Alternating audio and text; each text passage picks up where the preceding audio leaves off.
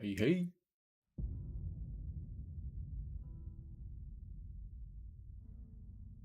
How's it going tonight, everybody? We're back again with more Elden Ring. Of course.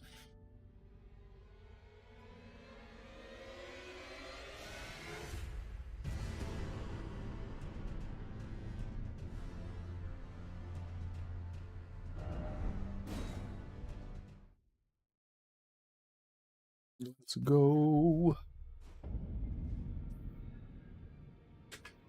What have we been up to?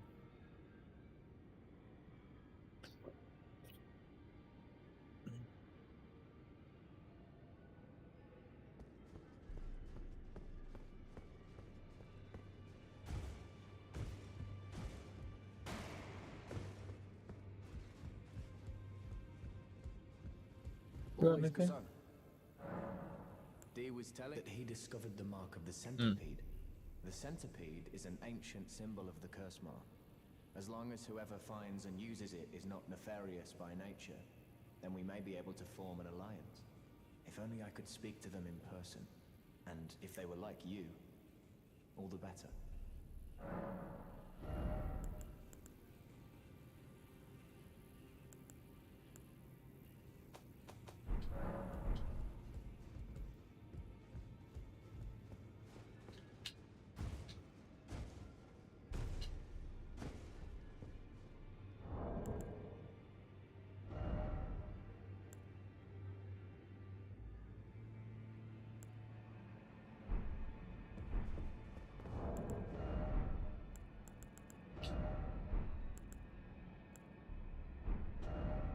Alright, what are we up to today? Let's check out the map.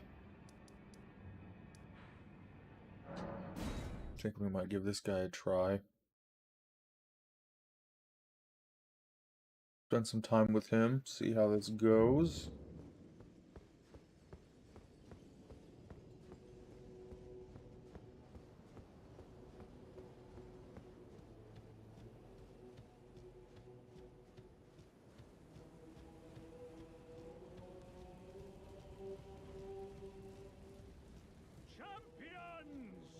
Welcome! The stars have aligned! The festival is nigh! General Radahn, mightiest demigod of the Shattering, awaits you! Champions!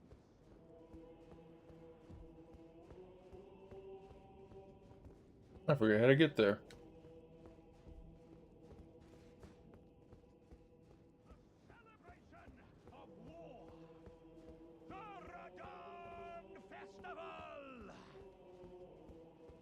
Shit, how do you get there?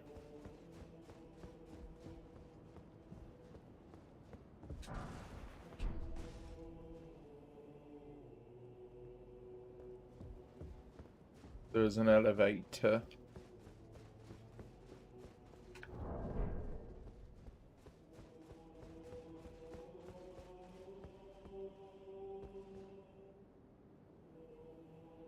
Oh, don't stutter like that, kid.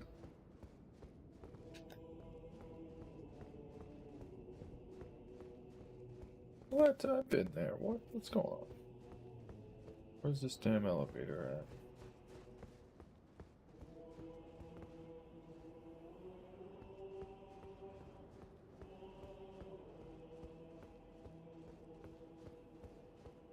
Oh, do I have to, like, talk to this guy? Are you good in the festival? Yeah.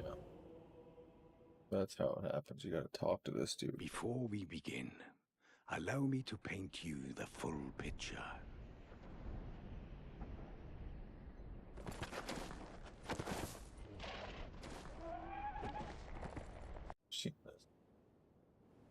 But now, we must... Oh, gathering the You will find the General Radahn divested of and howling.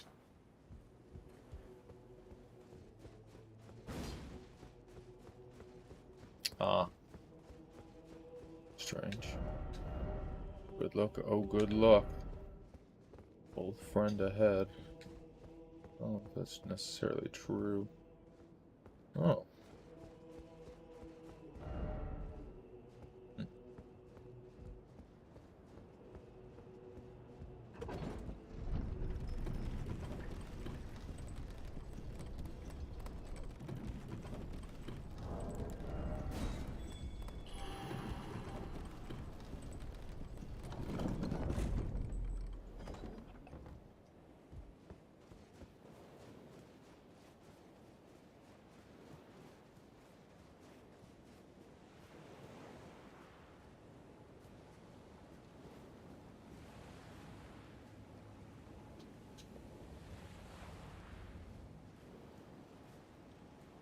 An invader, huh?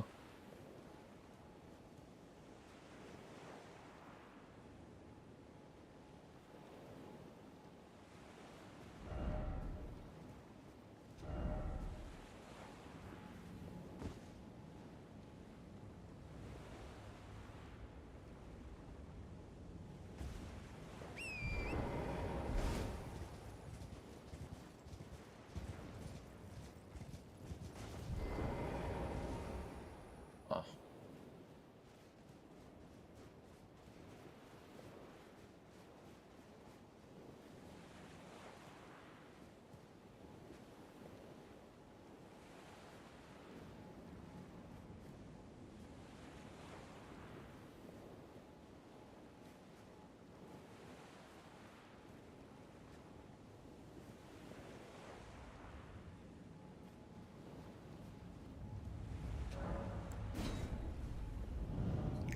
Let's just do it.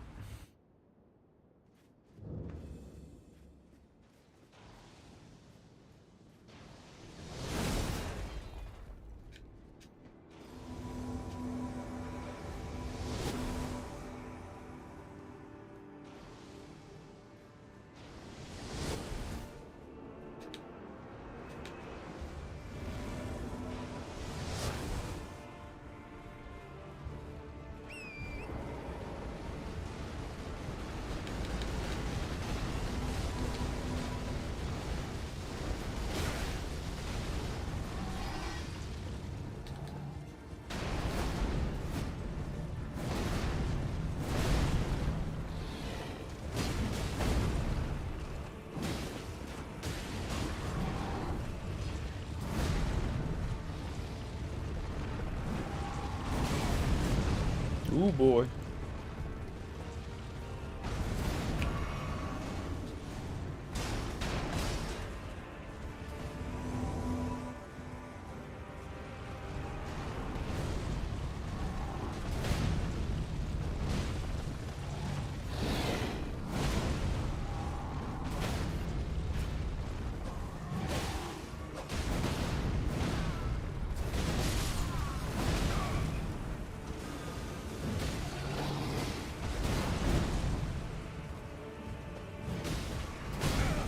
Oh, he's mad about that.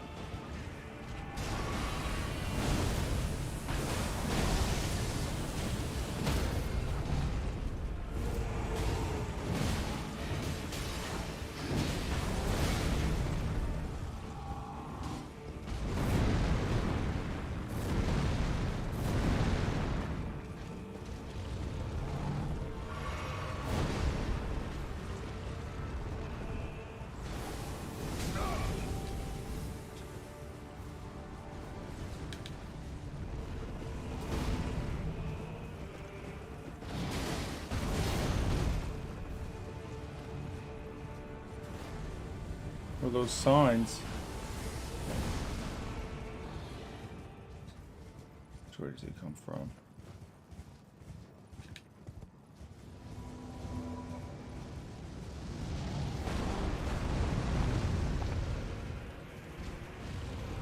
Third phase?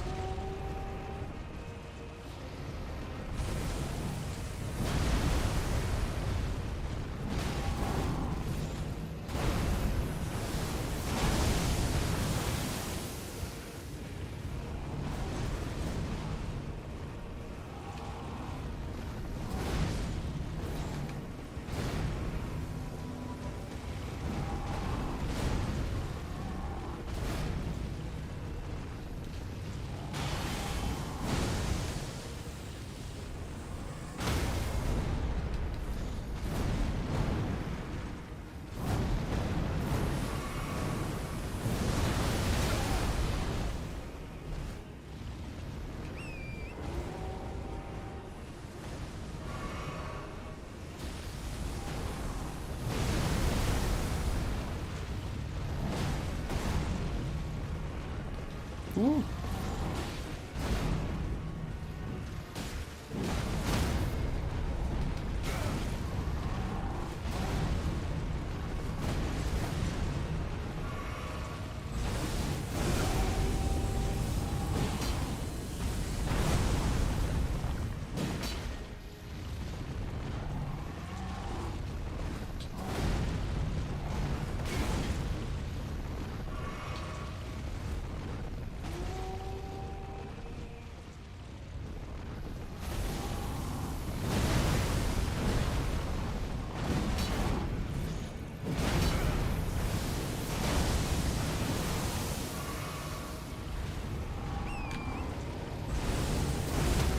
Oh man. Oh, why couldn't I get up? I was spamming. I guess it was because of the horse. That sucks. Yeah, you really shouldn't fight him with the horse. On the second phase like that. Just don't have time to get back on it and get away.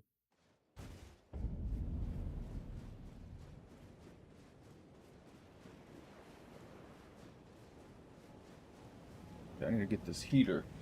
It won't be blasting me. Oh, dude.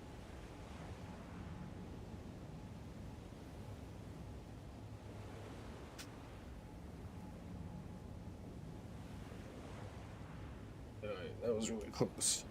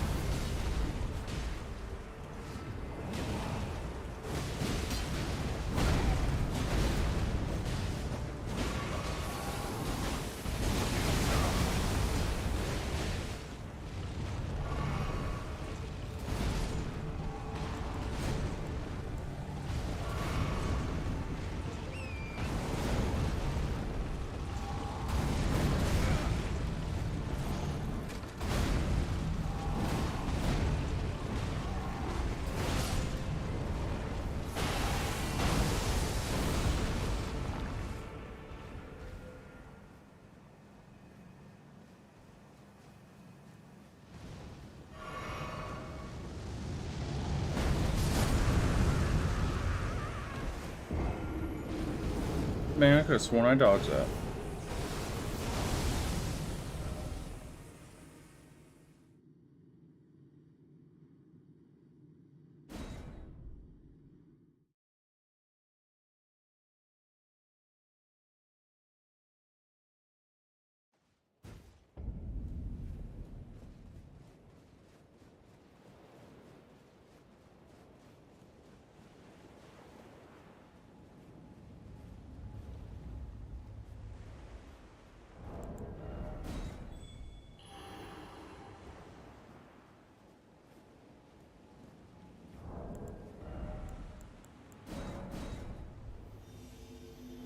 Try that.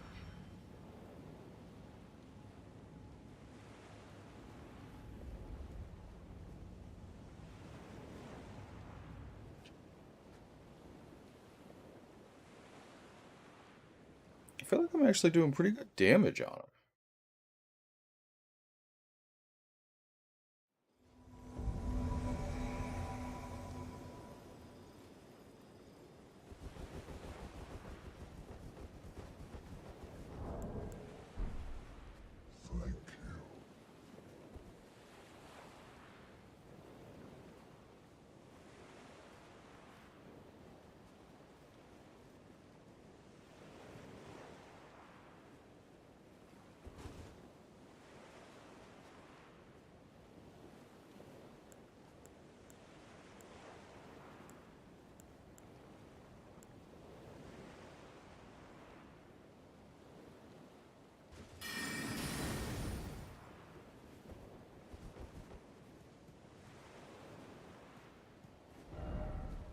Good luck ahead. No Elden Ring ahead. Likely death. Damn.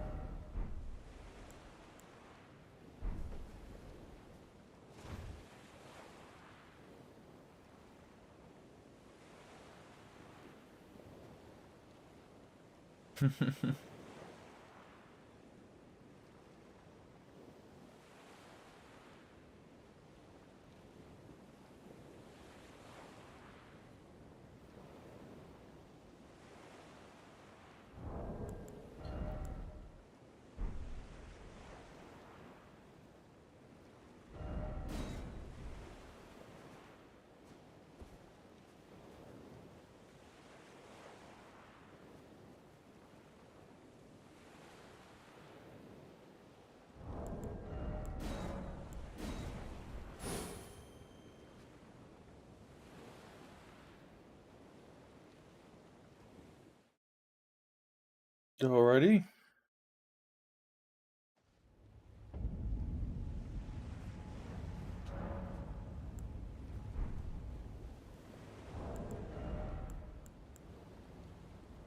It's just that tense, I guess.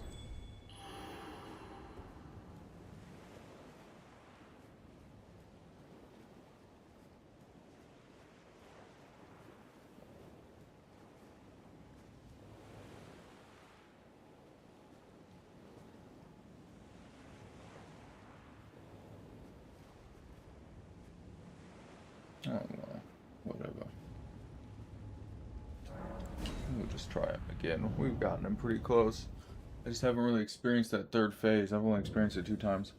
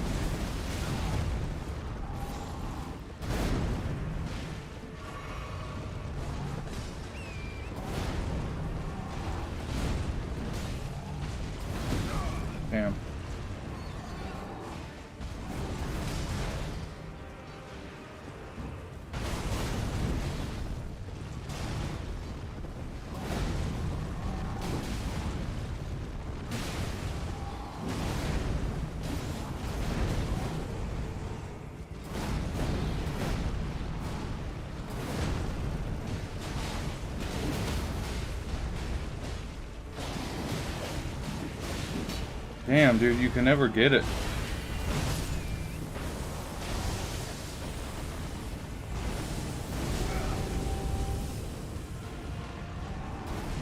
Gotta heal up on that.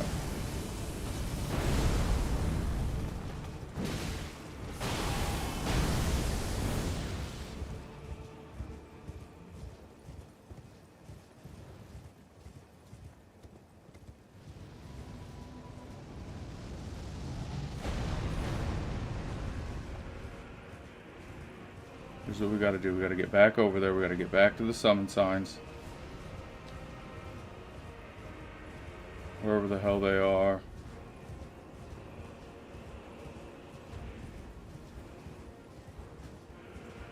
Should be somewhere around here. Here they are. There's one. There's good. There's three. Alright, we want all the help we can get. There's another one.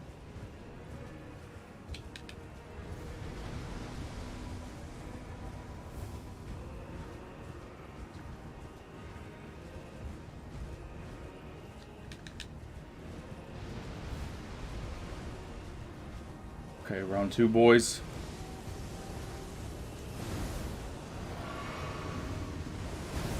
Oh shit, he's tight.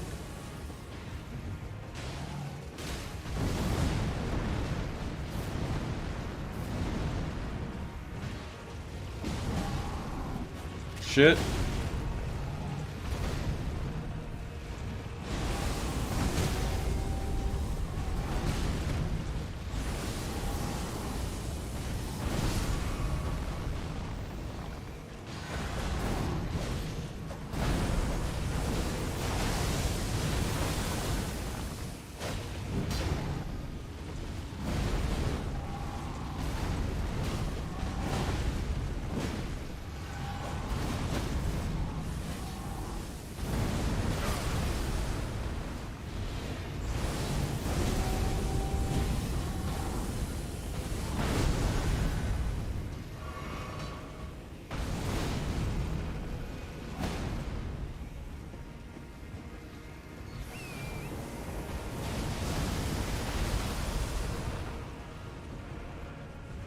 Gotta break away, we gotta get back to the summons.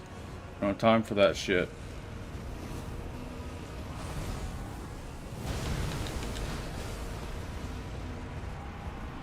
We gotta get him distracted as fuck.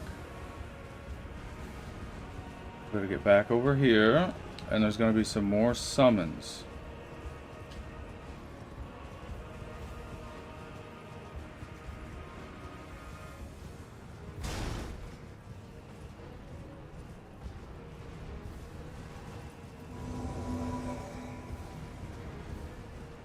Are they even touching him? It doesn't even look like it.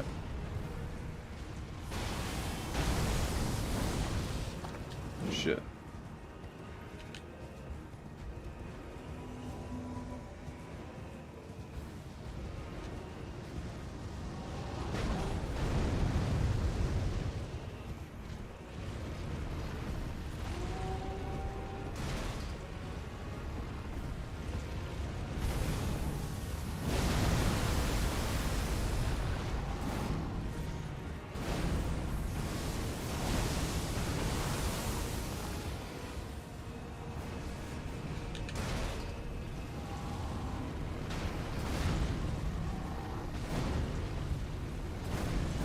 Nice.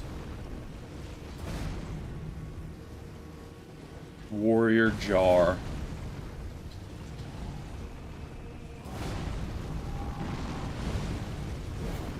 Oh man, what a whip.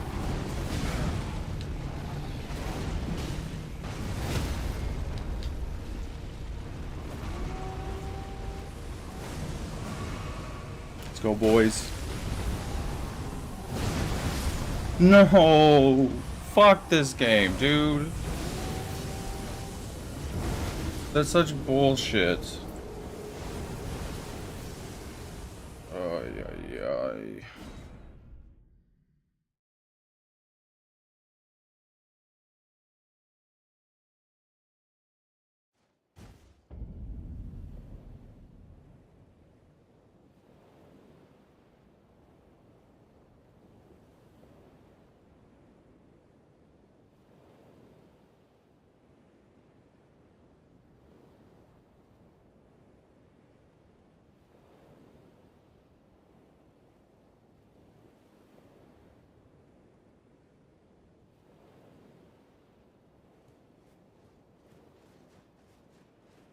That fucking blows dicks. I hate how much fucking damage that shit does.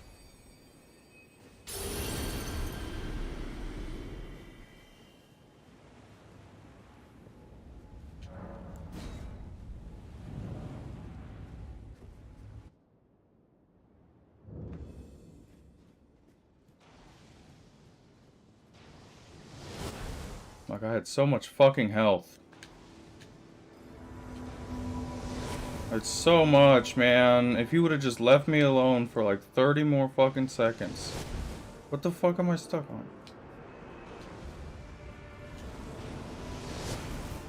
I get that second one, I did.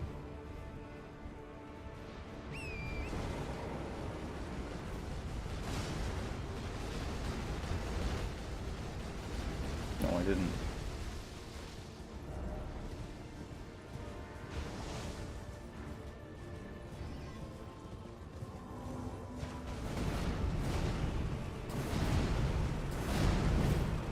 Damn, dude, I suck with that. I gotta stop doing that. I just can't fucking hit it with it. I'm gonna do it anyway. Yeah, and he fucking does that every single time. You should know that. Does the curve swing.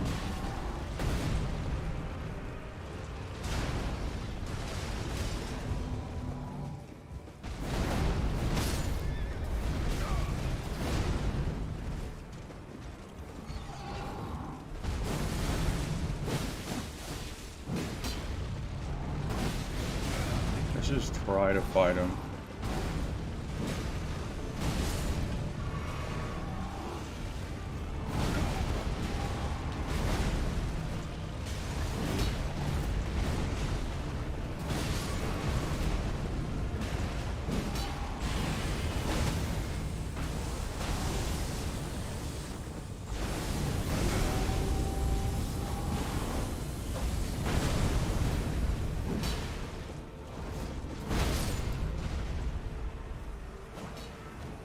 Finally.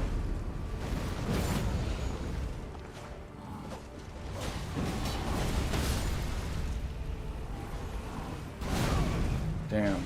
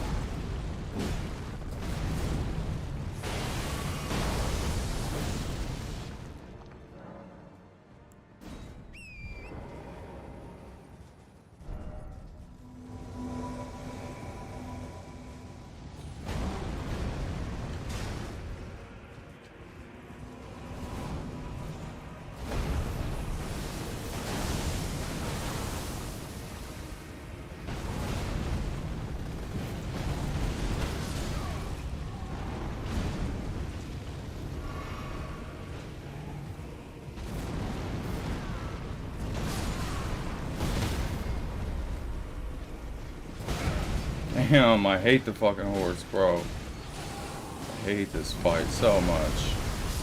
I hate it. I don't like it.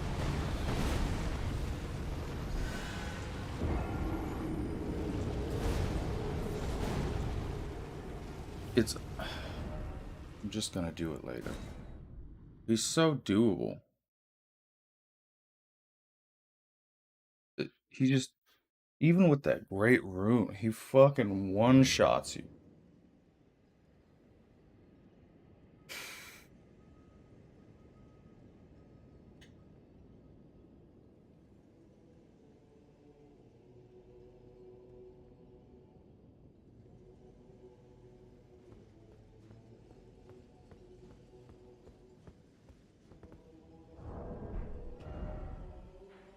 Lame as hell.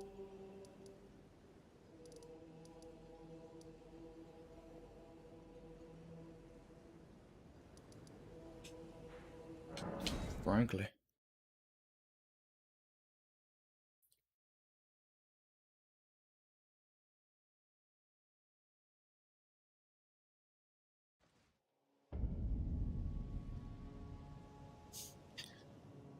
I'll be right back. I'm gonna get some water.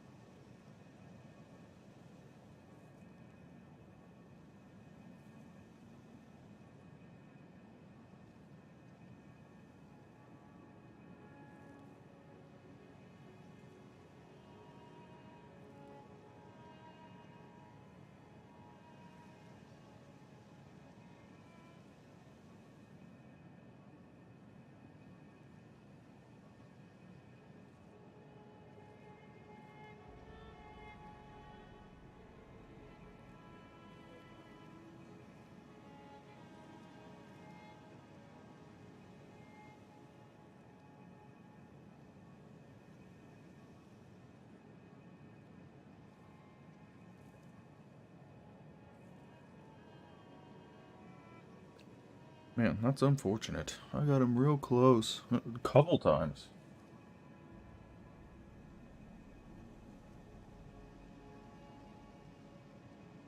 I feel like, with a ranged build, he's probably not even that bad. Oh. Tarnished. Not but a fool. The Erd Tree wards off all who deign approach. We are all forsaken.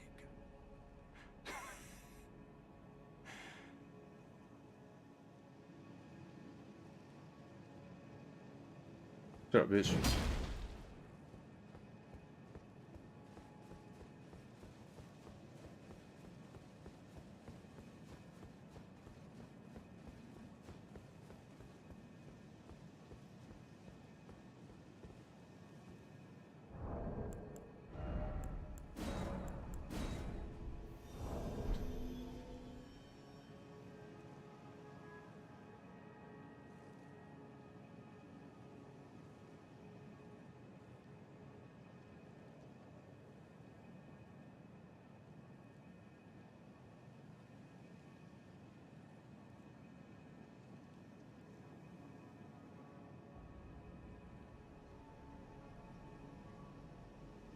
Oh, man.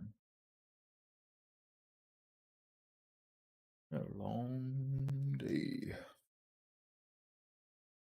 Yeah, what up, Simpleton Pimpleton Pete? In the chat.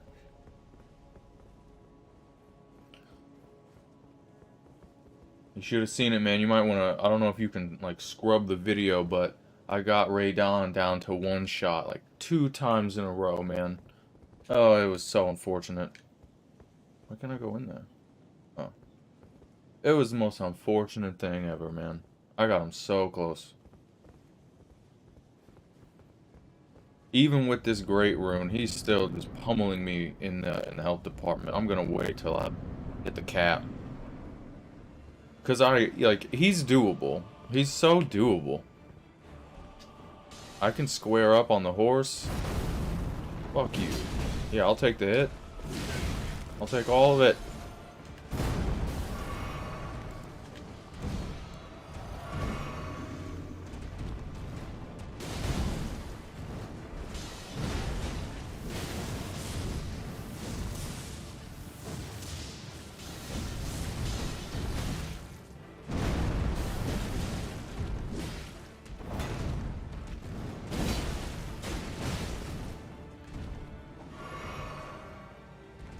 Okay, okay.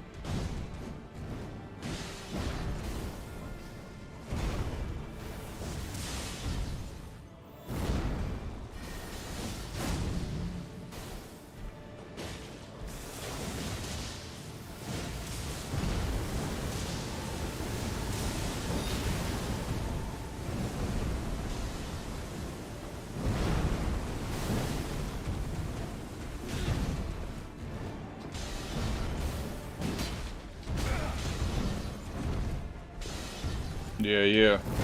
Woo! I'll definitely be hitting you up. This dude is tough today. Oh, the host either quit or died. Man, people be scared to fight this guy.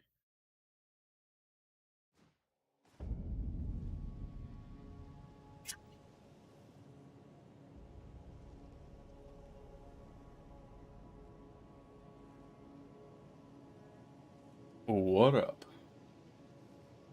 How's it going?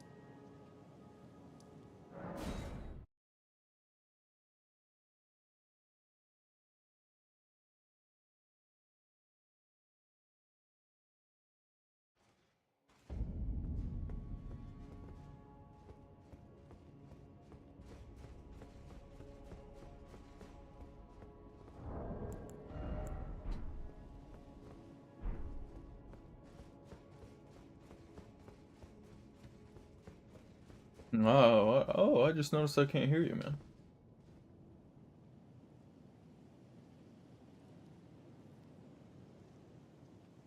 Oh, hold on. I bet it's my audio settings.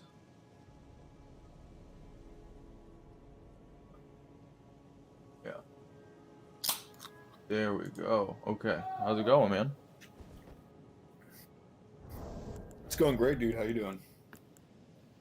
I'm a little butthurt that I lost to Ray Don after getting him one shot 2 times. Yeah. Why am I in one shot? And it's those boulders. That shit, like, with the great rune that I have, it melted my health bar. That's like the only way to survive a boulder is with that rune.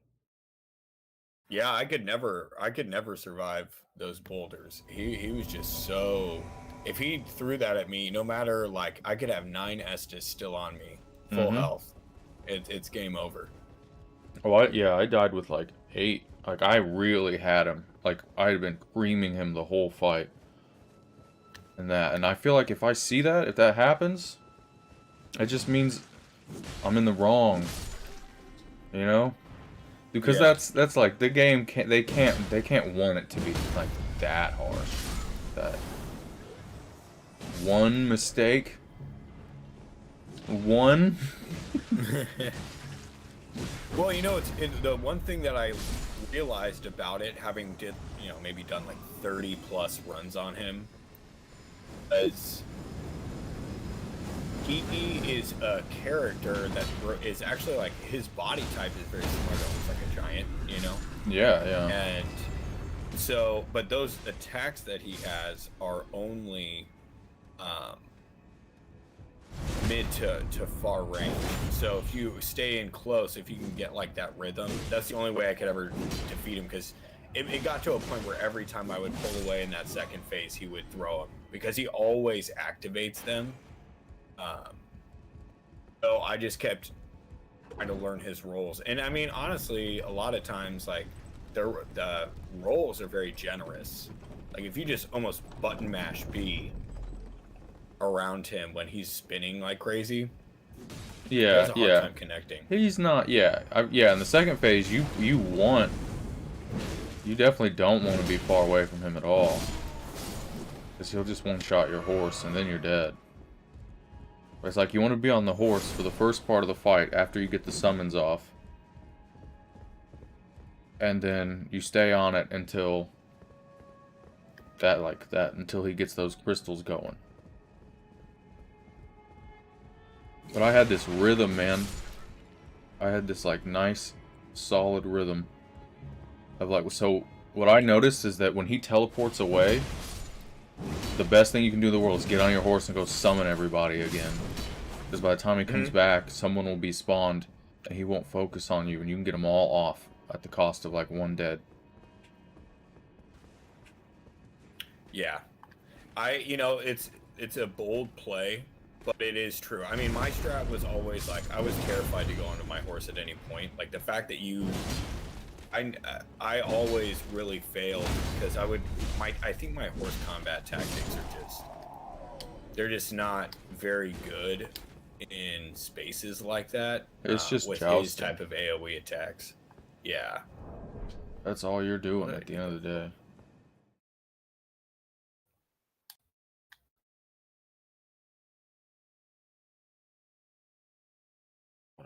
I want to invade.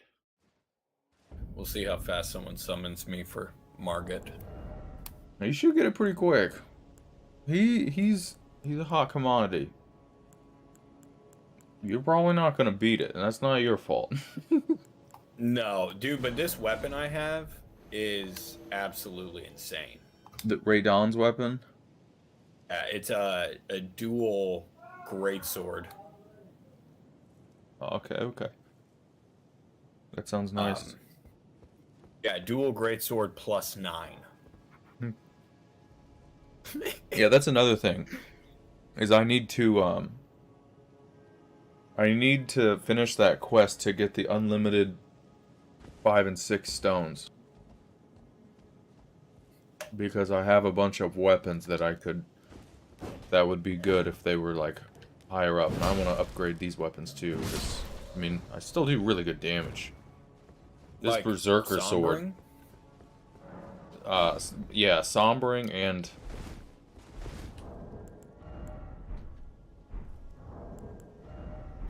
the other one.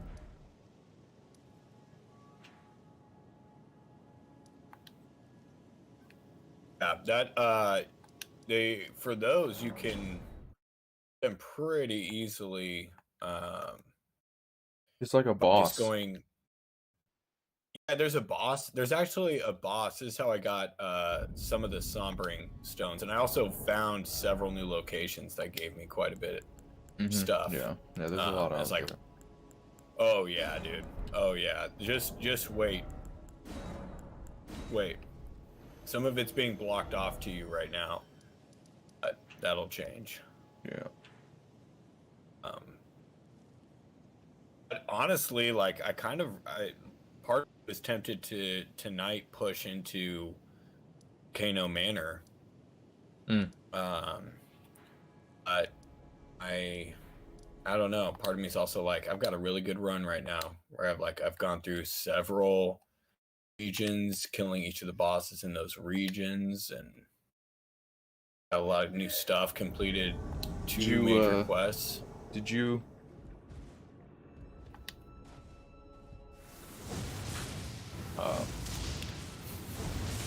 shit, I'm PvPing. Oh yeah, go for it, me too.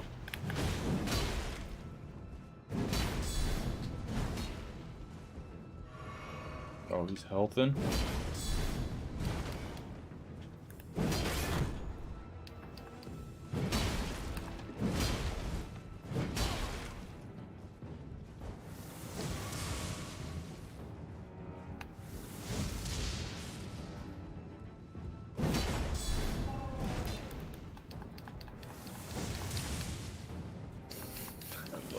so much. It does so much damage. Which one? The weapon art on these. You know his like pull in and blast AoE attack he does? Mm-hmm. It's that. So Just he's fought helping Market, and it took a third of his health away. Times my current FP level. Hopefully that guy gets it. I did major damage to the boss for him, so.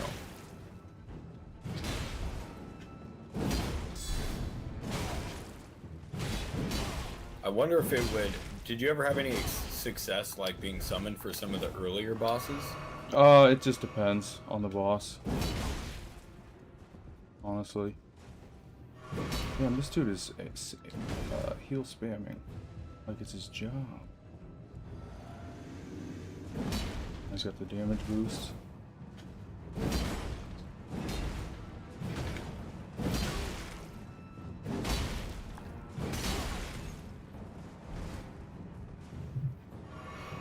Yeah, I really want to go help some people with Radon.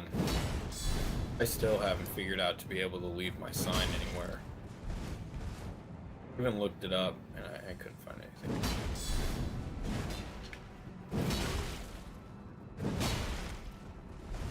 He's still got health. I'm beating his ass, but he's got so much health. That's the annoying thing. Oh yeah, I just like keep hitting him with jump attacks. And he just keeps healing it up. Dude, your vigor though is chonky. Mm-hmm. It's not even, it's like not even 40. It's like 36. Mine is 30 and I'm looking at it and being a little envious. Oh, wait till you activate that rune. It's like 25%. Oh yeah, I should go do that. Once you're done with all this, I might ask you to point me in the right direction. Oh yeah, yeah. Nope. Nope. Combo. Nope. He's scared. He's turtling up. I gotta put him on ice.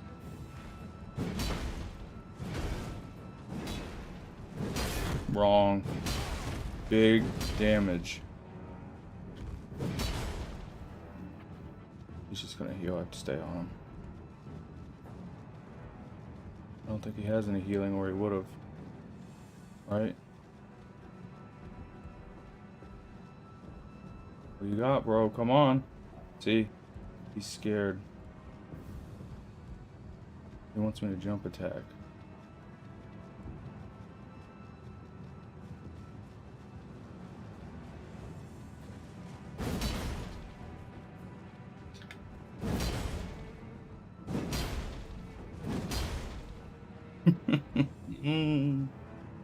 Yeah, he's bagging now. See, he's trying to get in my head here, because he doesn't have anything else. So what I'm going to do is slowly break his shield with my greatsword.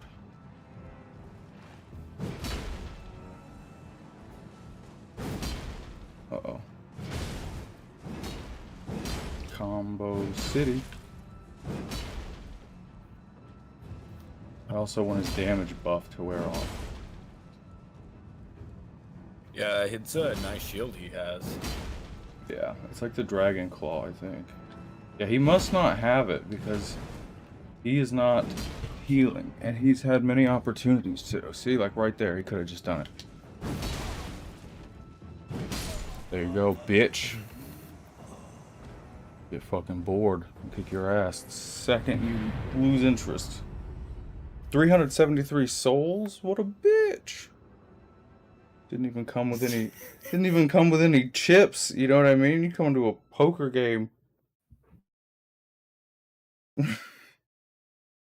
asking for a fucking tenner.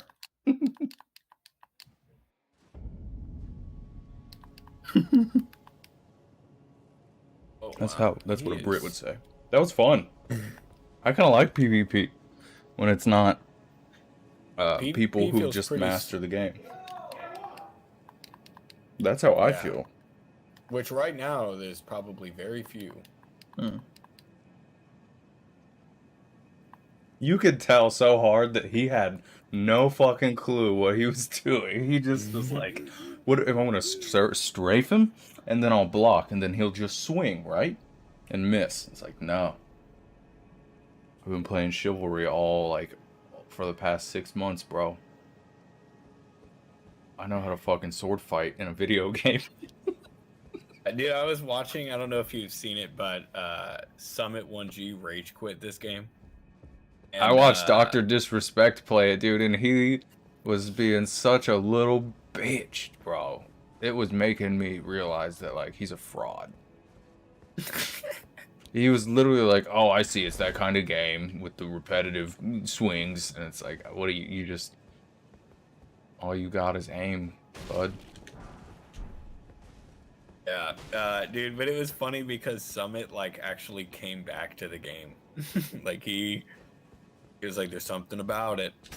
Like, Yeah, dude, that's that's the hook. That was That's me the with hook. Dark Souls 3.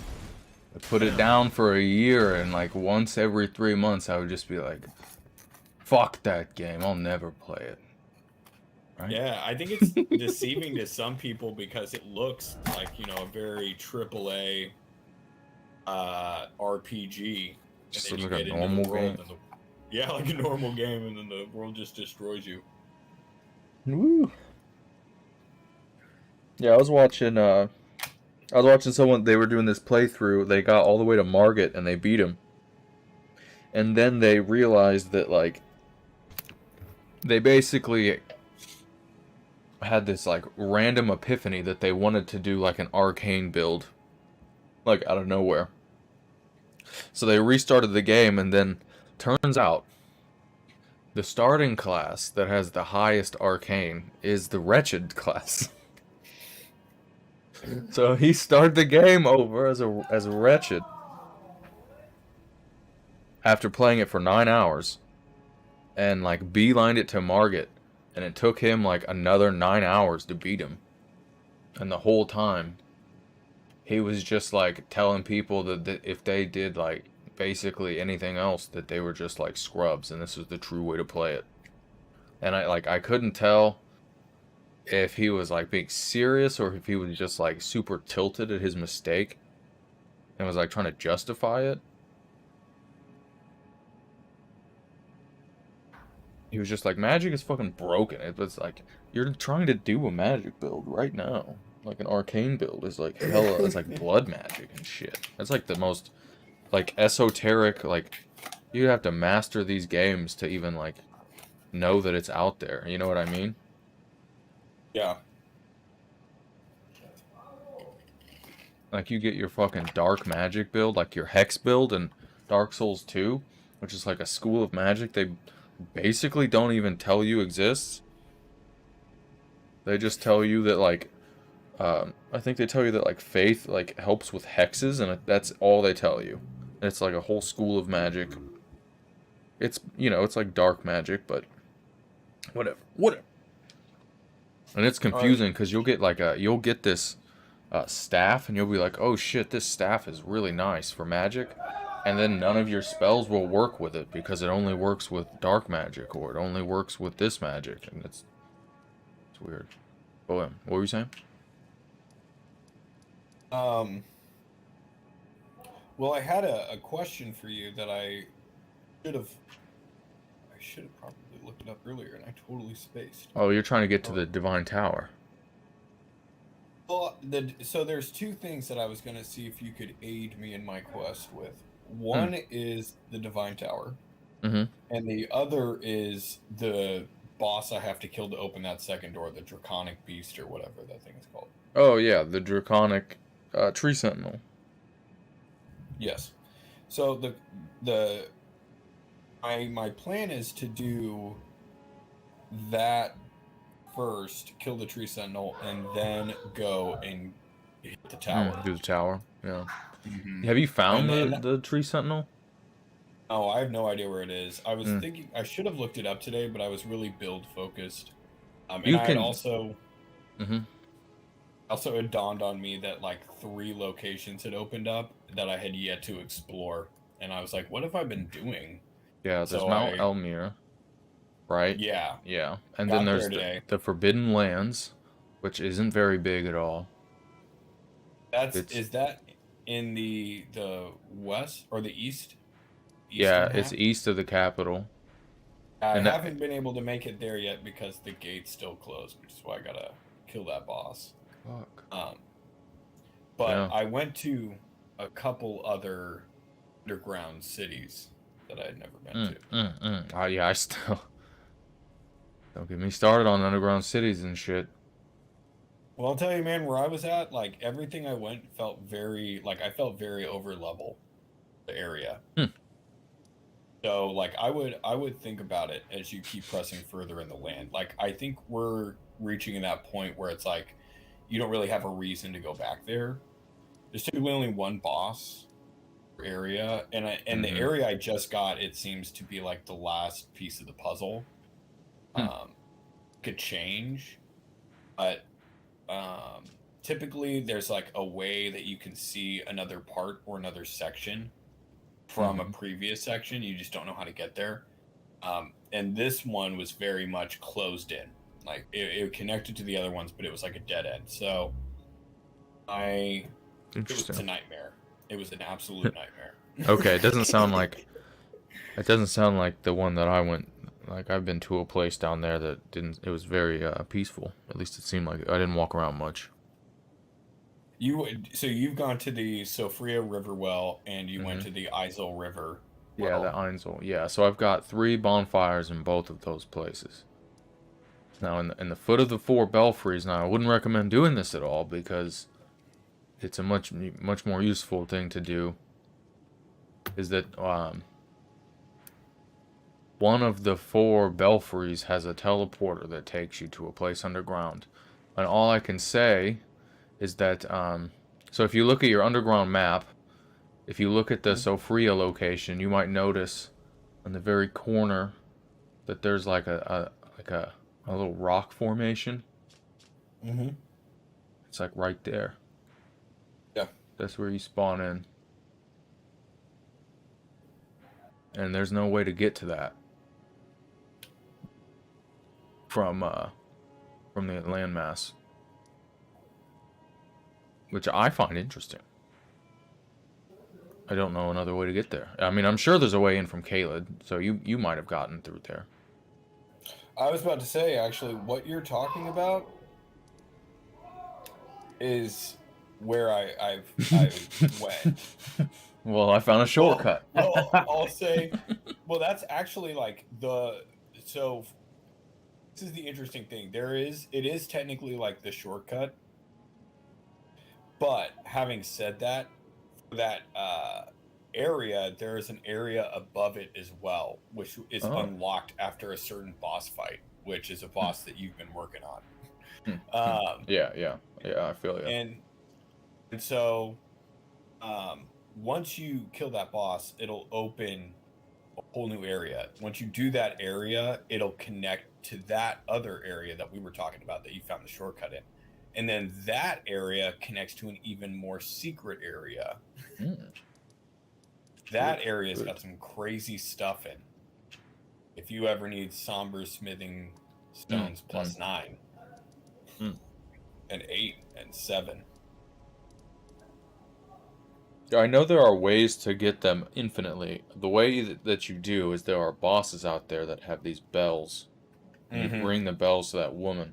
Now, there's a boss out in Lernia, I believe, that has the another bell that I need. I've gotten a couple of them so far. I haven't found any ones that'll give you like 7 through 9, which is typically what I'm targeting right now because my halberd is plus 8. My dual greatswords are plus 9. Yeah. See, I need to get up there now. I'm in plus 6 build. I would highly recommend it because it's made exploring these new areas a lot more advantageous because you want to be able to do this like more extended runs in this game. It's not. Yeah.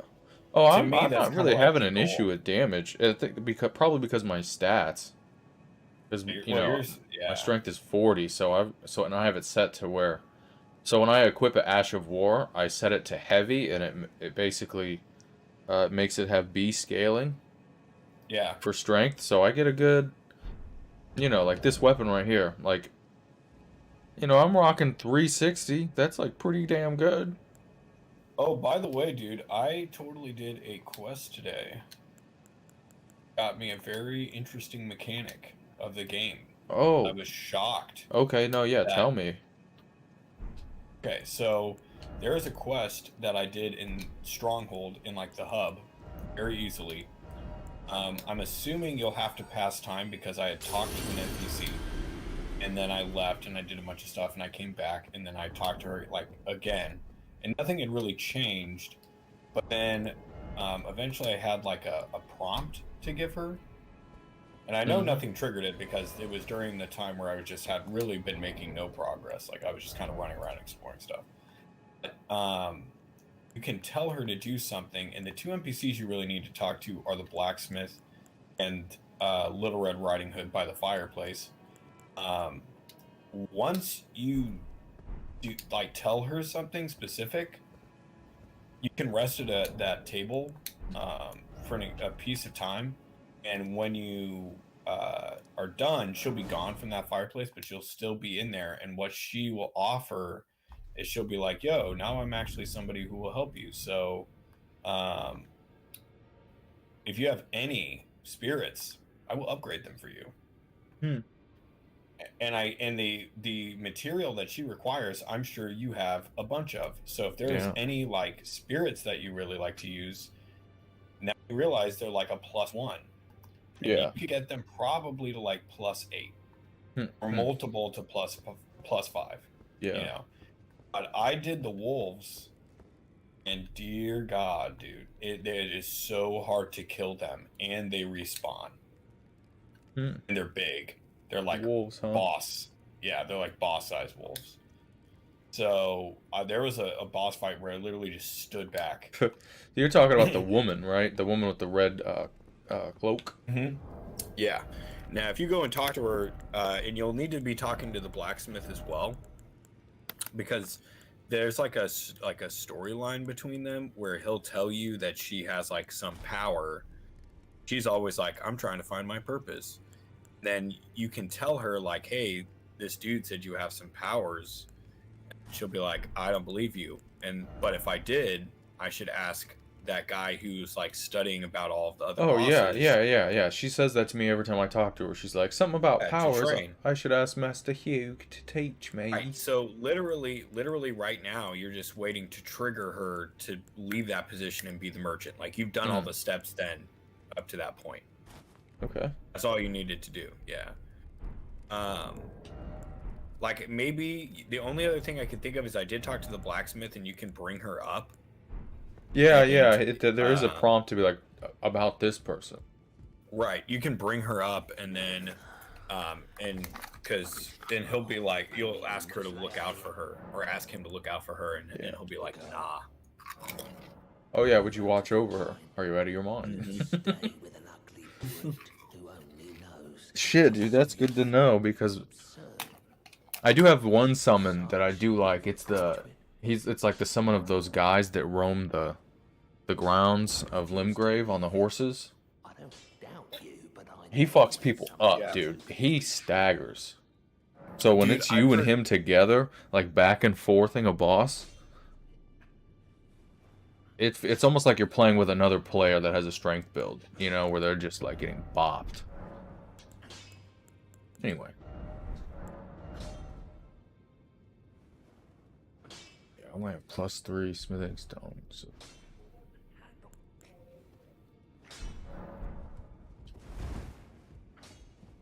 Okay, so I talked to her. I talked to him. Now I'm going to talk to her again. If I do, Alvin, I suppose I'll ask Matt. Yeah. Ask Master Hugh. Isn't Master Hugh that guy? Yeah. This guy right here. Up Holmes. Maybe not. Indeed. So I had no. Well, I don't remember ever like having to talk to him in between. I would probably go and just like pass time. Oh yeah. There's a lot of quests where it's like that's what you have to do. She hides in a cave to the west of the Laskia ruins, which jut from the mist-shrouded lake of Liurnia. She knows the location of the medallion's counterpart, I'm sure. Wait, Find what? the Albinoric. She hides in a cave to the west of the Laskia ruins, which jut from the mist-shrouded lake of Liurnia. She knows the location.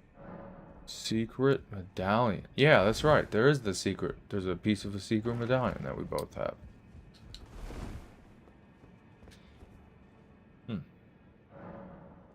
Past time until noon.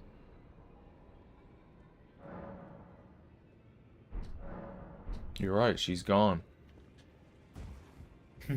So where is she now?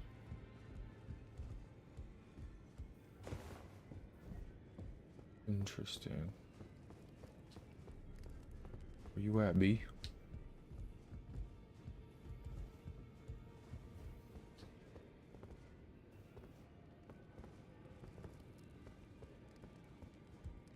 It would be cool to get a couple larval tears and then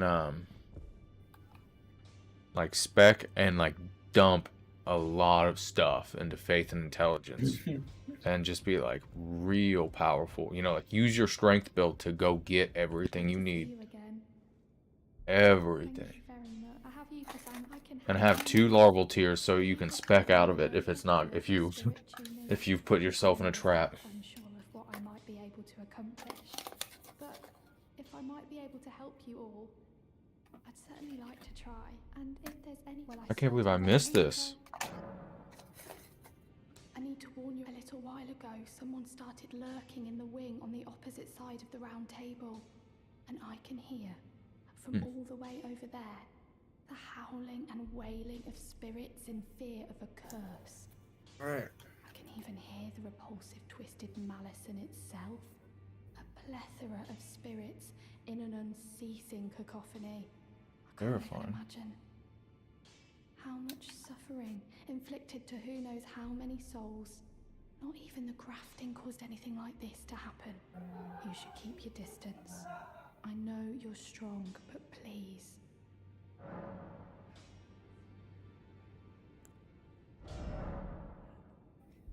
With the spirit tuning menu, you can spend runes and grave glove warts. Ghost glove warts.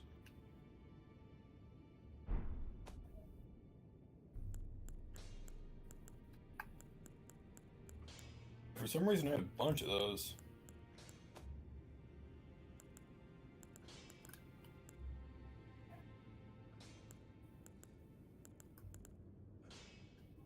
Yeah, I need to put some points into mind if I want to use any of the named ones. Banished Knight Oleg.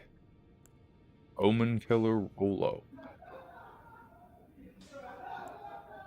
That's the Karthus demon. Lutal the Headless. I don't know which ones are good. I mean, the dogs are pretty good. Right?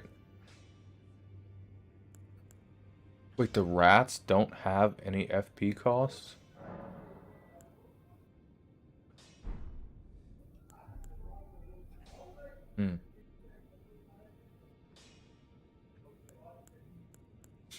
I wonder... I want to look it up. I want to look up, like, best spirits to tune. See if I have any of the good ones.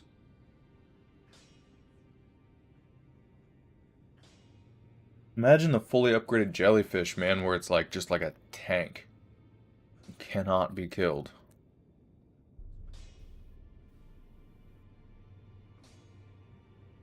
Yeah, I'll look up a tier list.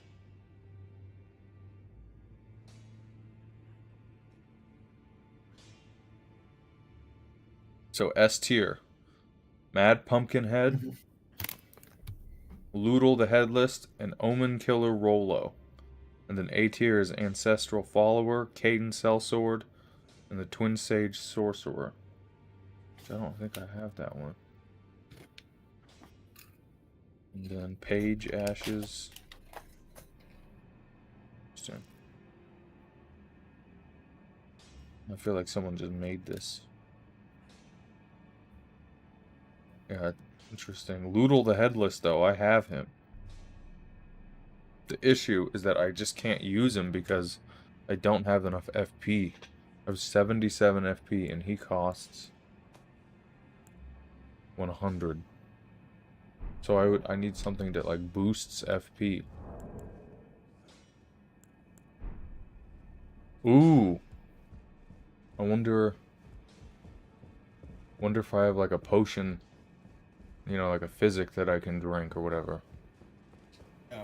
That would actually be sick. I could like that potion basically grants me the ability to summon him or something.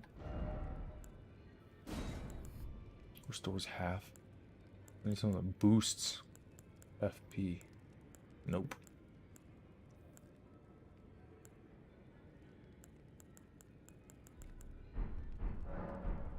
Well, let's see if I switch my Great Rune.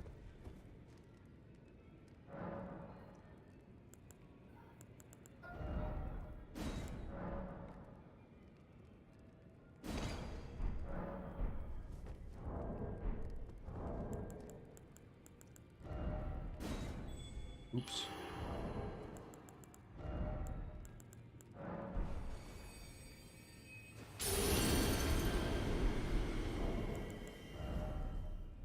My FP now. 93. Shit on a brick. I need to find a way to get... I have to either level up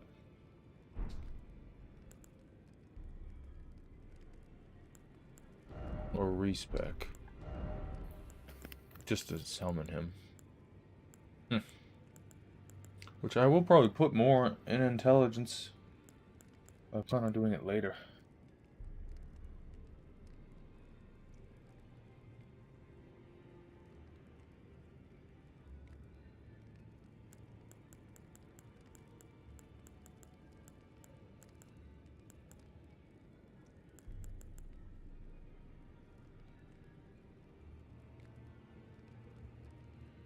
Fuck.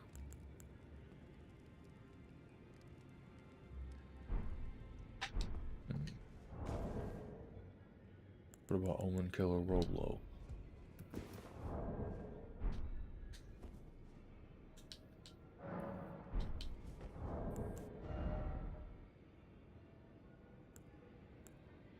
$113, even more.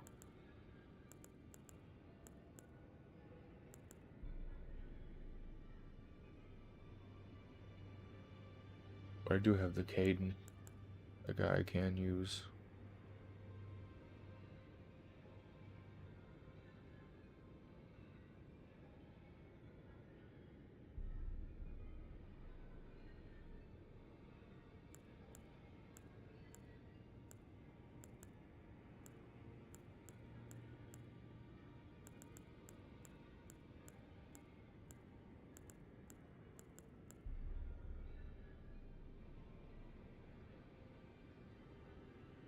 I wonder how you get the Twin Sage Sorcerer.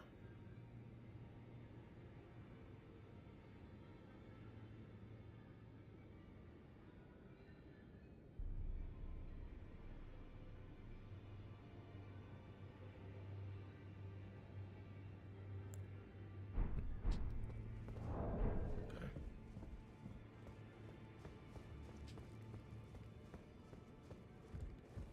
Do you know how you get those Glowwort things? Is it like a resource? Yeah, I think so. Like out in the world?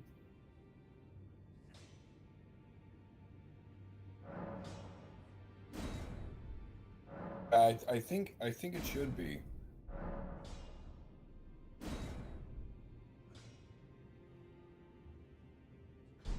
Okay. Cool.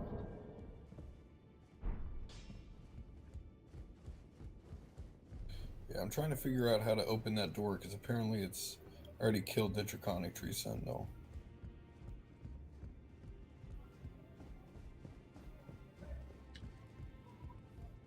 Yeah, he's just outside.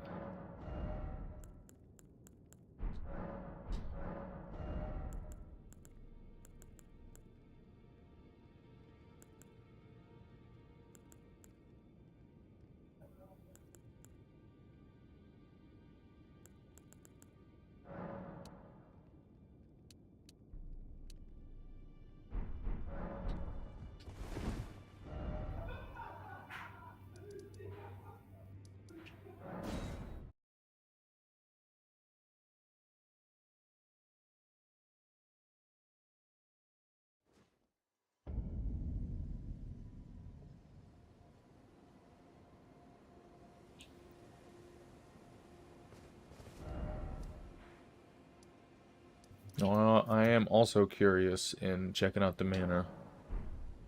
What is that region called, by the way, to the west? The It's like Grand Lift of Rold.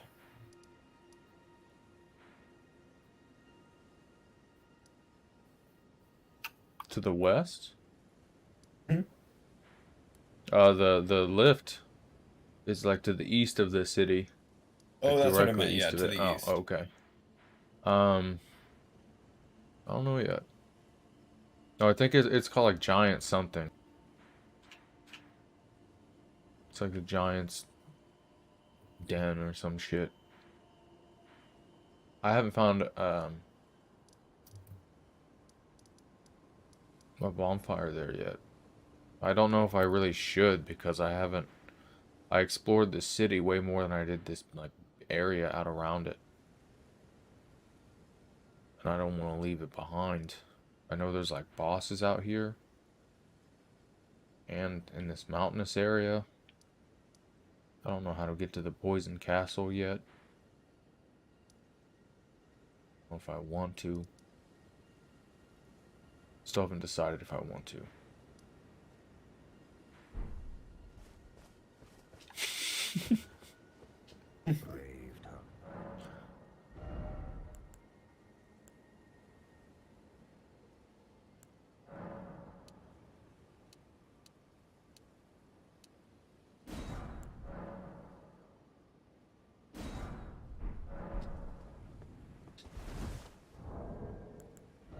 Alright, let me look at my stones now.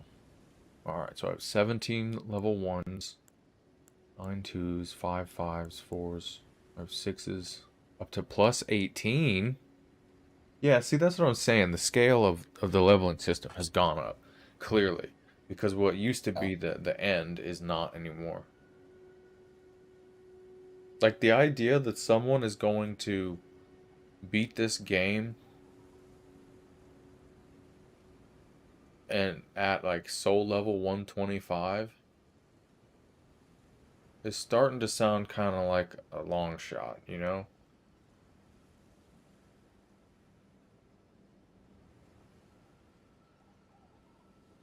You can just walk around Lendell and farm up 50 grand. That ball's not even worth it anymore.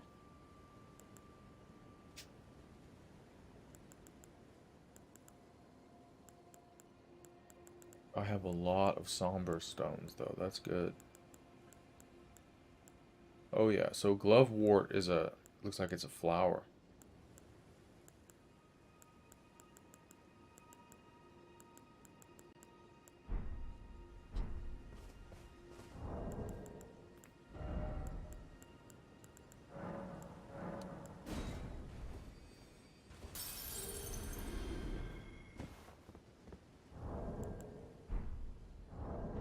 Pick a magic weapon to level up.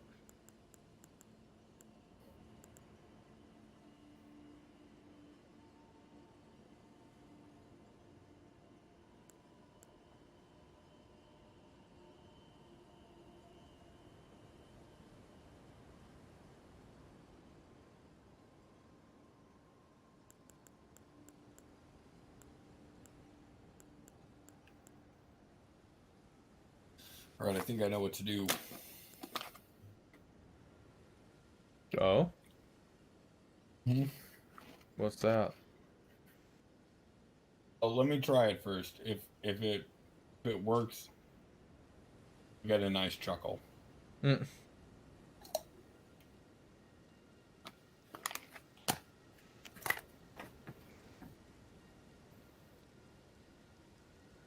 Oh, this is a really good co-op weapon. The Commander's Standard. It's a halberd, and its weapon art makes an AoE that gives bonus attack and defense to you and like allies around you. So for like getting invaded, that's actually like hella nice. I might want to +6 that.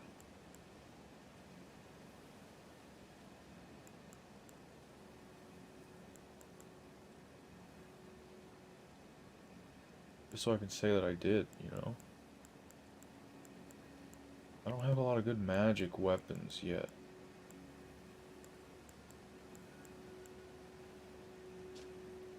Well, I do have the Sacred Butcher Knife, which is a holy weapon.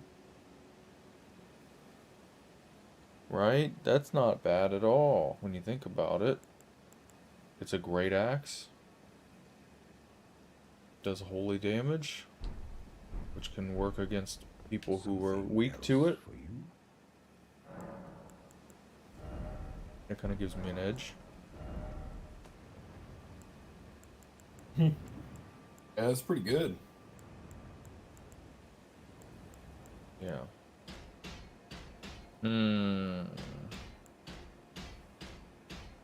Yeah, I'm gonna. Yeah, I'll have to change how it scales for sure. We're gonna do this. We're gonna do this.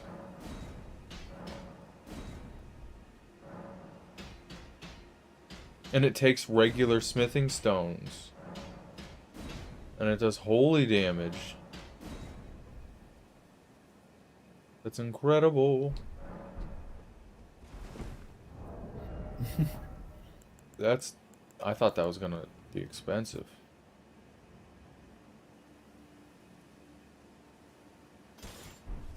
It's light as hell, too. It is an axe.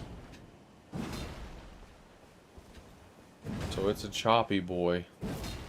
Yeah, is there any way to make it not chop? No. There.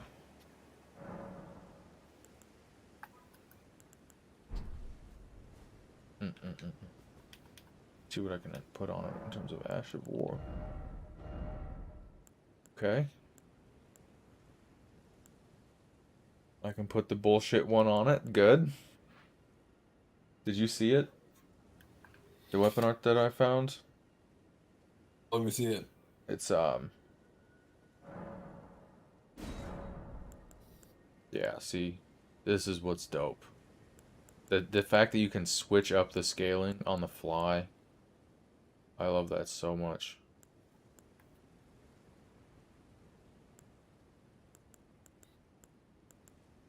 Lightning. I don't know if I should do that. No, I want to switch it. Oh, it takes it off. Oh, if I do this weapon art, it does anyway. Oh. I need a holy Ash of War to preserve the holy damage. Oh, anyway, okay, I'll show you what the Ash of War does at least. It's great with the greatsword. What you do is when you push L2, you go like that, and that locks on to people. And you can just keep doing it, and it fucking... it hits them. You just keep doing it. How you doing, bud?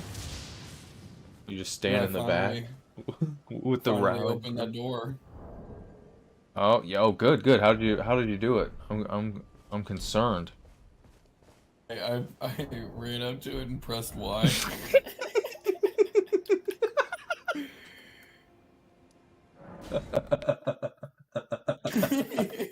It's just the door, bro. That's when I looked it up. That's why you can't. Everybody was like, just run up to it and press Y. And then I was like, well, if this is true, I can't just tell you that I didn't do that. I have to go and do it first and then find out if that's the case. Dude, that's really understandable. That's... this game's in your head, man. You've been just like, there's no way you can just open that door. There's just no way. It's too deep in the game. I'm not even gonna try. Condition me. That place, man, it just trips you up. It's so confusing. The second you walk away from that area, you might, like, struggle to get back there, honestly.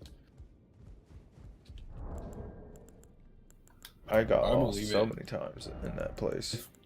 Seems like the only fortunate thing they did was that they kind of designed it to be layered on top of itself. Yeah, which is weird. Like, You don't go down that far in elevation, and like everything's different when you walk out of a room. That shit was tripping me up. You just like walk down a small set of stairs and go back outside, and it's like a wasteland. You're like, am I in the same city? Then you go down another layer, and then it's fine. You're like, okay, wait a minute. Did I go down or up? How is this enemy just chilling here? I do not appreciate that. Guys, too good to just be out in the world. Oh no. No, no, no, no. Guys, I just got this. I just got this. Thanks.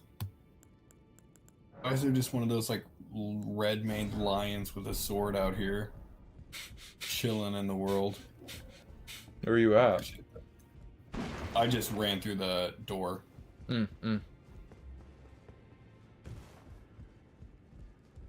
Oh yeah, I forgot about that thing. It killed me. I didn't even try to attack it. I was like, dude, I'll come back for you. I don't remember it going well. But I wasn't like trying to get to it. At that point I was just hunting. Shit, is this the Divine Bridge? Did this take me to the Divine Bridge? Well, so it takes you. If you take the lift, it'll take you to the Forbidden Lands. But if you go to the right, that takes you to the Divine Bridge. I'm pretty sure.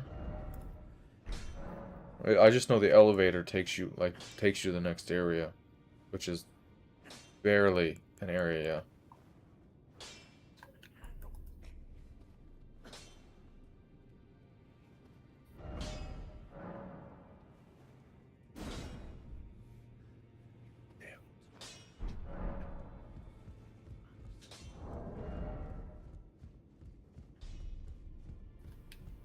Oh, fuck that.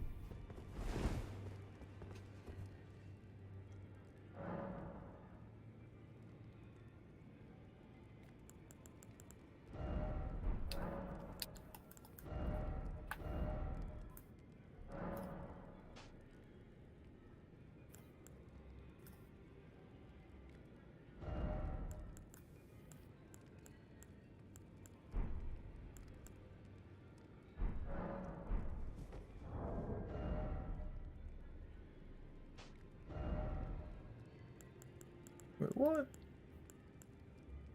Why is it not doing holy damage anymore? That's some bullshit. That's crazy. I leveled this thing up and now it doesn't do holy damage anymore. It's just gone. Why? I don't know. It's blowing my mind.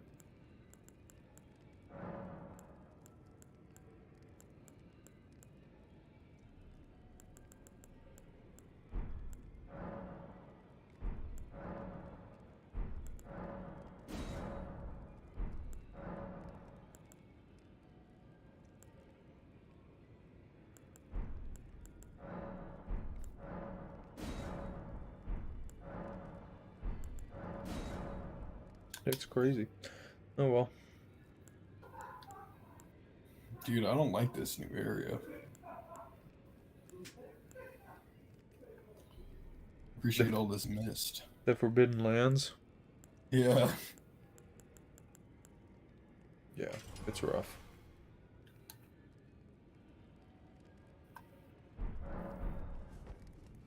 I'll try it though.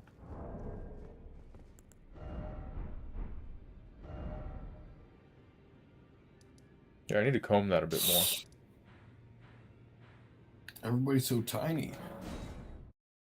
Right, dude? I like the tiny people. It's a nice little... It's the little things in life.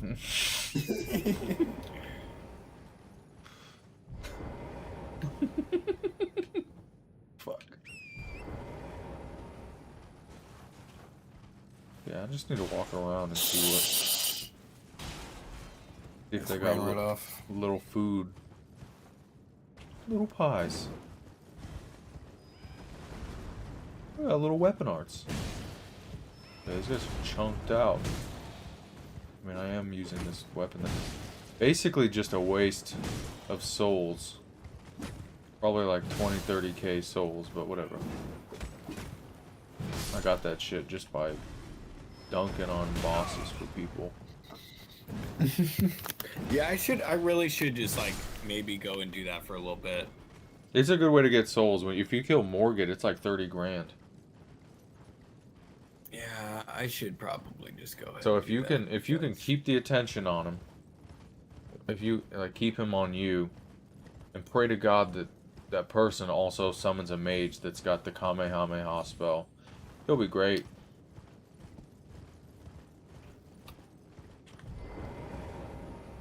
Yeah, I haven't really run into too many like mages for some reason. If you ever see one to summon, do it. That shit will probably change your life. Whatever you're trying to fight will die if you summon a mage. You'll see, man. The shit that they do. There's this one spell I keep seeing. I want to see which one it is to keep an eye on it, but they summon a dragon and it just like spits like scarlet rot on the boss or something like that. It like fills the boss arena with like purple fog. And then the boss just bleeds health real bad. And it hurts them while they're like spewing it on them. They take big damage. It's incredible. That sounds really cool. I mean, that Scarlet Rot effect is really strong. Yeah, I want to figure out how to get it.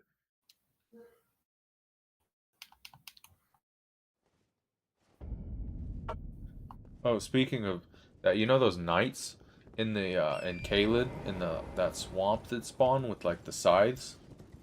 Hmm? Yeah, they have a chance to drop their gear. So if you like keep killing them and like respawn and keep killing them, you'll eventually be able to farm out that set of armor.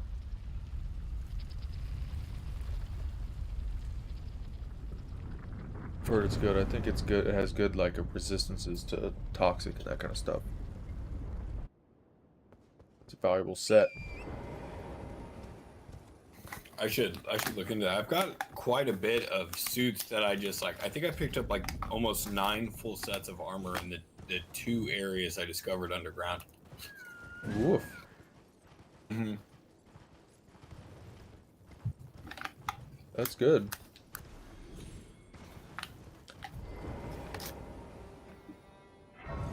Let's see what this bonfire is called.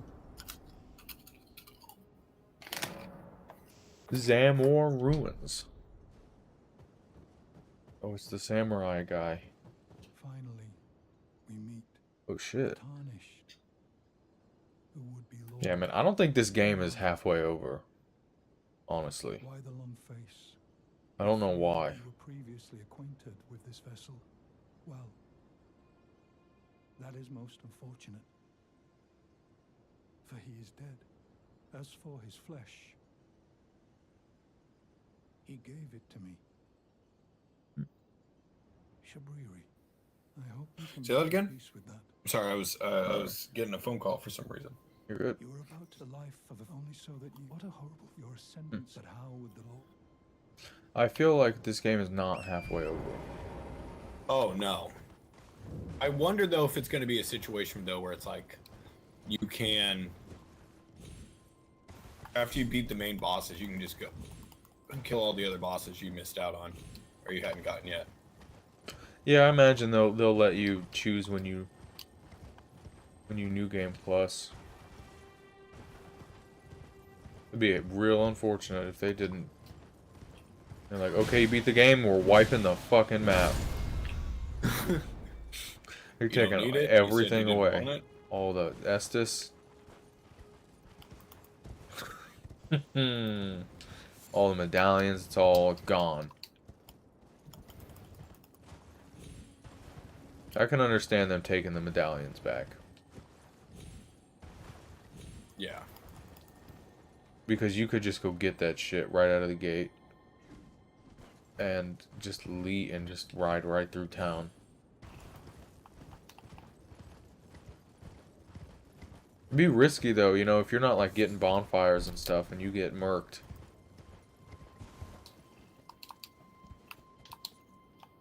Oh, this dude was 2 hits away from dying. Which guy? I don't know if you've fought him yet. Hmm. It depends on. I don't know how much you've explored in that area. Did you make it to the Grand Lift and move even past that? Not that far.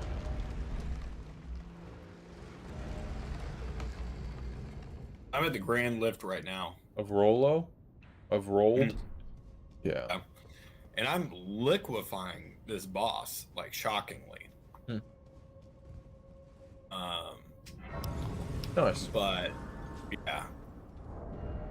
Which, I mean, it's very surprising to me, because this seems like the last area. Though I will say, like, Margit is so far one of the harder bosses, but I think Radahn is bad, but I think he's only bad based on the gimmick that he's got around him, right? Like, it's a cool aesthetic, making it be like you are fighting in a giant battle, but at the same time, it makes it like so that they have to create a lot of AoE attacks that'll do big range, big damage to take out all the NPCs you summon. Oh my gosh, this dude is crazy.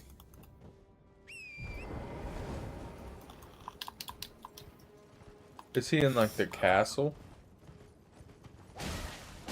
No, he's like just guarding the Grand Lift. So if you've been to the Grand Lift, I'm sure you fought him.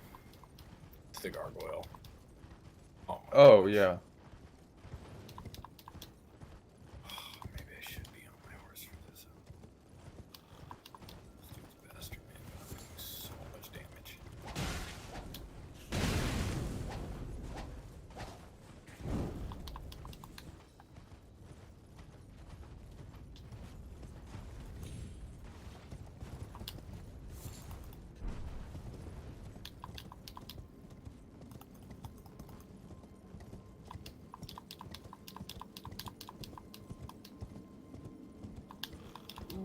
Okay.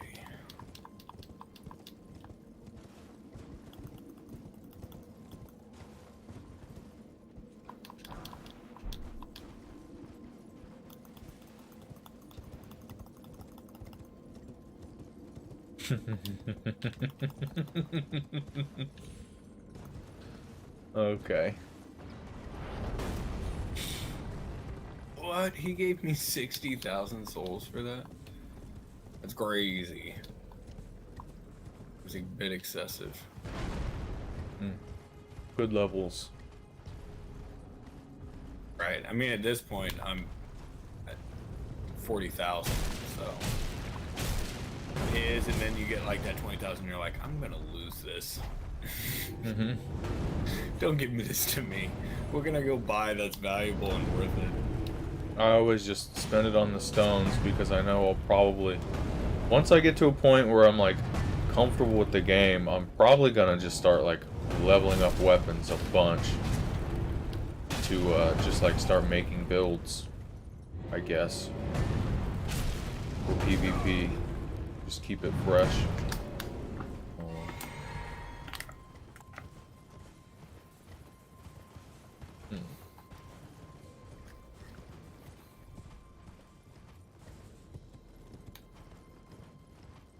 Just in place.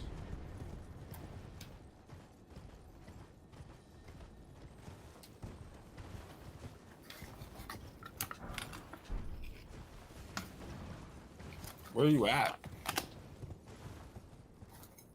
When the So place, Giants? yeah, past the lift.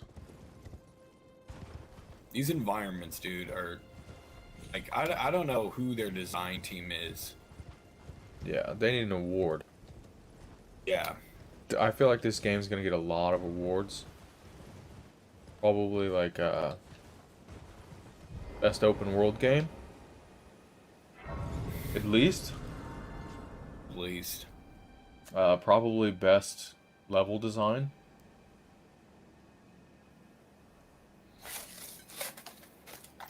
I mean, I wouldn't be surprised if they win Game of the Year. I could see the soundtrack being hit up. I think it's pretty great. It's so perfect. It's so subtle. You don't hear it, but it captures the mood of every place perfectly. Like when you go to Lendell, and it's just like, dong, just like that bell, and then it's just ominous. Versus when you're in Limgrave, and it's just like,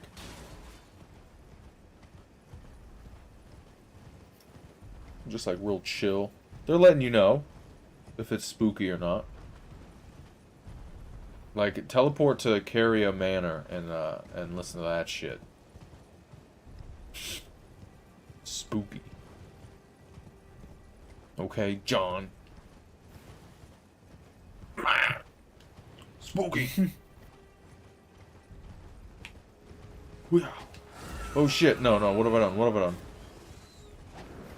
I was like, I had a missed call, and then I realized that I got signed up for some, like, Save the Farmers out here in Oregon. Oh, yeah, save them. Why not? Do it. Yeah, I think I'm going to try to get them to come to the school.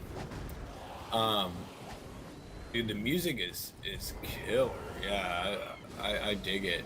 I mean, honestly, like, so far, it's funny how many things... It is a typical Souls where you will hit rage.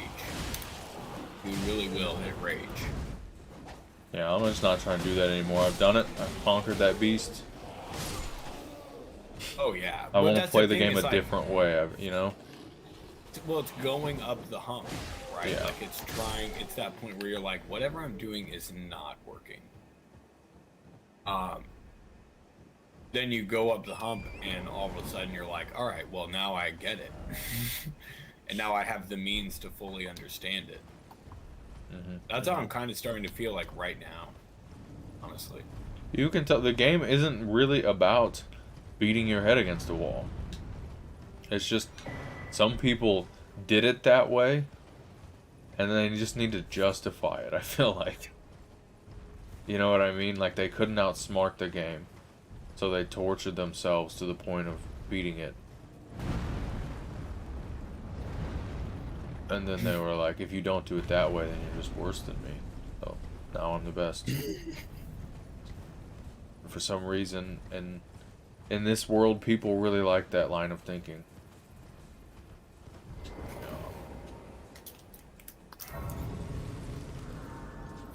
I don't know. Yeah, I don't know. Speaking of crazy people, what's up with Vladimir Putin? Dude, did you watch any of his, like, 30-minute, like, press conference today? Essentially was talking about how, like, they're trying to stop the neo-Nazis in Ukraine and all this different stuff. Weird. Yeah. There are neo-Nazis in Ukraine. The Azov Battalion, which was basically directly like being commanded by the by some high-ranking military in Ukraine. I mean, it is a neo-Nazi. It is a neo-Nazi thing. It's not good, but also one of the chiefs of security in fucking Vladimir Putin's cabinet has like SS tattoos on his shoulders or some shit like that. There's this one guy who's like helping him with the war that's like got Nazi tattoos. He's got S's on his clavicles. You know what I mean? Like the storm S's.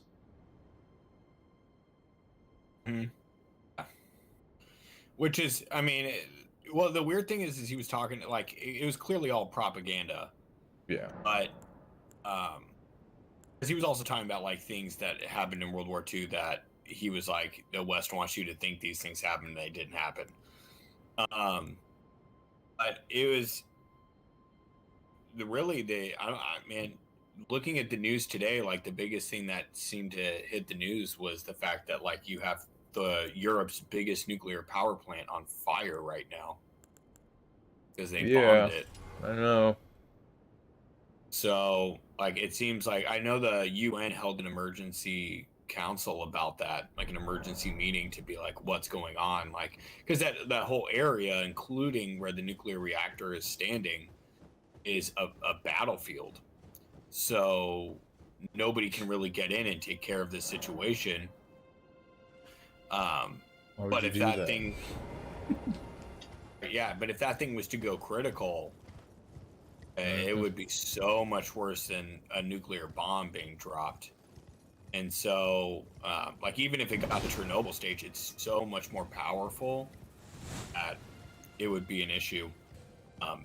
And nobody can really get inside and figure out what's going on. So they're trying to convene with Russia and different, you know, and Ukraine to be like, somebody's got to go in there and find out what's going on. But really, it's the biggest supplier to Europe for power. One plant. So it's, you know, it's a problem in a multitude of ways that they still haven't solved as of right now. So that'll be really curious to see how that goes. But because of it, a lot of NATO came out and was like, we're ready to move in, like, militarily if we have to solve this problem of whatever is going on with this power plant, whatever is going on. Like, this has got to stop. Yeah. Yeah, for real. Like, we'll shoot anyone shooting at that fucking thing. Damn it. Right, like, we've got a problem on our hands, and if you guys don't want to recognize that this is a really big issue,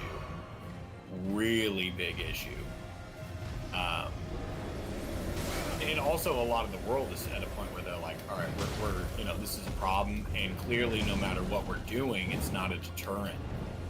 Putin to stop the war at all, you know, because he started bombing civilian cities and civilian areas where civilians had been put to stay safe. So, and knowing that how many targets we have that are military, you know, those are deliberate decisions. So, oh yeah, you know, and you already had the president Zelensky over there talking about how, like, it's clearly genocide the way they're handling things they've detained. So yeah, it's very horrific what's going on, but at the same time it's like it just keeps getting more and more and more unpredictable about the world's involvement in all of this, and how quickly the world will have to respond potentially. And you know, it's the crazy thing is, like, really, if any of the world responds, you're kicking off World War III. yeah. There's no, Because there's China's really no probably gonna do something, exactly. as per agreement. Yeah, and a lot of people, you know, like, I was watching an interview done by the former head of the CIA, and he was talking about how, like, one of the dangers that, you know, the UN faces right now is if they allow Ukraine to be taken, it essentially sets the precedent to China to go and take Taiwan. Yeah.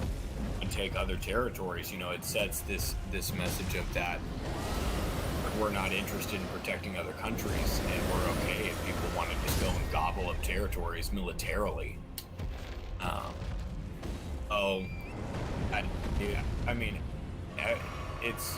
It's really hard for me to understand the motivations of Putin, like why he would want to just keep pressing forward. I mean, there's still a good chance that they will decide to pull back because it's not really going very well for them. I mean, now it's hard to say because they've brought in stuff that even, you know, in United States military would be considered a war crime, like cluster bombs and things in civilian areas, and they've already started doing that. So it's clear that he really doesn't care about, you know, UN policies or the former treaties that Russia themselves have upheld in regards to war.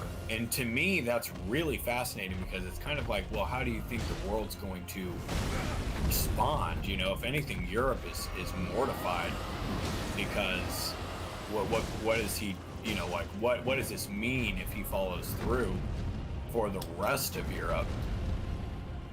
If he's this willing to kind of go at total war on such a small neighboring nation. So yeah, this shit's so fucked. It is. And you know, and it's crazy still. Like, it's weird. It's still surreal to think about because just haven't seen something like this in so long. You know, unfortunately, like I was explaining this to someone today, where they were talking to me and they were like, well, how is this kind of different than Iraq and Afghanistan or what the United States does? And I'm like, well, you know, it's different because unfortunately, like it's not a good thing different, but unfortunately Iraq and Afghanistan have been kept in a third world country status by constant decades of war and dictatorships. And a lot of other countries coming in and just taking their stuff. So, but this is, you're talking about a nation with deep ties into other first world territories and nations.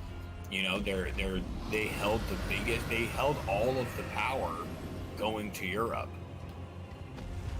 Like as far as electricity and stuff. So, you know, the fact that this is going on is something that hasn't been seen since World War II.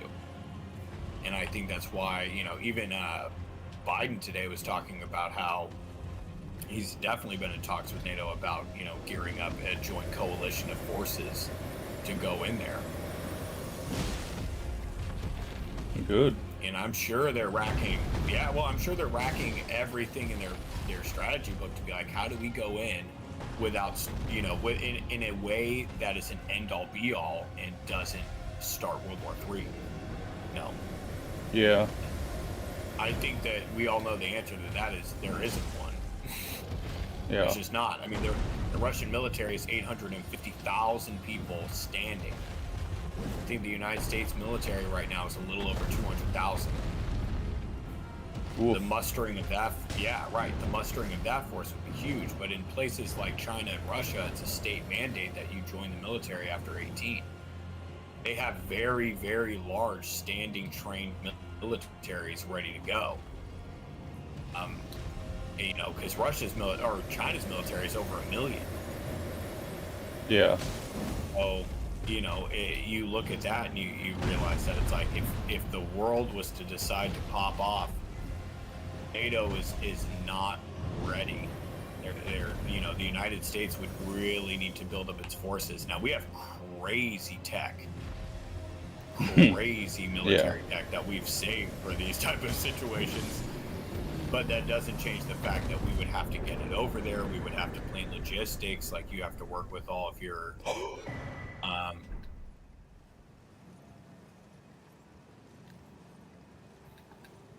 Wow.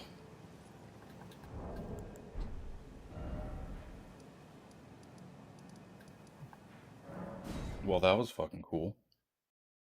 While we've been having this conversation, I wandered into a area boss that was real out of the my dragon. level. Yeah, and I just like somehow I'm still slowly watching you fight him right now. Slowly, dude, over like 15 minutes, just like whittled him down. I can't believe I did that.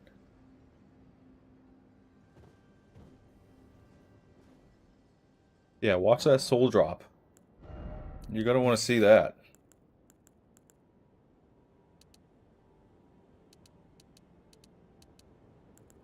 Yeah, I was really upset. There was a boss dragon that I found in a certain area that we both have. And because I had finished the quest in that area, and I fought him and I got him down to like 5 hits and he just flew away. Disappeared. Damn. Maybe it's like a Madeir situation. Well, yeah, but at least Madeir was more like, you get me halfway and I disappear. Don't, you know, get me down to 4 hits. Then I disappear, because it would be like him disappearing on you right now. Yeah, if that happens, you can sometimes you pull them too far away from their spawn point, and the game will it'll just move them. Like if you're fighting the Knights Cavalry and you piss off too far away from the bridge that they're guarding, they'll teleport back to it, and then if you go back there, they'll be there. But if the dragon flew away, that might be different, because with those guys, they just like phase out of existence. Yeah, I looked it up, and apparently people have said that he actually goes to like a later on point. in a completely different region. Well, that's good. Yeah, so I'm like, all right, you know, did all that work really for kind of nothing, but at the same time, you know, okay. Yeah. Way to put me on ice. Oh, what are you doing, game? Okay, good. Did you see how much souls that boss dropped? Yeah, dude, that's crazy. That was 2 levels. You know the last time I got 2 levels?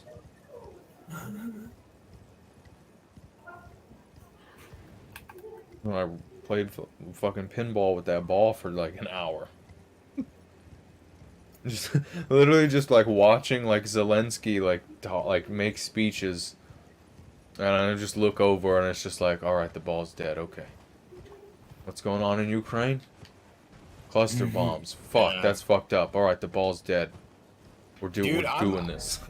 It's looking more and I think it's looking more and more like the United States is inevitably gonna be involved. Yeah, yeah, it is getting to that point. It's just looking more and more like it. And what's crazy is that would probably mean a draft because Oh yeah, of how small we are. yeah. You know, and It's always necessary if you got to move people overseas. You need people to replace the people that are gonna get their shit rocked, because that's just how it goes. That's just an It's a resource. You need to start filling it. You need to get you need to get topped up. I was talking to one of my buddies who's actually in Romania right now, who was in the military with me. Rough. And imagine they're on high alert. Oh yeah, you know they're not fully expecting things to go in that direction, just because, you know, of course, like in that position. Yeah, it's not right now, no. But it probably got some guns pointed in that direction, I would imagine, at night. Well, the thing that they're really concerned about is how far the challenge will go, right? You know, because and that's one of the things we were talking about today. He and I, so I talked to him for a little bit on the phone. He was saying, you know, really the concern that they're feeling is the fact that they don't know, you know, if Putin's made a lot of targeted threats towards Poland because Poland's taken in over 1 million refugees from Ukraine. Yeah. And, well, that's just you know, I feel like that's not like why he's doing that. That's just why he's saying he's doing that. Oh, I don't like I don't like the enemies here at all. Well, I think really it's like their concern stems more from the fact that it's like, well, if he, you know, if he does, you know, if he thinks that you know, he can play essentially the World War II rule book against the world, right? You know, which is we're all tied up in treaties, which means the last thing you want is world war, which means really, like, you look at it and think nobody will try anything, but really that means people can try something, and there's a good chance your hands will be tied. And I think that's part of why he really doesn't care that he's let Russia be completely cut out of the global economy, and completely let their economy die in a big way. You know, like the ruble crashed today on a global scale. Yeah. Like how much? Oh, it's like, it literally is like 15 cents to the American dollar. Yeah. And so it might be lower than that. Last time I saw it was 0.9. It was 0.9 cents. It's probably then lower than that, because it was big news this morning because people were talking about how you know, it's like 0.0081. You know what that means? You know what the difference between a dollar and a ruble is? A dollar. Literally. Yeah. It's worthless. So not only that, like you know, one of the things that it has, you know, at least the United States military, at least my friend concerned, his unit concerned, is the fact that, like, that still is not a deterrent. Oh yeah, they already have the stuff. That's the Right. thing. They Well, that's stockpile, just like we have a stockpile. You could do that to yeah, us, but and we'd the still be able to question roll out. the question is not fighting. It's what happens after you're done. There's no amount Yeah. of asset in Ukraine that will recover your economy. And there's no amount of luck or smooth talking that's going to let a lot of the countries let you back in, because this is a very divisive time for all nations. You have been a factor in uniting people as you're the enemy. It's not going to be a very easy battle to come back into the world that in a way that will benefit your economy or your government or your people. Yeah. You know, like I did find it funny. I don't know if you saw it today, but I did find it funny that I think it was Lindsey Graham. Graham put out a tweet that's like, "Somebody kill this man." Yeah, yeah. I thought that was pretty funny. He needs to get reelected. You know, it's A lot, probably a lot of people were like, "What are you doing in the middle of like a huge crisis, threatening to murder like our rival nations?" Here. But it's not diplomatic. I thought it was the way he worded it was just hilarious to me for some reason. Trying to be relatable as hell, huh? Well, I think really a lot of people just look at it and are like, they understand what's going on in Russia right now. There's huge protests. You know, Moscow's gone dark, and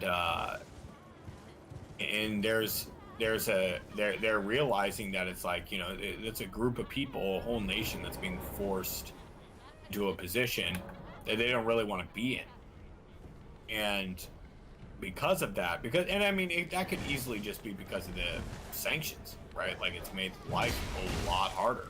I mean, literally, most of your Western shops, if not all at this point, have closed up doors. Yeah. You know, if you have an Apple computer, you're never getting help again. Well, at least not for 20 years. Yeah. But the thing is people there know how Apple computers work. It's not that big of a deal. Like, really, like people know how to, you know. Yeah. It's not the end of the world for the people. It's just crazy. What they should do is use that fucking satellite eyeballs of Sauron, or whatever they call it, Sauron's eye, and take a good gander and figure out where Putin's gonna be at a certain time, and just blow that whole goddamn building up and call it a day. Yeah, a lot of people want, like, some people have asked why the world essentially hasn't taken him out. But again, I think don't tell me you can't. Don't tell me you can't. Yeah, like, literally, especially if NATO and the UN, because the UN have walked out of all of their conversations, and, you know, and they're voting to kick them out. They're voting to remove Russia. Yeah. And, which, you know, and all of these things are huge. Like, these are huge precedents. Think of all the shit countries like North Korea have done, and yet they're still in, or Iran, or Saudi Arabia, or any of these other countries, and they're still in. To be removed has such huge ramifications, because, you know, you have to ask the question of what does it take to get back in? Yeah. You know, and that's really the global economy. Oh yeah.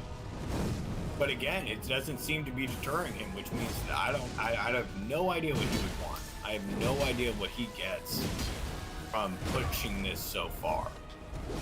Right? You know, I haven't seen what benefit is inherent to him.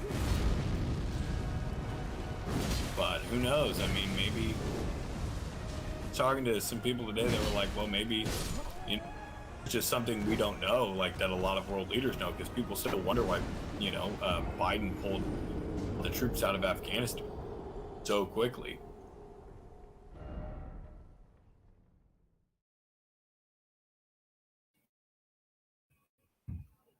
Oh my gosh, I can't believe that worked. Yeah, man, I just feel like, you know, like like, I don't know if you ever played Black Ops 2. Yes, oh yeah, it's a great game. But I don't know if did you ever play like the online mode at all? I don't think so. Well, no, I think I did. I think I did, yeah, because it had that one like almost neon techno area in it. I'm talking about with like it was almost like a gardenish also area. Yeah, I definitely feel like I played that one. But what were you saying about it? Well, what I was gonna say is that in that game there's this kill streak. I think it was like the top one. It was called the drone swarm. Do you remember it?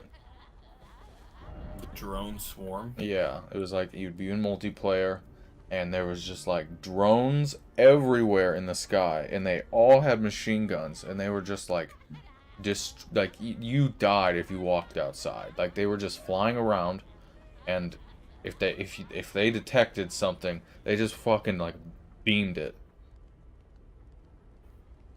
I don't know why we don't have like 10 of those, you know? Just like send one of those their way with like a Putin face app scan.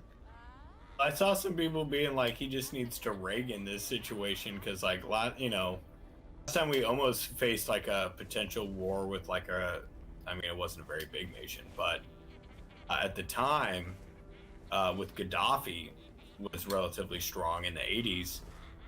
When Gaddafi started trying to move in other places and even gassed his own people who were protesting about it, Reagan blew up his house.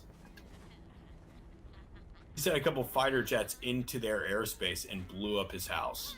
Like while he was in it? He knew he wasn't there. No, he knew he wasn't there. He just wanted to send the message that we're strong enough that we'll enter your airspace without your permission, and I will blow you up if I want to. You know, and it's but you know, of course, Russia's just not a country you can do that with. They're too strong. Like literally, it is in many ways. Like they're militarily, the United States just has tactics on them, tactics on tactics on tactics, because we're so invested in our warfare that we figure it out. You know, Russia got kicked out of Afghanistan after 2 weeks. We stayed there for 17 years.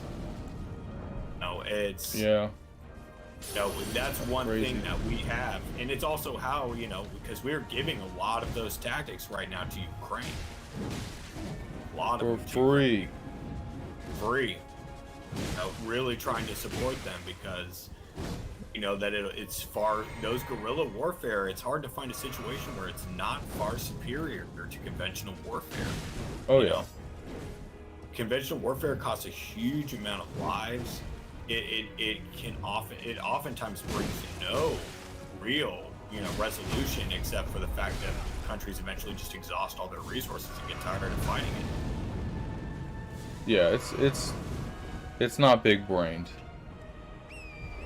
The real thing to do is to just a nice, like, if they're really good at staying indoors, just a nice controlled explosion.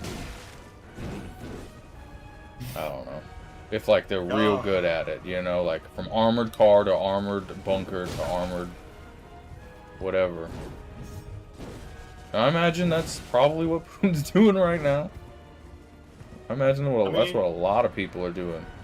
Like I feel like Zelensky, like he's going out, he's leaving the bunker, sure, but he goes back in. He should. It's not that smart to do that. You're gonna get bombed, eventually. Yeah.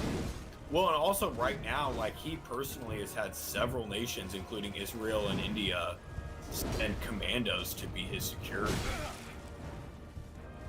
If you get Israeli commandos being your security. Oh yeah, what are they called? The Mossad?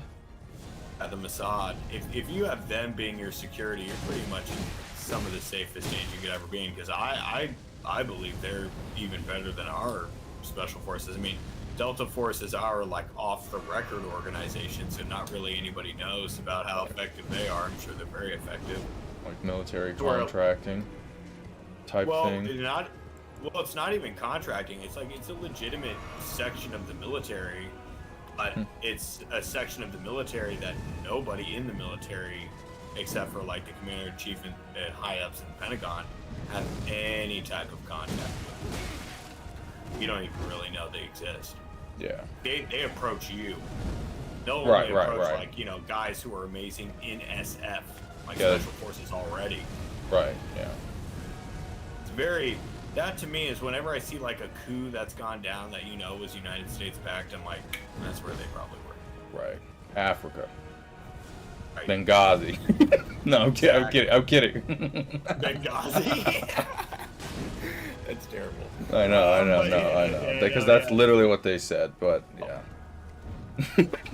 That's the whole. That was like the fucking line. Oh, that dude. That was so annoying to hear about because I never really knew about it, and the more I looked into it, I was just like, "What the fuck are you guys talking about?" But I didn't really realize that people would just make shit up. So I thought there was something there, but I was like, "Man, this is just like nothing." Oh yeah. It took a while though. I was thinking that shit was true, like in the 2016 election. I was like, I mean, he's got a point with Benghazi though, right? That's what I've been hearing. Something about the Clinton Foundation, 9/11, right? No. Well, I mean, yeah, they're shitty because they're like friends with Saudi Arabia, and they're kind of like But I against think, a lot of the values that they say they have. right, and I think that's the thing we see in most politicians because I definitely feel like this whole season of, you know, this whole season of experiencing things like the pandemic, Ukraine, that this kind of stuff shows you that politicians really, they're just more hypocrites than long-term schemers. You know, they really are interested in the benefit to them, but they also don't know the benefit until they walk into a situation and can try to spin it to their own means. Like it's crazy to me to think about all of the stuff that's gone on with, like, you know, still Trump supporter states with this pandemic and the convoys and everything that was going on. It's that stuff to me is ridiculous. When it was clear that there's never really going to be a vaccine mandate at this point, like that stuff is pretty obvious. So you know, but I think you know, but it does remind me. I mean, it reminds me of a lot of right-wing conservative rhetoric from the early 2000s when abortion was a big deal and they were trying to strike down Roe v. Wade. You know, and you still had the era of Christian conservatives, which came out of the 70s when Roe v. Wade first got passed. You know, and they still know they can get elected off that as a talking point.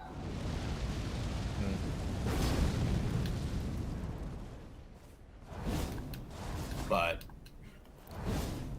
who knows? It seems now like the Republican Party kind of wants to distance themselves after Trump was like, Putin's a great man. He's being so smart in Ukraine. Oh yeah, now, dude. I saw that coming. Like it was obvious he was gonna do that. It's just like it's like he's that drunk guy that can tell that there's something in a conversation that like everyone in the back of their head knows. Like, don't say that. Yeah. You know what I mean? Like, and he just says that shit. That's like his business. It's so weird. It seems insane and genius. I feel like he's just like a criminal mastermind that is going insane, but still is sane enough.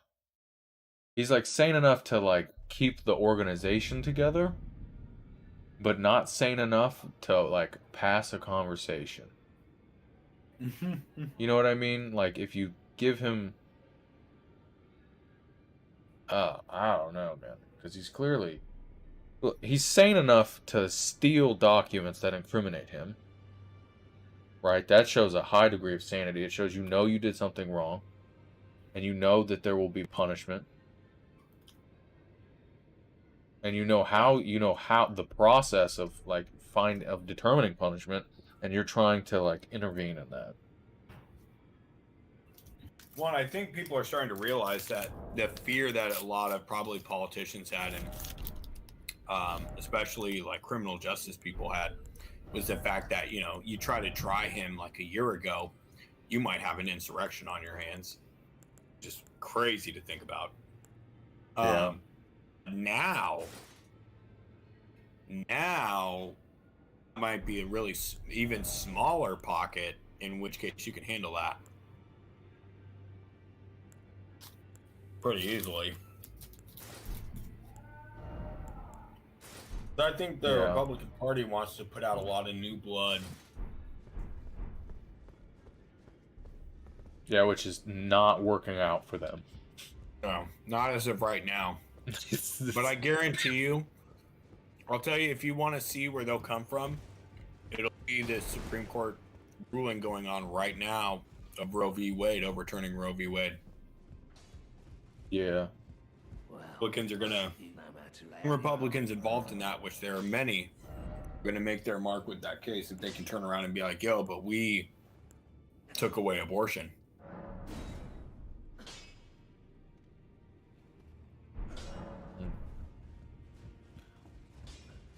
Yeah. Be like 2002 all over again. This midterm is gonna be weird. There's a lot of distraction, which is not good for us ever. That's exactly what they want every time. Every time. Racism's got time. Mm-hmm.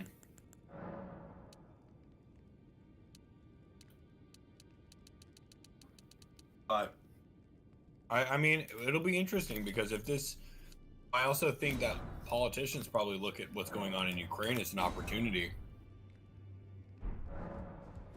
Because Oh yeah, for sure. And companies, like, they're all jumping on it. That's why everyone's supporting them so intensely, because the people have already kind of made it kind of obvious that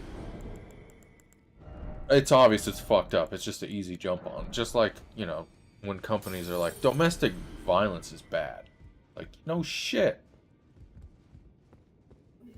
Bombing civilians is bad. You don't get points for that. You don't get points for not being a Nazi. Or not being a misogynist. Like, because you're the guy that doesn't have... you know what I mean? Like, since you're the dude that's not obviously a creep, that doesn't make you better than a creep, inherently. yeah, baseline morality is still not decent morality. Yeah, right, yeah, yeah. It's not virtuous. Ground floor morality. Yeah. But I mean, to me, when I listened to his State of the Union address, I was kind of listening to see where, you know, because every president has a particular rhetoric they're trying to push in a speech. Obama's was hope, you know. Mm-hmm.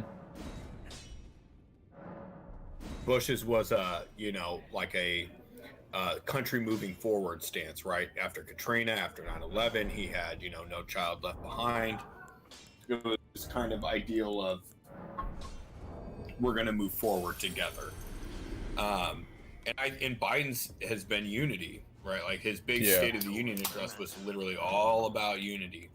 It's what they probably learned if they're politicians. You know, you probably learned that polarization is beneficial, but extreme polarization is dangerous. You know, look at the state of affairs right now. Like, they all benefit from there being mild conflict. But they don't benefit from there being tangible conflict. It only withers down their establishment more. So, I mean, I wouldn't be surprised if what happens in Ukraine ends up turning out to be something that is used as a tool to kind of reconsolidate Americans on an issue, right? You know, make it, because Putin's doing something that's a low-hanging fruit to make a bad guy, right? Because he is a bad guy for what he's doing. But you know, it's also something that a lot of Americans, regardless of how you feel politically, get behind the idea that that needs to be stopped. And depending on how bad things get, you have an easier argument for involvement. Yeah. Yeah. Which has literally been the saving grace of our country in any time we've been unstable. Great Depression was in the 30s. We took World War II as our saving grace. The way I see it is that, like, if Ukraine can do this in the strategic disadvantage they're put in, just imagine what a drone swarm could do, you know?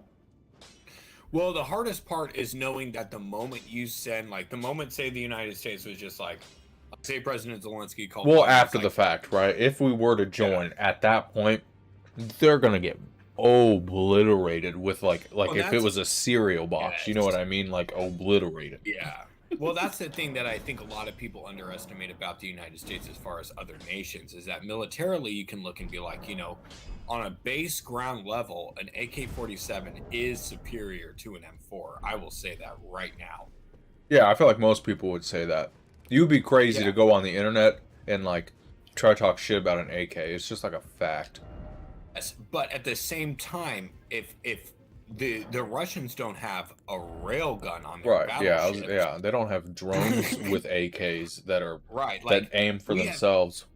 we have robots that have turrets on them and eat biodegradable material to recharge their batteries. Yeah.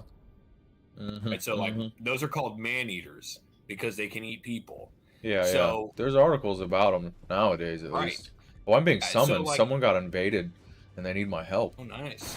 I've been Nice. wearing this hunter's circuit, and it finally worked. I literally just went to Renala's chamber to go get summoned by people. But that to me is like really going to be the curious part because I think Americans, like in any time, will be up for it, and then the moment it becomes a reality, then it's like, oh well, I don't want to be drafted. I don't want to have to go do that, and I understand that sentiment a lot, but who knows, man? I think it's tough. Like this is one of those wars where it's been a long time since you can look at something and say, hey, morally, I think we can all agree that this is not okay. This Yeah. is not good. This is not something that we should be letting happen. The world, not as a country, but as a world. Like you can't really set the precedent that if a nation wants to be democratic, it's on, to their big bad neighbors next door, because it essentially says what is sovereignty, right? If Yeah. the United States, because even you can look at the actions of the United States. We didn't claim Iraq as a territory. We Right. didn't claim Afghanistan as a territory. We Not didn't try to once. bring them into the fold, not once. We never thought about it. Yes, we were there for our own intentions and our own gains in a lot of ways, but we never. That's sovereignty. It's the only unwritten rule around that concept. That's like you're not going to do that, and so the fact that they're like, well, fuck that rule. A really dangerous precedent to set because it's not dangerous to the United States. It is dangerous to a great many nations which are smaller than some of our states, many of which are our allies. So it'll be really interesting. I personally have no idea how things are going to shake out. Yeah, me neither. I'm working on a build right now. I'm trying to dual wield some twin blades. I just realized I have two pairs, and one of them's got a dope weapon art. Well, they both do. And I realized that if you you can switch to one hand each one to use their weapon arts. It's kind of cool. It's cool. Well, I'm waiting to be summoned outside of Renala's bedchamber. Did you put down like a sign on the ground? I just joined the summoning pool. Yeah, I feel like that's the better way to do it. Mm-hmm. Honestly, if they seem to happen faster. Although you don't always get to the boss. Sometimes you end up doing like co-op PvP, which is fun. I really just want to figure out how put summon sides outside of Radon. Because I would love to try to help people with Radon because I have a great strategy. Like for my last 10 runs, I had him down to 2 hits consistently just based on the strategy I have. So I plus I know I can do more damage to him with his own weapons and armor. I'm literally a walking Radon. The small leather shield +6. Damn. I'm glad yeah. It's good. That's good. Hey, what's going on right now? I'm gonna take this opportunity to go to the bathroom. I'll be right back. All right, man.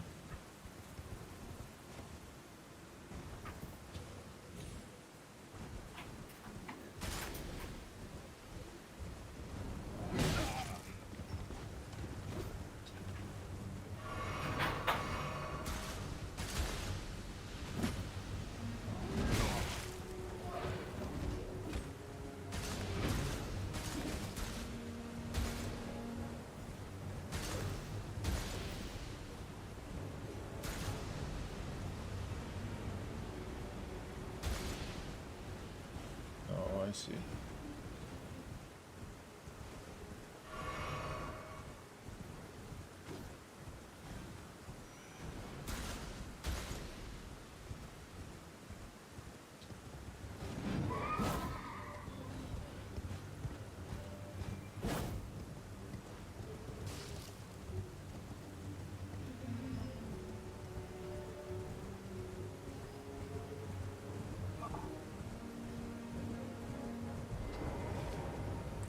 Yeah, I still haven't figured out what's going on with any of these like blue towers, these rises.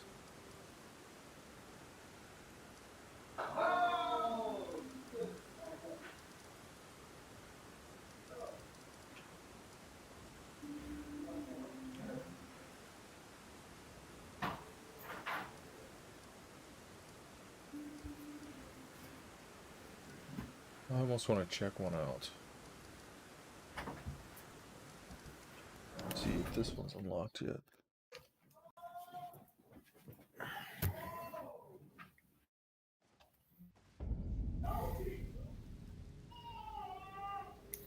Well, I am still waiting for someone to summon me. Yeah. I'm surprised more people aren't interested. Maybe most people have made it past this point now. What soul level are you?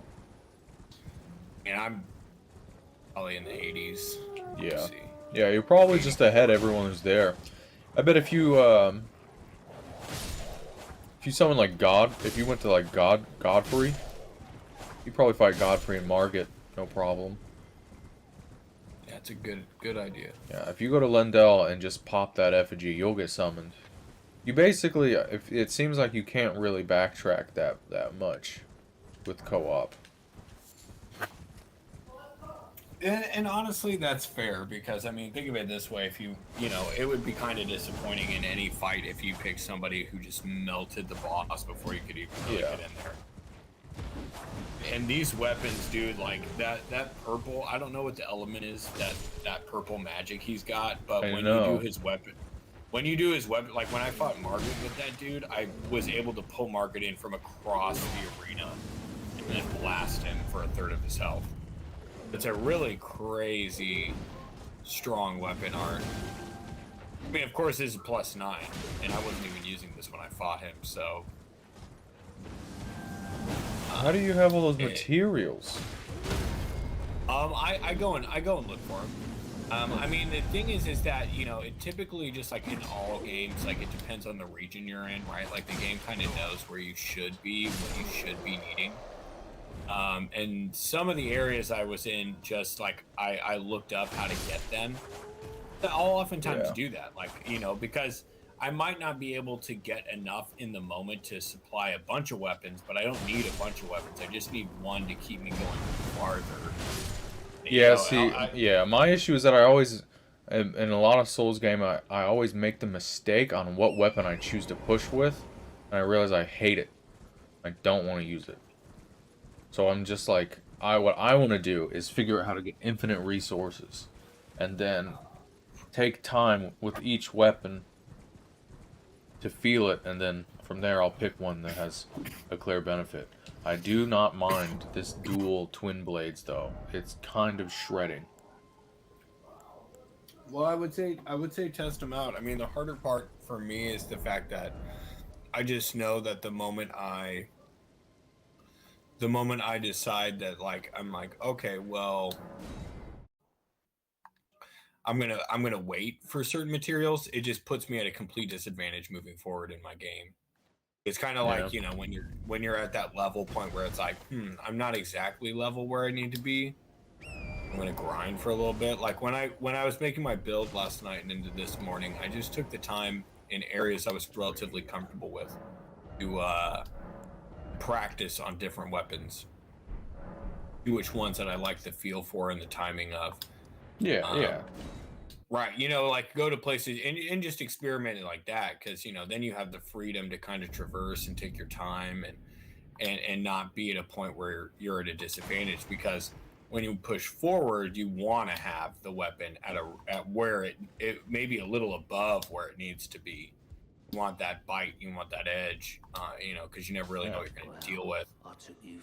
That's one of the main reasons why I'll go and look up pickups for items, and I'll get a weapon so that if I need to keep pressing forward, I can, because I can tell you that some of those bells, they're really far into the game, like the regions that you have to be Oh in. yeah. I figure for like the 5 and Right. the 6, but I don't Well, I don't need if well, I'm not I even in mean, that area. I feel like I don't need the weapon to be that high up, especially right now. the thing, Like this greatsword plus 6 does like 350 damage, and that's before I even put any like statuses on it.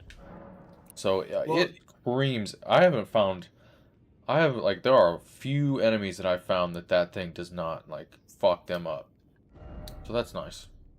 I can well, appreciate yeah, that. that is good. I would also Yeah. say though that like actually then like if you, because like I'm hunting for 8s and 9s, you know, and so for Yeah. me that's like you know, the areas I discovered they had those. But for you, like, you know, if I was hunting for 5 and 6, like you can get those, they're all over the place. Yeah. Oh, I There's have enough literally a to use. I just know that I know that item to get them unlimited is like within my grasp. You might have it. Yeah, I mean, I do have the ones for the 5s and the 6. Yeah. I don't remember where I got that I from, just but have I no do reason to have not that. get it. It's from Also, so you know that Cerulean boss that was like that crystal guy? mm-hmm. There's another boss. There's another dungeon somewhere where there's 2 of them. And Yes. it's that boss fight. Back already. No matter. I have that location. Yeah. If you ever ended up wanting that, I can share some insight with you. Goddamn. But, yeah, dude, I'm excited. Dude, I wish so bad this game was crossplay, because I would love to help you with Radon. Like, I would. Yeah. It'd be a good time. You know, well, yeah, and also, well, it would free you up to be able to essentially go to one place that would get your weapon, whatever you would want. You could get multiples of 6, 7, 8, and 9. So, Yeah. you know, you could like pick a weapon and plus it to 9, so you can just keep moving forward, but also have another set of 6 through 9 to do with what you will, right? You know. What do I need now? Yeah, I'm just working on these weapons. I'm just basically like buying the materials, farming up souls, and trying to push these weapons to where they want to be. I'm really close. Because they're actually pretty good. Oh yeah, I'm gonna need to farm a little bit more. This weapon art is nice. I haven't even seen if I can put anything else on it. What would be a good place to just go, like, hit stuff? Where I just was. I just killed that boss in the Windmill Village. The one with, like, that scythe. Yeah. Nice. Nice. Yeah, so I have a set of twin swords, and now I have that.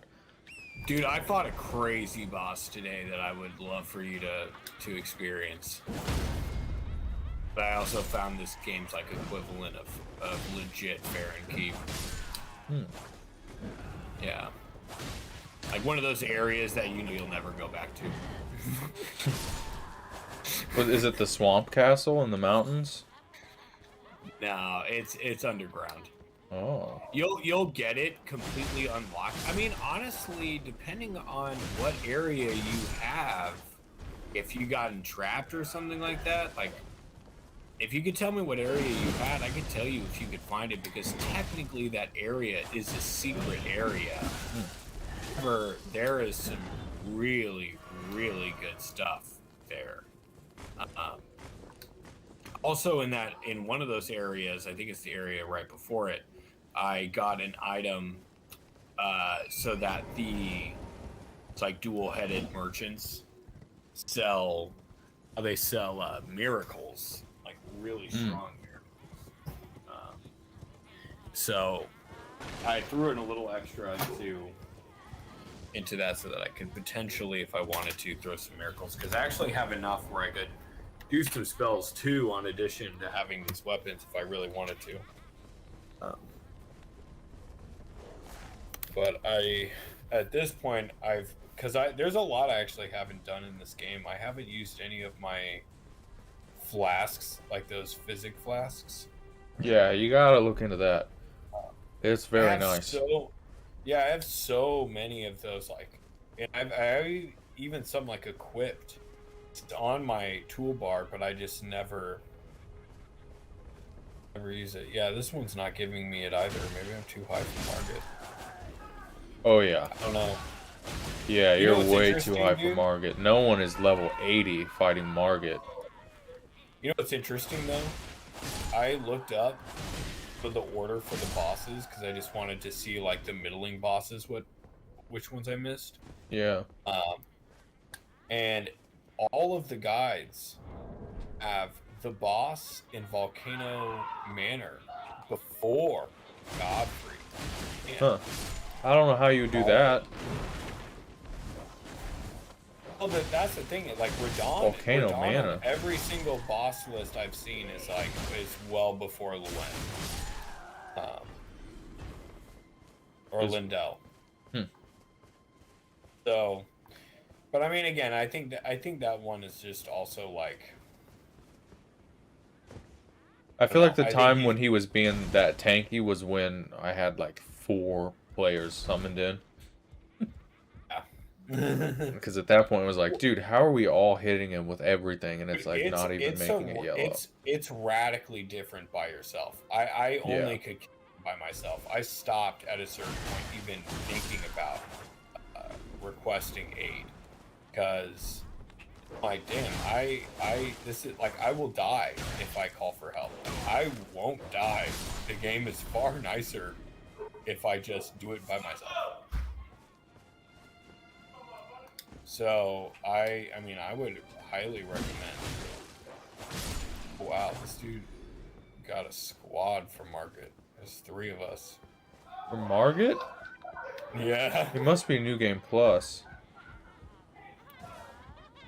How the fuck would you... How'd you get into that?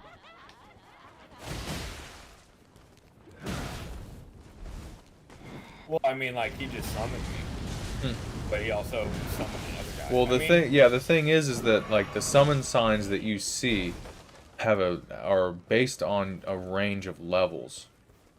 So if he's seeing your summon sign, he's like within 10 to 15 levels of you, basically. So if he's fighting Margit at level 80, that's just like something else. Yeah. Oh, or because that's my understanding of it. When I was reading about how to get summons, I feel like that's how it works for multiplayer. Like you have to.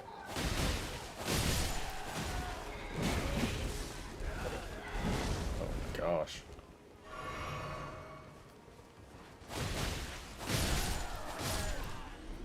Yeah, these things clean up groups. You're just swinging at 360 degrees. This guy, this must be his first try because we're getting the full cutscene and he's not skipping it. That's crazy. I mean, I wouldn't be surprised, man. Like, this is an open world game. Like, you could easily go and farm. If you were scared of bosses. Yeah, I guess you could, like... Oh, you know what? I bet he did. I bet you he looked up that fucking dragon exploit. Yeah, I mean, like, I bet he went to Lens Rise and fucking farmed up.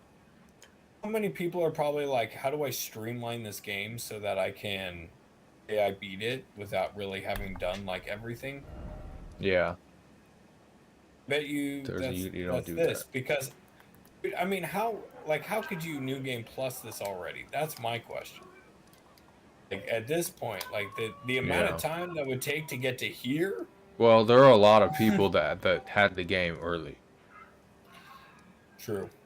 Like a month early. Like when the game came out, Cowboy was like done with it already, which is just bullshit. You know, like what a monopoly on content. Like no one else gets to make competitive videos about the game unless you got it early, basically.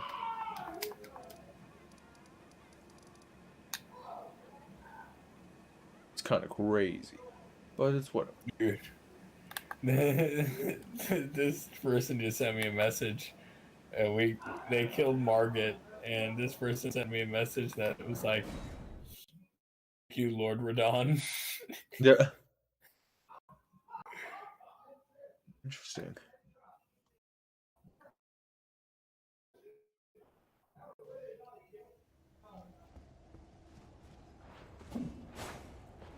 Yeah, man. Honestly, like it's crazy to me. I kind of, I kind of feel more and more like this game maybe isn't that accessible to people. Mm-mm.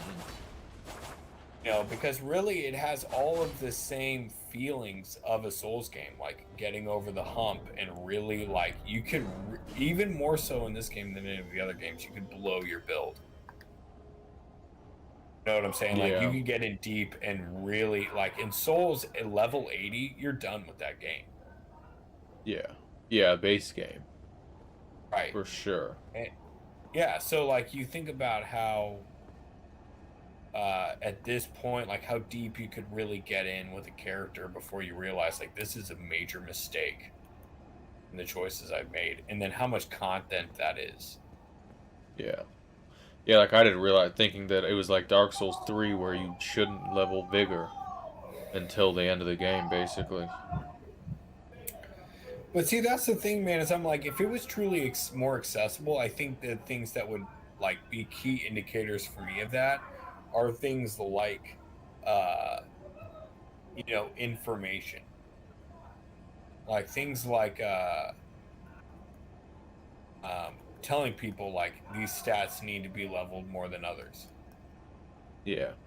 Yeah, I feel like a lot of the difficulty of these games come from the obfuscation of the RPG system. And if you really understood it, like, if you understand that the way this game works is you're supposed to have like 3 to 4 stats that are really high and the rest you don't touch.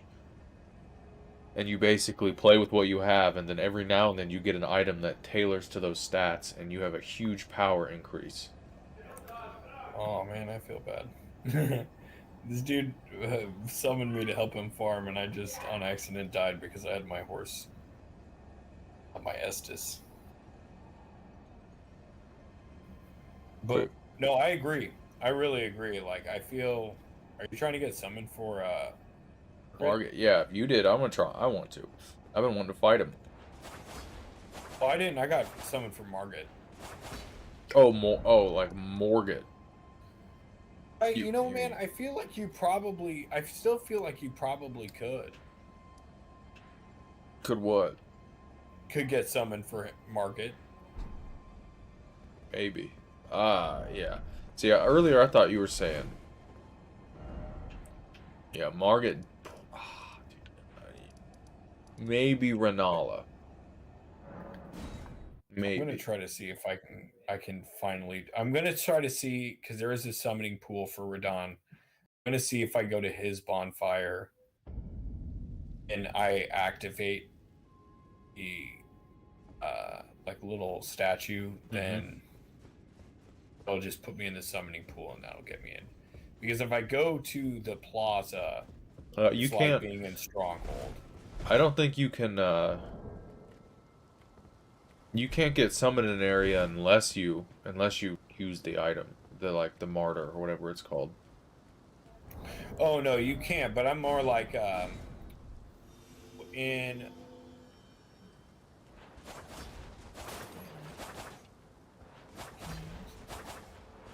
Can't use it in here.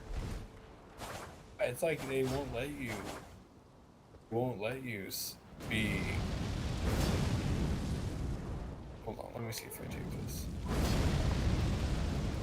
You probably have to go down that elevator and go walk up to that like.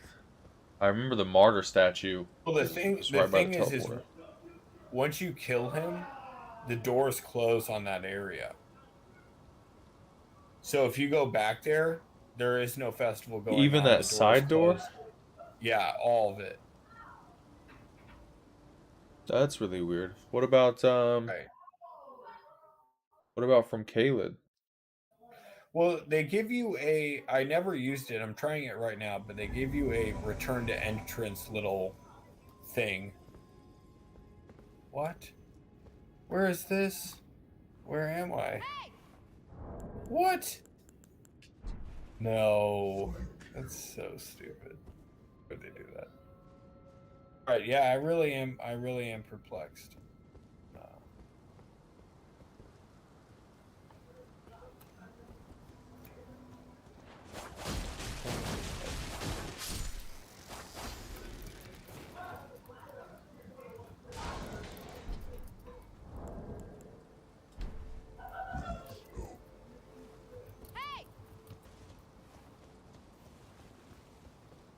Alright, we're doing some co-op. I really like co-op in Raya Lucaria for some reason. This place is so cool. It's a beautiful little area. Yeah, dude. I think honestly, my favorite spot I've been to so far is like, even though I love the capital, I really love the feel of the lake area. Liurnia? Yeah. Yeah, I think yeah. it's just got such a cool, like, fantastical vibe to it, you know? Like, I think that's the thing about this game. Every region, not only does it look so different, it has such a unique vibe.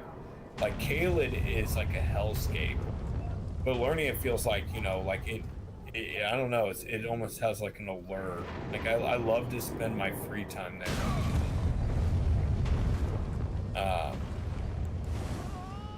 But I'm honestly, dude, I'm excited to check out, because like, if you pull back from your map, I don't know about you, but there's still like this whole giant chunk of the northeast that needs to be filled in, even past the Mountain of Giants. Yeah, yeah. Oh yeah, there's more. What do you think the chances are of DLC for this game? Like, I feel like it will happen, and I'm just waiting.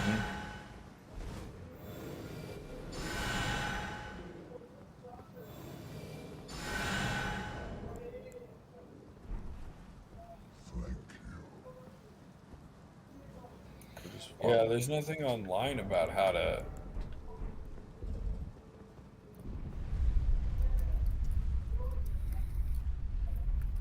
get summoned.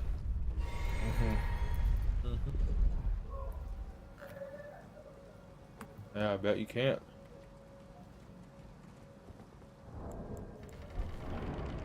Oh wow, we're actually doing this boss right now.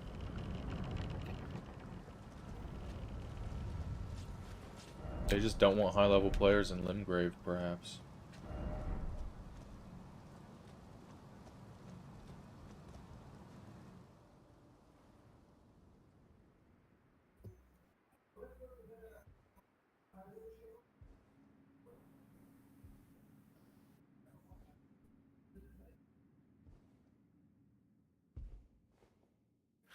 Oh, this person is a monk? Forget what they're called.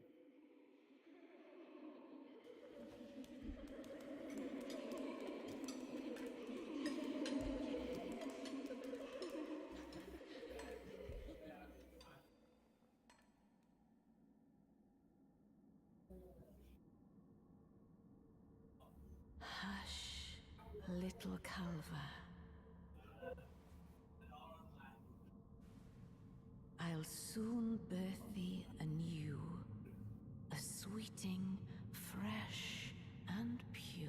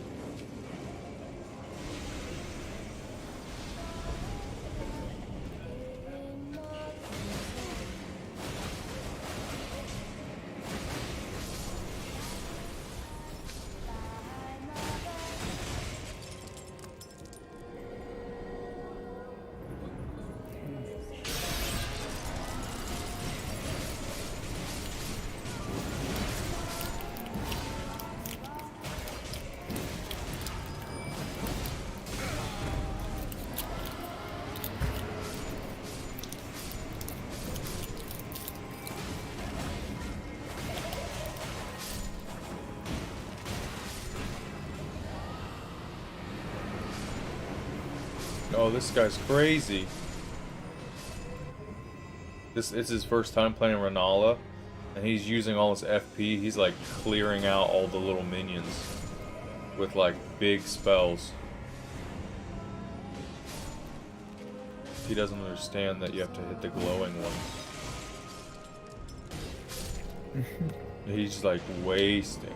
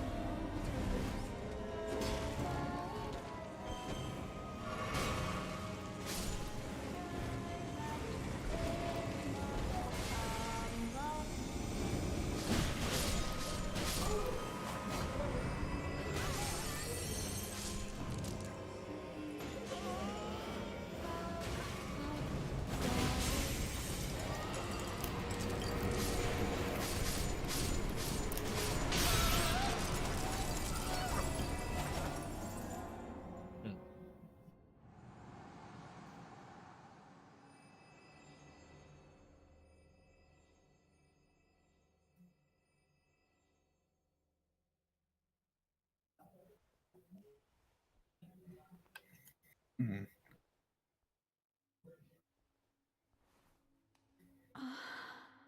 My beloved, have no fear. I will hold thee. Patience. Ye will be countless born, forever and ever.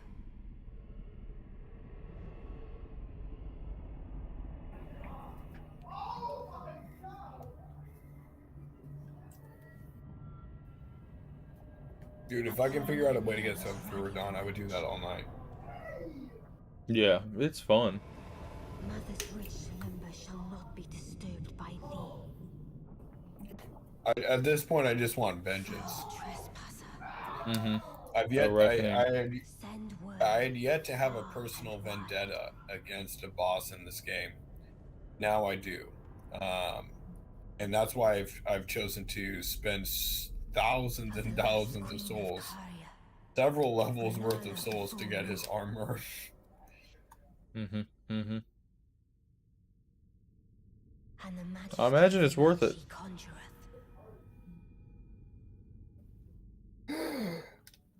Was right. Did you get the divine rune yet? What? Did you get the divine rune? What is the divine rune? The divine rune for Morgan. Yeah. You made Oh, it. did I like activate it? Yeah. Mm-hmm. I haven't done it yet. I haven't gone and activated it yet. I need to though. Yeah. Where is that tower so I can mark it on my map? Because I'm gonna do. I figured out how to get to the beach at Down. It was weird. I'm fighting Renala right now. Yeah, no, take your time. I'm gonna put down my. So. It was good to get back. I ended up not needing to use anybody for her, but you know, and people need to learn that this is a fight better fight alone. Because you do double damage, literally double damage. Fight them alone. Yeah.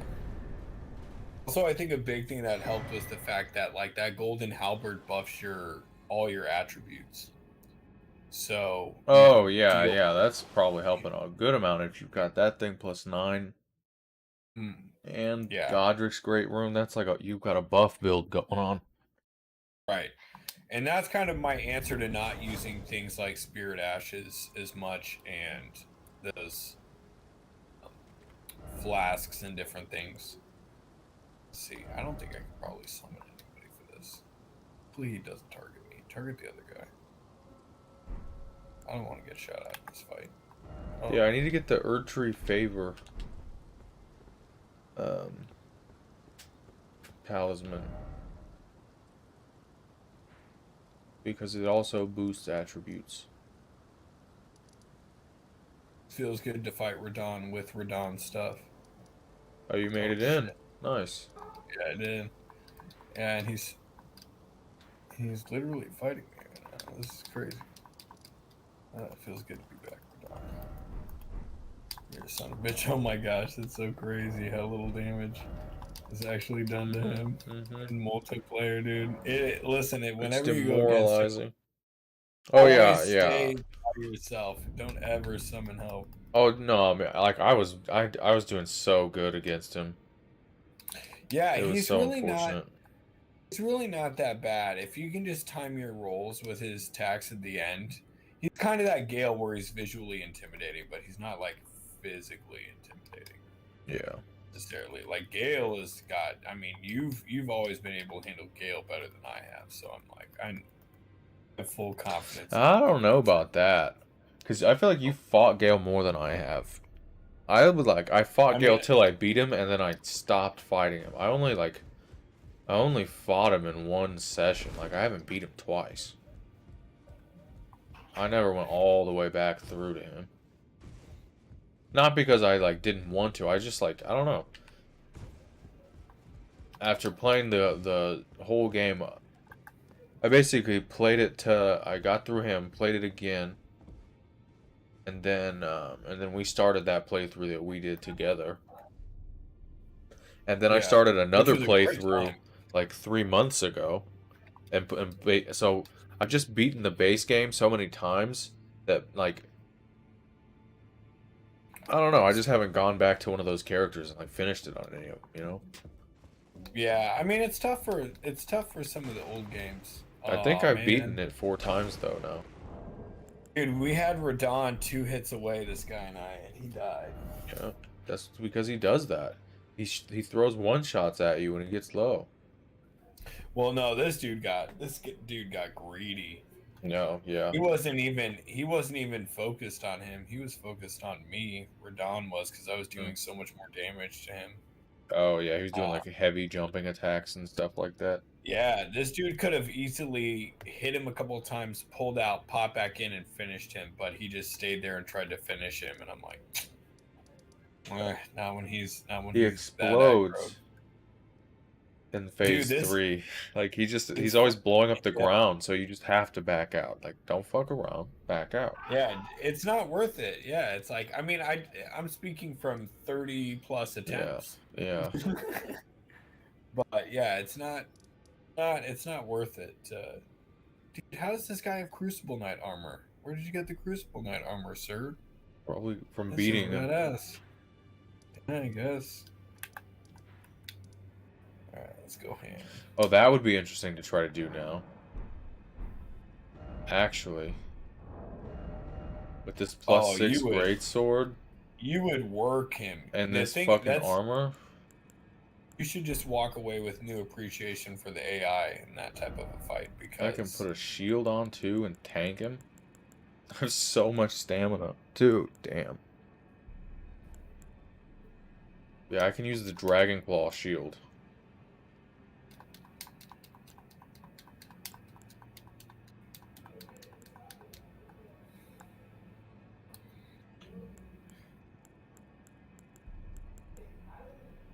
Dude, why didn't this guy summon anybody? It's just you? Yeah, he didn't summon any of the NPCs. Oh. What? Yeah, I'm like, but oh, he's got Soul Stream or whatever that spell is. The Kamehameha? Yeah, that's big damage. Mm-hmm. You don't need a lot with that.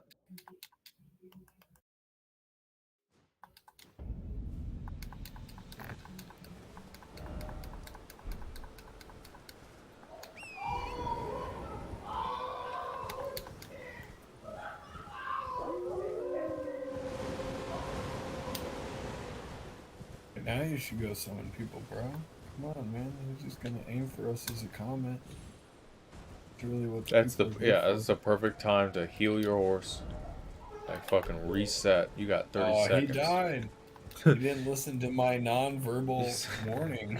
Dude, that's like the funny thing about summoning is you realize that like, oh man, they really do need you to do it sometimes. Yeah, that's why I'm like, he was doing good damage too, man. He was putting out really good stats, but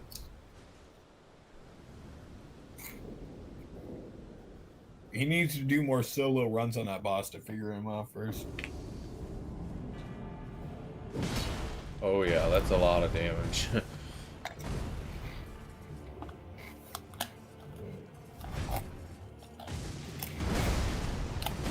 Oh shit.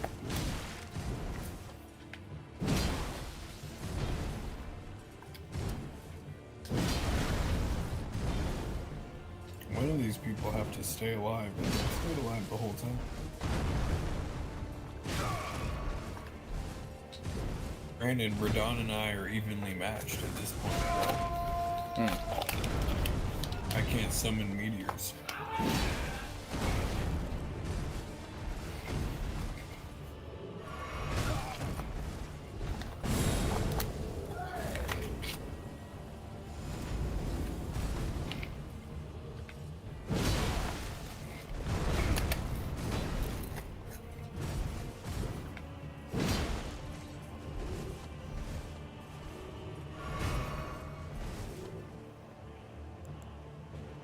What's your plan? Crucible Knight.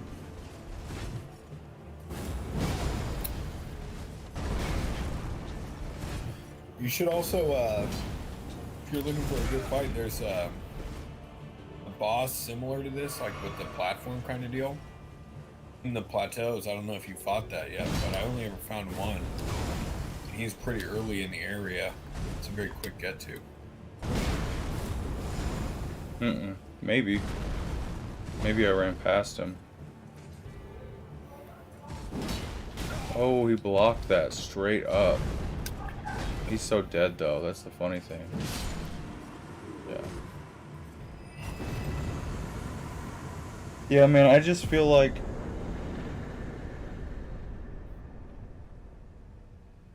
you learn them so quickly.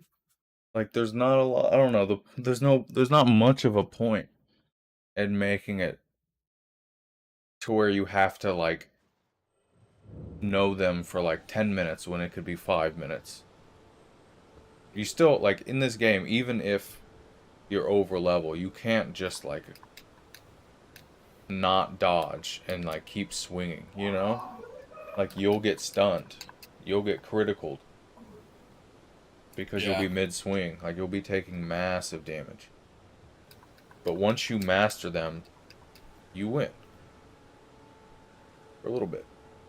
That was dope. He gave me 25,000, so yeah. That should be proof that he's a beefcake. Considering other people in the region will give you like 6K.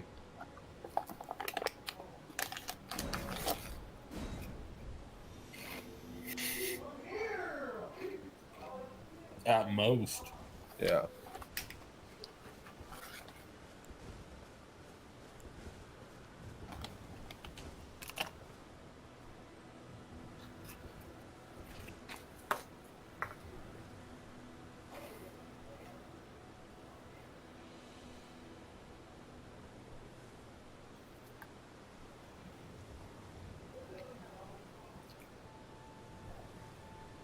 I like how these effigies are infinite.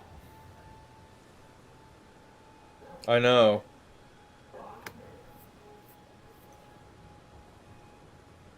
I like how, you know, it really does seem like they encourage co-op and PvP a lot more in this game.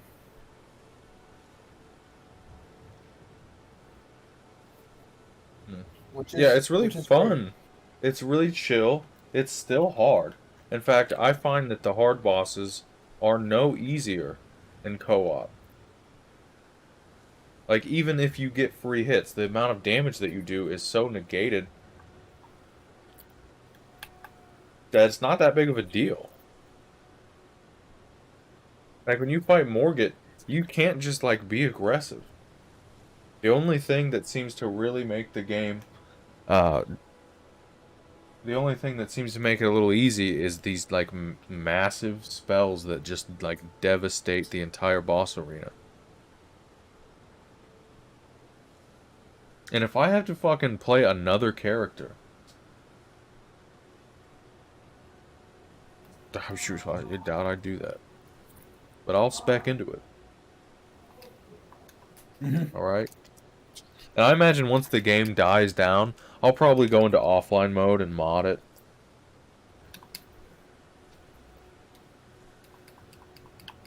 In what way? Like, you know, like there'll be mods for the game. Like a boss run mode. People all like make cool stuff.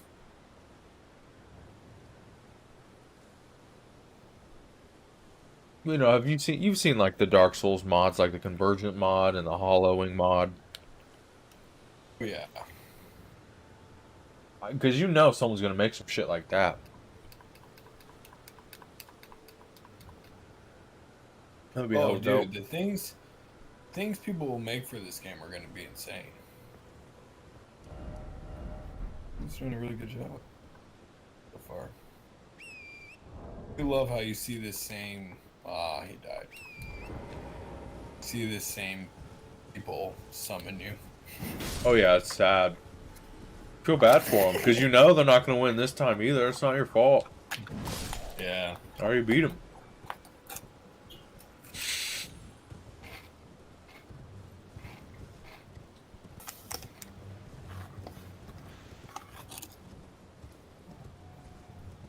Well, no, you should go to the Divine Bridge.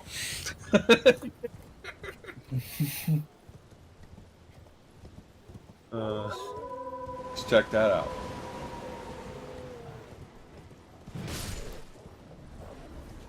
Oh yeah, I'm in Limgrave, just one-shotting everything. This is what I wanted. I can't wait to walk around in Lendell and one-shot everything. That's Dude, when you're gonna feel like a true OG. What would blow your mind? It blew my mind yesterday when I was riding through it. Is go through Lerny of the Lakes and one-shot everything. Oh yeah, you're right. You're right. I was like level 50 back there. Right. I still don't know anything about that shack. Dude, well, here, this was the other thing I was going to ask you about. Is there's actually, so that area unlocked with the Three Sisters area. Three Sisters area. After killing the like Phantom Knight. Oh yeah, and yeah, York yeah, of the Learning yeah. I Knight just haven't, area. I haven't gone out there, but yeah. That area is part of a very big side quest. You should go and do that area. Yeah. Before you go and kill Radon. If you don't, that side quest will be gone forever. Thank you for telling me that, actually. Yes, 'Cause that gives me a reason to do both things. Right. And now, and what I mean by that area is literally there's one tower you have to go and talk to somebody to, and that is it. So, like, whatever you want to skip, you can skip until you talk to an NPC. So, but it is, you've already done all the steps leading up to what you need to do. So it would behoove you to do it, and it will give you like it's very clear where you need to go next, too. So, and it'll eventually lead you, like killing Radon is part of it. So, you know that'll just like you can then build up to that point, and then you can take your time. He's an Elden Lord, right? Yeah, no, he'll give you a great rune. I'm rocking his great rune. I've been rocking it the whole time. That's what I thought. I actually really like it. It's the stat boost. Yeah, it does less stat boosts as far as like in quantity of how many stats are boosted than Godric's. However, it keeps a consistent buff, like where you don't need a rune arc. It's just So like a passive. Right, but if you do use the rune arc, it is exponentially increased. Interesting. That's actually cool. Oh man, guess where I got spawned into? In Rhea Lucaria Crystal Tunnel. If I were you, man, it's tough because I feel like my biggest suggestion from my playthrough to you would be to go to that area. And then honestly, like I would focus on Radon. Like you probably have plenty of the stats you need already to kill him. And what you would get in return would give you even more stuff for your build, your particular build, you know. So it's like, and it would open up all new areas for you outside of these bigger regions you're unlocking in the north that you could go and explore and, you know, get a lot of stuff out of to upgrade your weapons and decide what you would want to do. But I have no doubt you would be able to handle Radon, just like you have no doubt you would be able to handle Radon. Yeah. You know, so that I've gotten I him mean, close. to I got me, him that close the first time I fought him multiple times too. right. You know, I could tell you what I did as my strat, and you could just like, you know, you don't have to follow it, but Yo, um, yeah, sure. What? just I little mean, I things I fought him. picked I've up. seen him. Like, what I Right, noticed is yeah. that like staying, basically, like when he starts attacking, just get behind him and hit his horse, because he seems to like extend off of it, and you can hit the horse. Right. So what I would do is like if the beginning area is easy for you, which most people that's like the part where they lose Estus or they die, right? Um I can get him through. Yeah, no, that's not a problem for me. That dodge game, I can usually do that. right. So if you can do that easily enough, then the trick is really just like you know that the moment you summon like you know how when you walk in there's one group Yeah. of summon signs. And then you run forward and there's a second group of summon signs. Sure, you notice that the purple can't shoot through the armor or like the random weapon sticking out of the ground. So Yeah. if any point you need to like stand for a second to heal or do anything, that's where you're safe. Immediately after you summon that second group, he will always go to his arrows. You can always know you can go to your horse at that moment. Yeah. Be fine. Right? He will do 2 bouts of arrow shots at you, and then he will do his bolt, or his like purple blast consistently. And then after that, once you like, I always hit the 3 group. Like I will ride until he starts taking damage and gets distracted by the people I've summoned. So then once he does that, then you're free to go in and summon everybody else. And then once you get into that pocket, yeah, just like staying behind him is good. But if you stay behind his right leg in the first phase, you'll turn with him and he can't hit you unless he moves away, like far away from you. With his right leg? He will do that. Like, Yeah, like so right on your side or like his right leg? It's like his right leg, but Okay. it's either leg because both are bent. Both will do the same effect. I do the right leg just because I have the like tendency to just go to the shield side, you know, for knights. Yeah. So for me, it just feels natural. Oh, I just fucked this dude over. Sorry, man. I'm a little drunk and high. But if you can get in that rhythm, that is the ticket, right? Because I'm sure you're at a point where the first phase is not the problem. No, it's really just it's the burst damage that he does in the third phase. That's the only issue. Right. It's the magic, basically. So the trick is his timing when he slams on the ground. He does the exact same animation to slam the ground, but he stays longer when he's going to do a big AoE attack. So if you just roll away, then you roll back in. If he lifts up and it's not a big AoE attack, it doesn't hit you from behind. So you can roll all the way back into position if that's the case. Because the trick is really not to engage his meteorites, because he will never fire them if you are close to him. He will never ever do it. They will just stay in the air. Because they're only a mid to far range attack. They're only that. So you can completely cancel that out by staying close to him. His only strong close attack at that point is that spin move he does. Yeah, well, he also has that. He also gets away from you. He has like that runaway, so he can trigger them just by running away. Right, but if you roll directly towards him, you'll be fine. Directly on him. Yeah. Your tendency. Yeah, you have to iframe the meteor. You have to roll directly through it. Well, because again, a roll, depending on how far away you need to roll, you don't really need to roll that far away from him. You can get right back in to close range, and then it's no longer he no longer will ever fire those meteorites. Yeah. That's kind of the dance you do with it. Kind of like he reminds me of Lothric, right? Because Lothric has that rhythm where you need to stay behind his arms. Yeah. Yeah.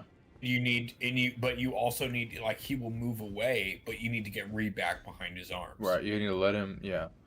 Yeah. But you can't. But like, you will fuck yourself so bad if you roll too far away.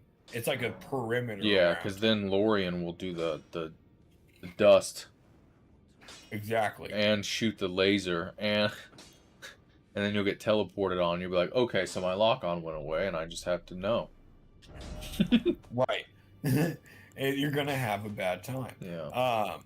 So it's the same is true for him. Like he doesn't. That's the thing that I realized was kind of easy about him later on, is the fact that his moves are powerful, but they're really limited. Like, he has good sweeping attacks, but they're really readable. Like, if you notice, all of his attacks are at an angle, right? So he does that one where he spins around on his horse in a circle. Yeah. If you roll towards his sword when you know it's about to take off, you'll roll over it because it's inclined up. If you just roll over it, then it's like nothing ever happened. And you'll always have those guys. I think the thing that I've seen now recently with playing with people is they stay in the group with the NPCs. When he comes down as a meteorite, he will only ever target the NPCs. Yeah, he does. Yeah, I noticed that. That's true. It's but certainly... if you can do those things, yeah, if you do those things, like every single time, then it became just like, like every boss fight, like you can't anticipate the order he'll do moves in. So you have to play it by time. I mean, that's why I always got him so close, but it only, it was only once that I ever got him. Twice, technically. Damn medias. Because I just want to run away and summon people. Because I know they're out there. It's like, man, if I could just get some distance and get on the horse, you could resummon everyone, and then he's fucked. But no. I was yelling like "fuck you" at the developers because I realized those are technically like baits in the second stage. Like, I found the trick is that you'll always do more damage to him than the NPCs. So if you let the NPCs lead the charge in the first phase, you will kill them all. Yeah. If you do more damage and kind of bait him. Oh, I see. Like, maybe like just run right up to him and take him into phase 3, and then summon everyone in. Once he's out, and then now he has to deal with all that shit, and you're hitting him in the ass. Because really, they're not there for your offense. They're there for distraction. Oh, no, yeah, they're clearly there to give you breathing room because you can't get away from him. Once he's engaging you, you're not getting away from him. Though if you summon some people like Blade, then they'll do mad fucking damage if they don't notice him. Blade has stunned him several times for me to pull off a critical attack. Blade, that wolf dude. He's one of the summons. He's up on the hill. Yeah. The wolf. Yeah, he'll pull off critical attacks. Like, he's really good. And and for me, like, playing with these people right now, the number one thing I think I see from them is the fact that they just can't read his.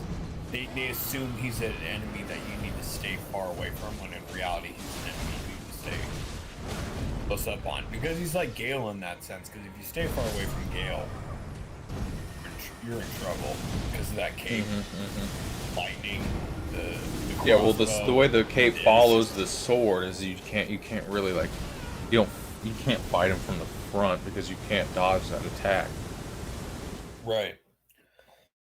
So he's just like that, and I mean the people I've played with so far, like they clearly seem to think that they can back away from him, but in reality, it's like you need to master the rhythm of the first round because that's all he does in the second one. It's just more intense. It's the exact same moves.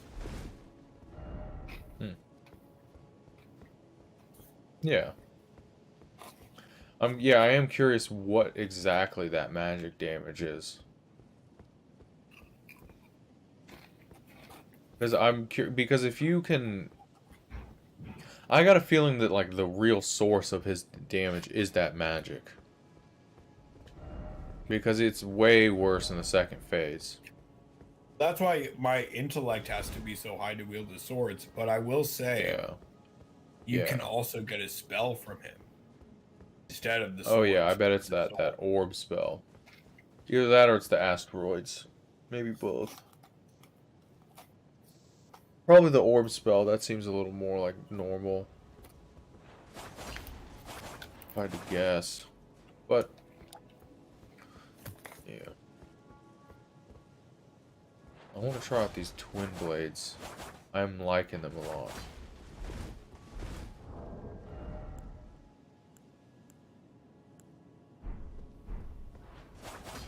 Who better than Morgat? The merrier.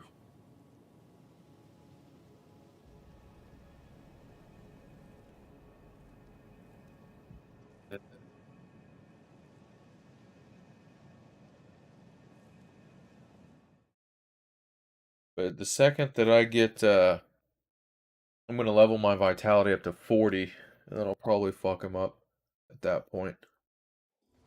And I want to get the Erdtree ring, the Erdtree talisman, which is in the tutorial dungeon. But also take the time to pick a weapon. At least one weapon that you want to move forward with. You'd be willing to level up. Because if you can go in there with a strong weapon, it'll just cut down on how many attacks you have to dodge. Oh yeah, I need Because I'll put can... like 4 more levels into this berserker sword. I'll probably keep that because you can put a lot of weapon arts on it, which is decent. And you can also, like, the thing is you can kill him before he ever goes into a second stage. So if you can go in there with a good amount of damage, yeah, and clean out. in time his attacks well, you can also keep a lot of your NPCs alive who will also do big damage on him. Then you're just liquefying him, and he's actually very easy to stun. So you can break his guard pretty easily if you're all putting on damage on him. Whoa. This boss just bugged out. That was so weird.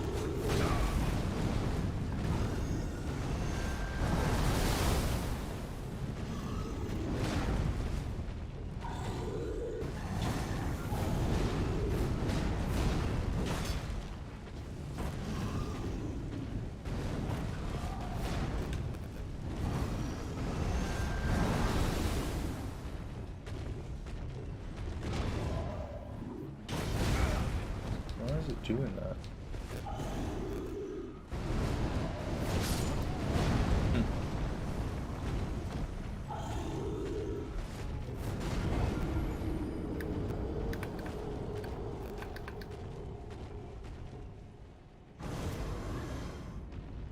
Oh, that's interesting.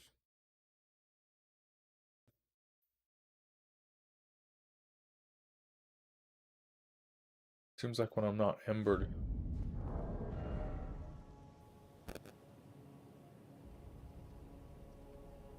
Oh, I'm good.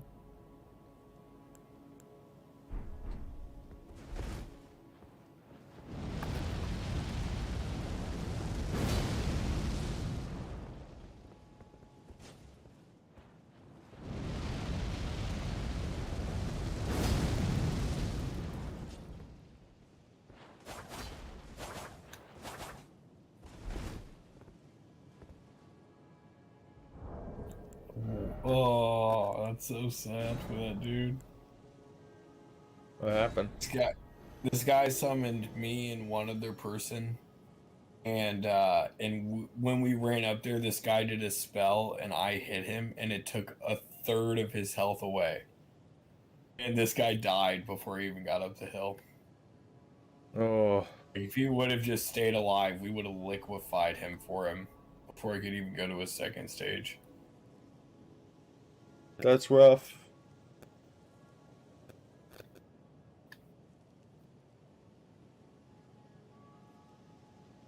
depressing. And it's amazing. Because here, the moment I put out my summon sign into the summon pool, it's immediately picked up. Mm-hmm. I believe it.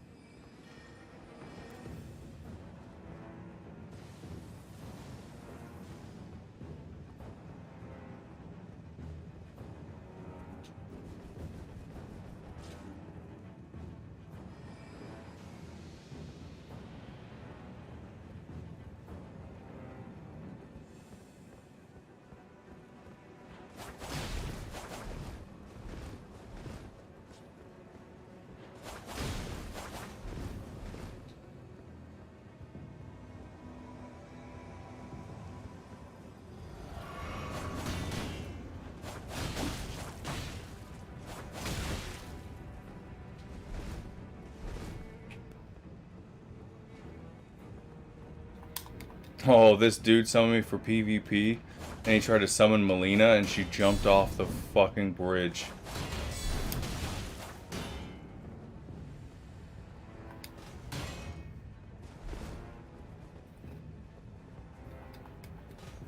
That sucks.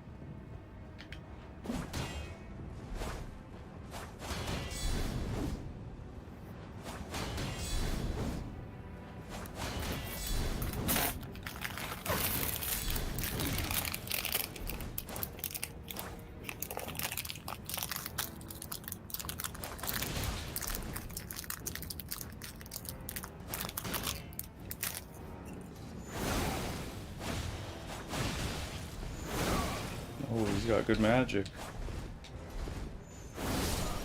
Nice. Oh, that's like a spell. Okay, I thought that was like a katana slash. Nice.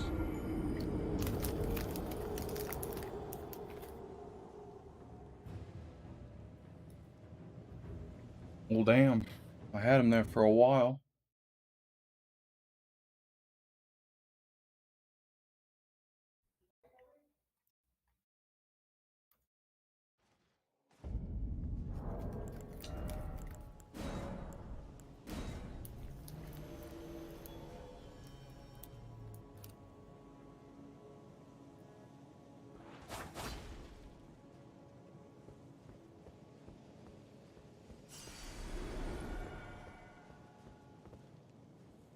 Counts as a death?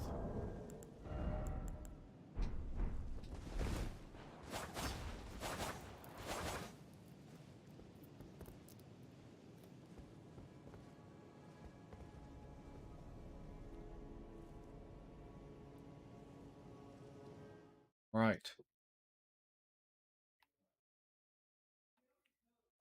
They definitely have their advantages. I mean, uh-oh.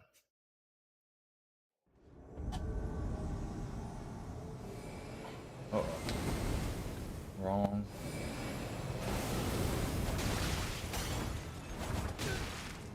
I don't want to damage them. Which is really weird.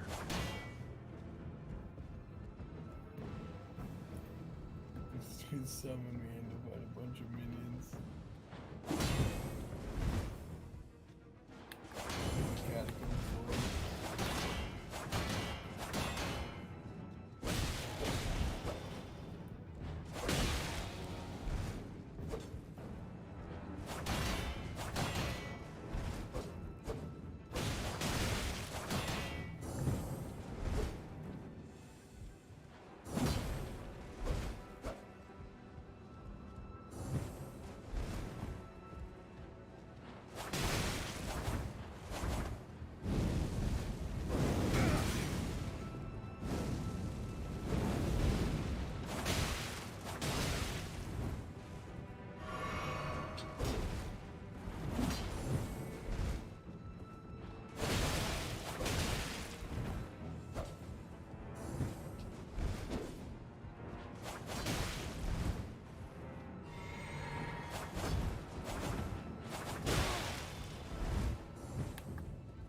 He keeps like spamming the parry for some reason.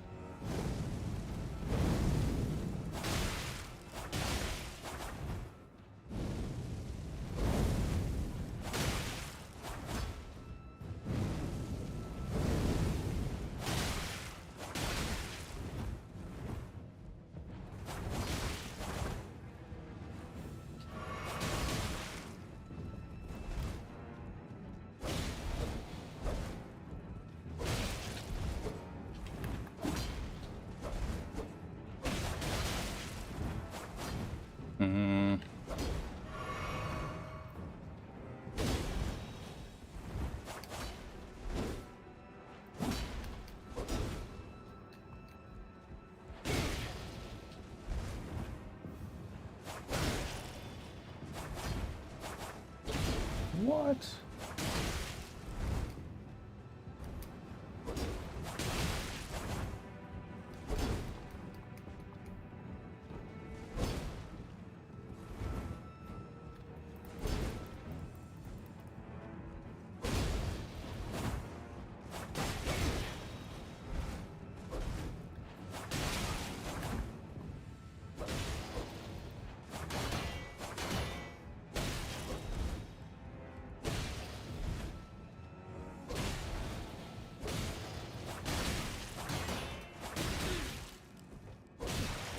Oh, we have no stamina. These things require a lot of stamina. More than I have. Oh yeah, I'm cornered. Oh yeah. There we go. Big old beach. I need to condition him to be super aggressive now. Can't do it. Not parry me. This is frustrating because neither of us can do any damage. It's such a slow, painful fight. I don't even want to do it. Oh, I would have creamed this dude with this greatsword.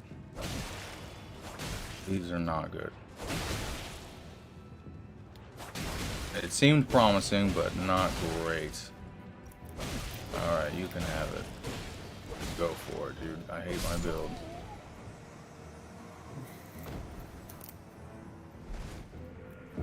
Too much stamina usage for what you get from it. As you saw right there.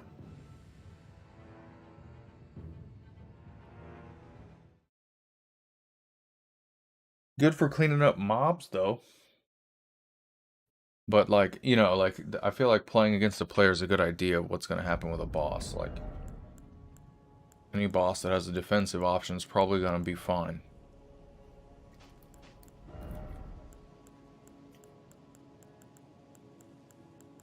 Yeah. And that only costs, like... What's it plussed at, though?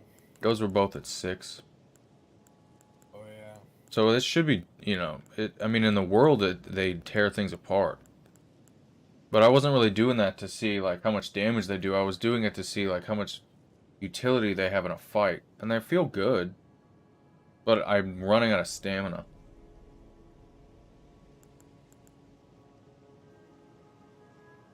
So, that's kind of the flaw there. Is they just use a lot, because it's 2 weapons. It makes sense. The sword still just always feels amazing.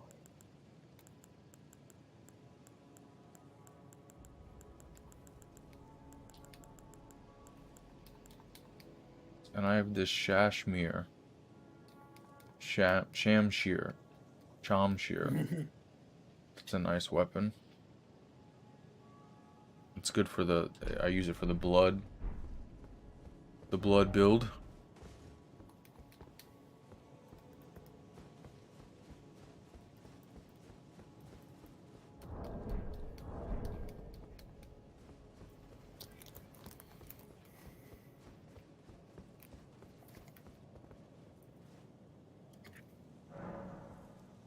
For some reason, I always die with patches in that fight. It's weird.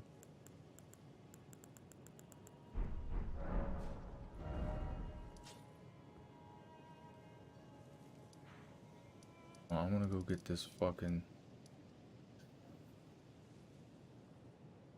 talisman.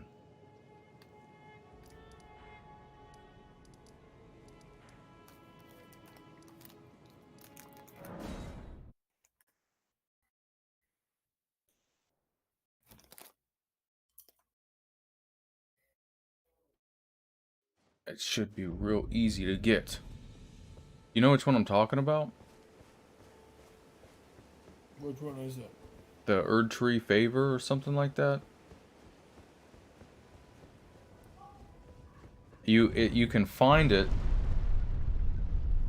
in the first bonfire you get in the game. Like, you remember the lift that takes you out of the tutorial dungeon? The bonfire right there is a double lockstone key.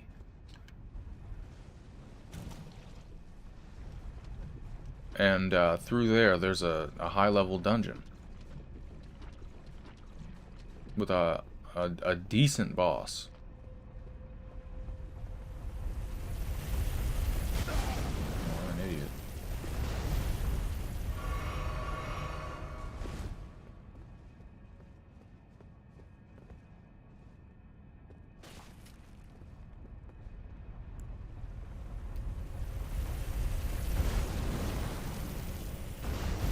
Yeah, very valuable find there.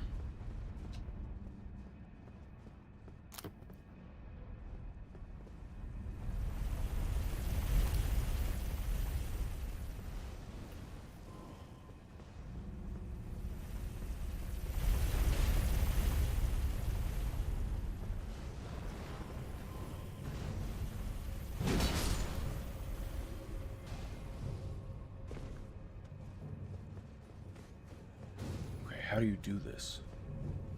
I've got all the time in the world. It's like right here, yeah.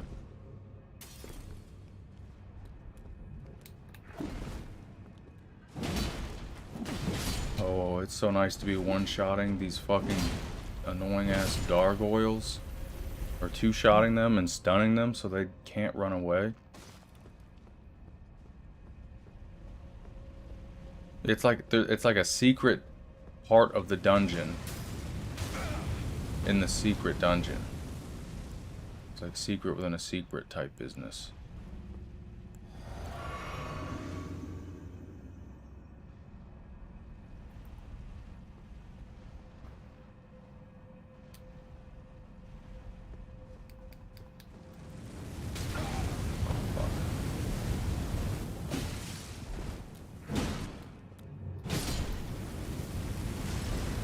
I'm too high level to be fazed by it.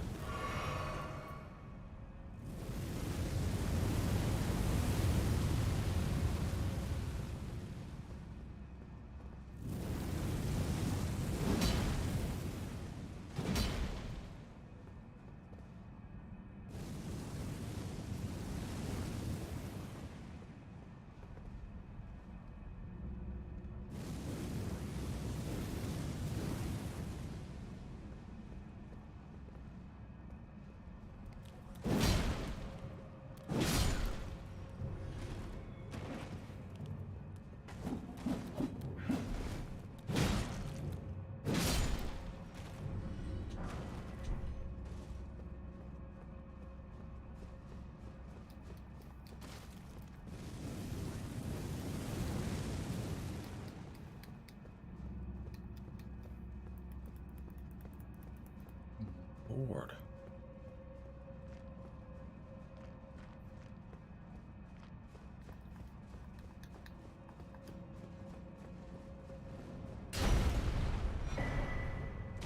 Oh yeah, there it is. Found it.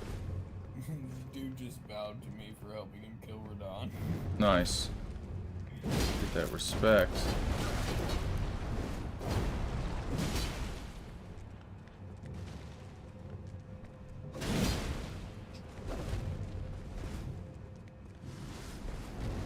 Oh, okay. This game's a bastard. There's no way you would... if you went down here in the beginning of the game You would die if you got this, for sure.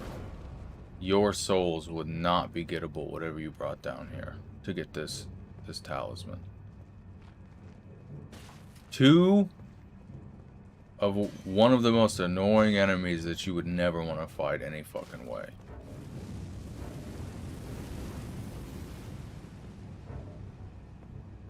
Gotta get out of here.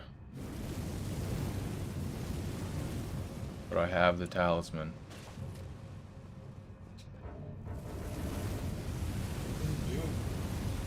I'm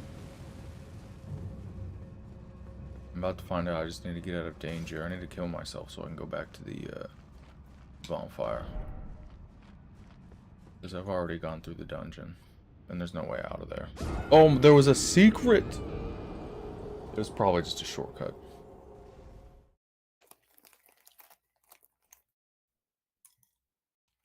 Now that I think about it. It's a long-ass dungeon. It's worth doing. It's annoying, though. Alright, so let's see what this thing does. I've heard it's super good.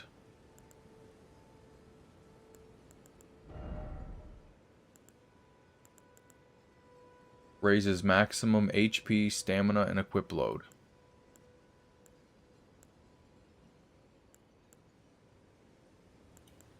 Hell yeah, bro. Even more health. And stamina and equip load.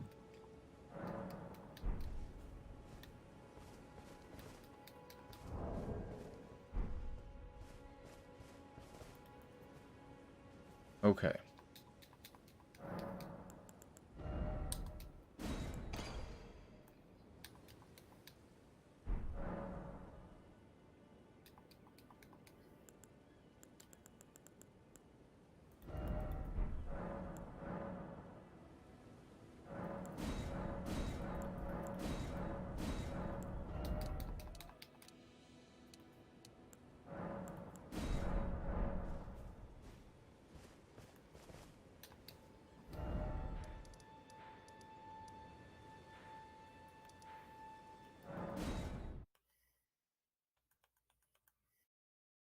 So you're just farming right down. Does he give you a lot of souls? Yeah, he does. He gives me like 30,000 souls. That's probably... That sounds like a worthy investment of a farm. So does Morgan, I believe. Godfrey gives you like 20. Godfrey's a good farm too, if you can get one. It doesn't take too long. Yeah, I think Radon's just easier for me to get. Really? I think Godfrey's pretty easy. He kind of reminds me of a... it's like a Dark Souls mod boss that I've seen. And he looks a lot like him. Are you good and prepared? The festival. Oh, gather the Oh, I totally just slaughtered Radon for this person. This person maybe put in 3 attacks on him.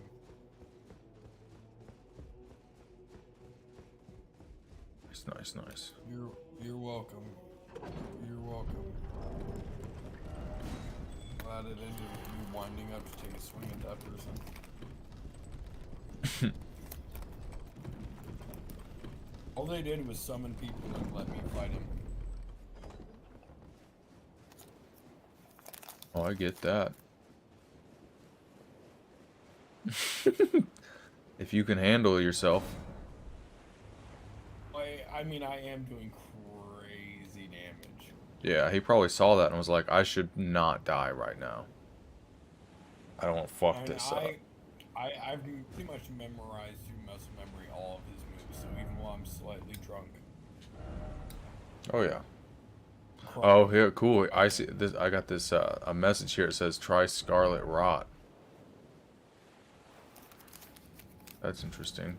No, I don't have an ability. A way to try Scarlet Rot.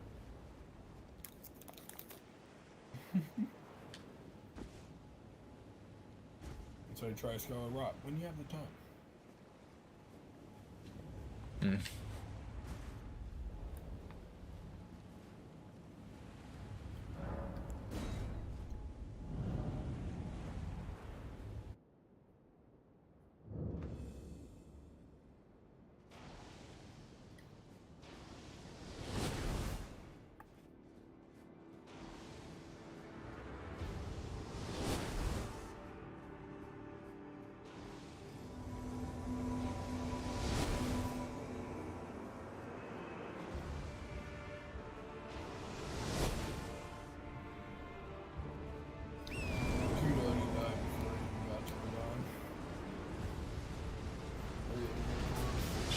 shouldn't be there if it's gonna be like that.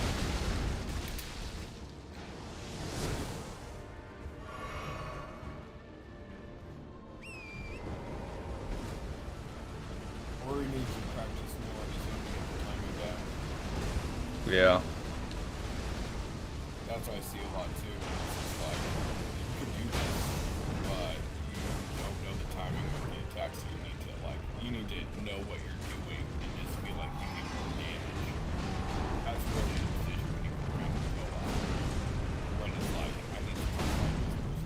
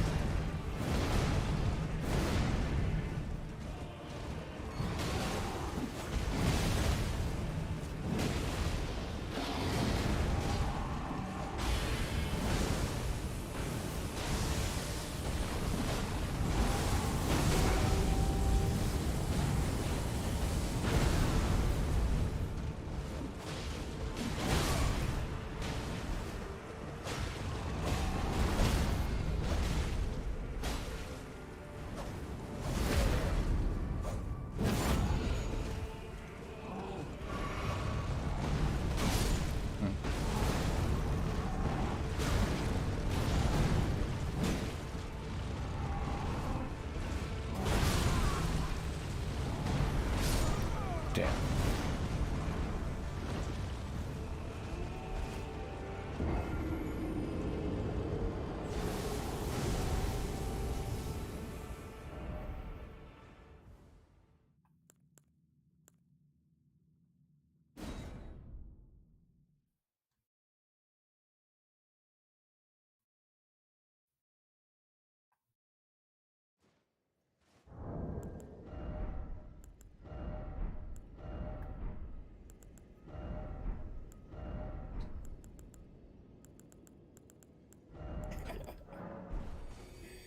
This dude's so many years getting invaded.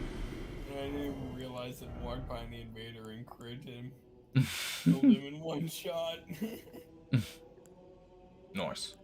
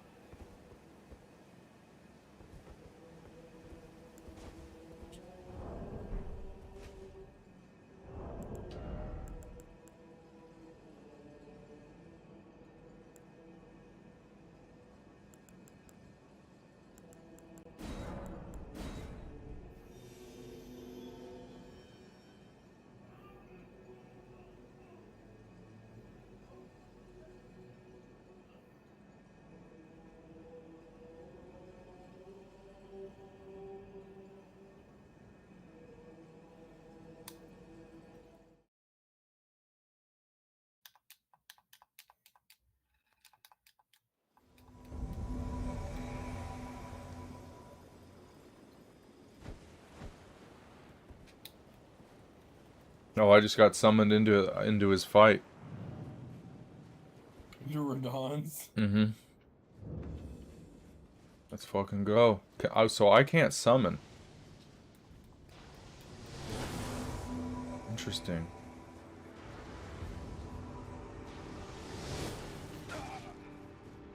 We took that one.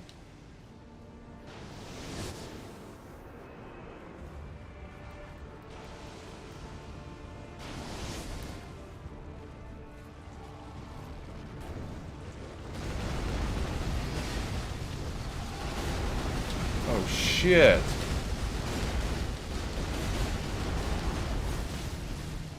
I ate all of that.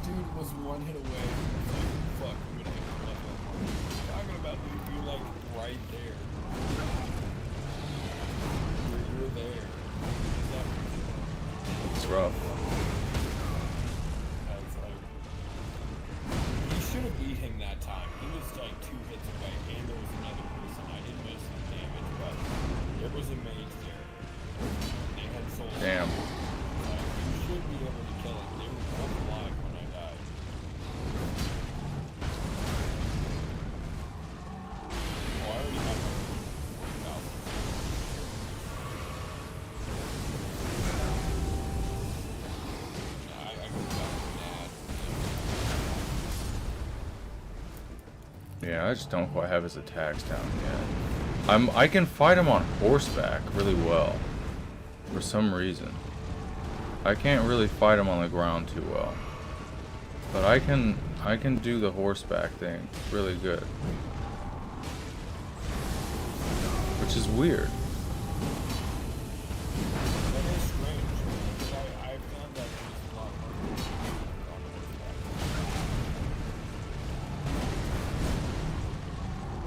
horseback. Yeah, I just find the way that he's able to dip in and out of your range. This weapon is just slow enough to where I really have to be very slow.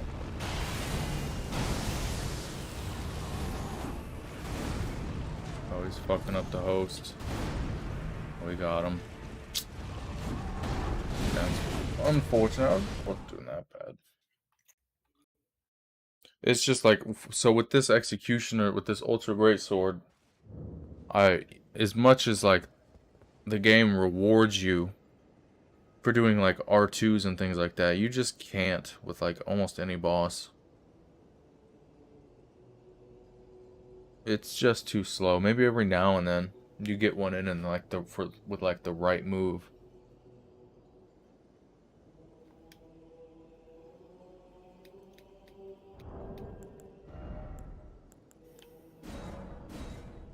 Yeah. Get greedy with that. I mean, doing PvP on him though is a great way to like just be able to feel out his moveset without too much risk. I wonder what would happen if I beat him in co-op and not in my game. I bet it wouldn't count.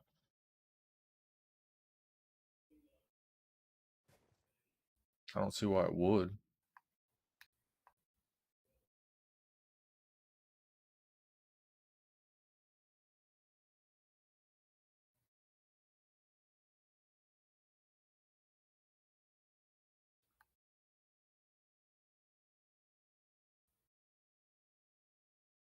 Well, yeah, I don't know. Probably not.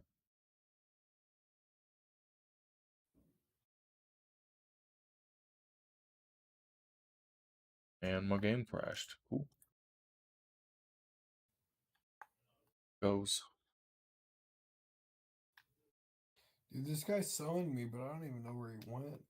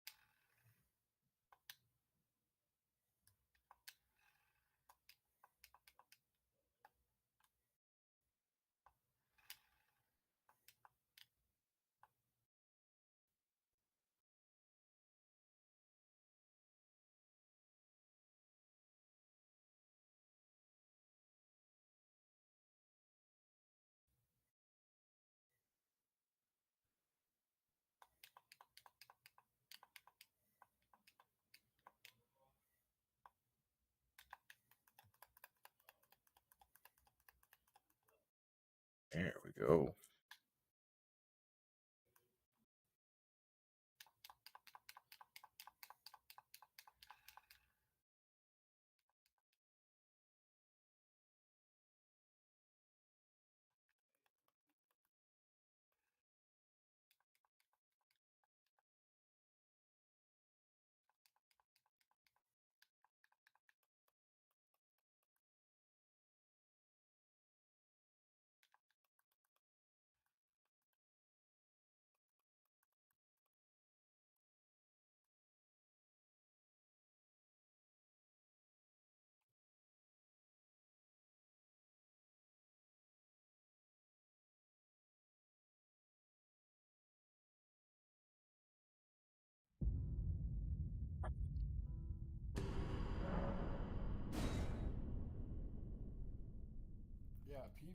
doing co-op is so much fun.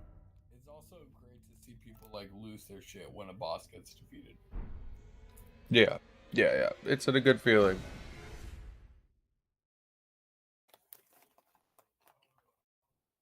It's just all around a good time. I don't know why people talk shit about it.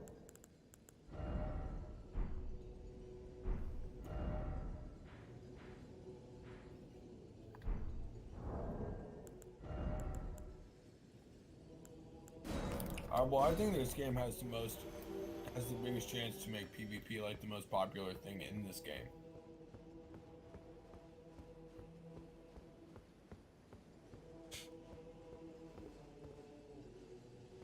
Because I think a lot of people are going to be drawn to it who are like not familiar with Souls. Mm-hmm. Yeah.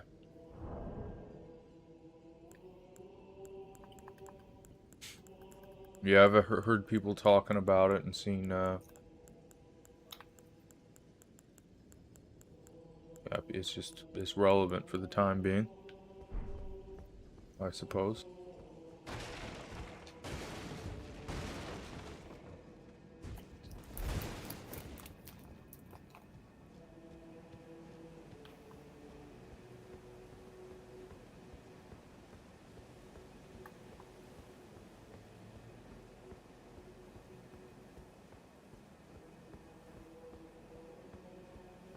So I'm in Radon's castle and I'm putting in invader signs. And I'm praying to God that there'll be people like standing on that fucking beach. You know, like just like hoping to get a sign on just like pop up and they won't notice. Yep. Yep, I got him.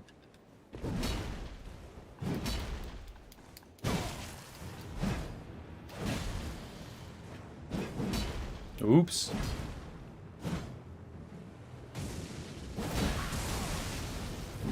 Oh, I hit him with the lightning.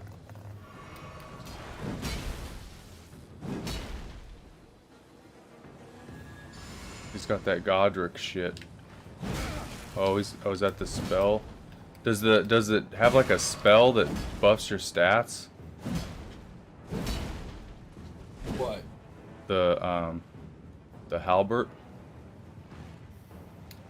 Yeah, oh yeah. Okay. Yeah, that's what he just used. That's why you can't put a weapon art on it like an Ashen Yeah. Sword. Damn, he's quick. It's a quick weapon. I'm fighting him with it right now. I like it. Yeah, it's a great. I love it, dude. That's why I was recommending it to you a little bit earlier. I just don't have the faith. Ooh, I can't use it. I've int, not faith.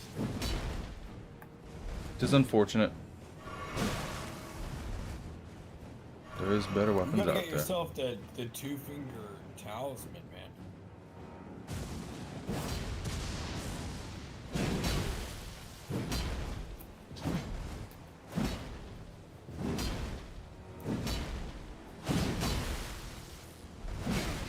Damn, see, I out-damage him. But he's faster.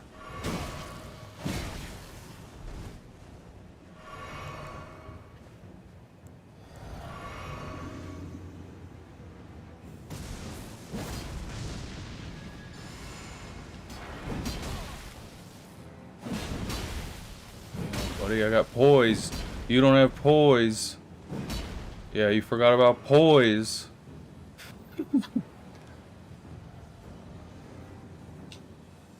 I'll swing you all day, bro.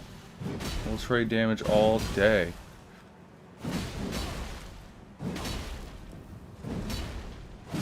Aw, he got me at the last second. That was really close though. That strategy worked. I realized after doing that for a while, that back and forth, I was like, wait a minute. He's just gonna keep like swinging because he'll get his hit in because it's faster. But I have the poise to also keep swinging. And I was out damaging him, but I had just ran out of Estus. And I realized that when he had the health advantage. I have a lot to learn.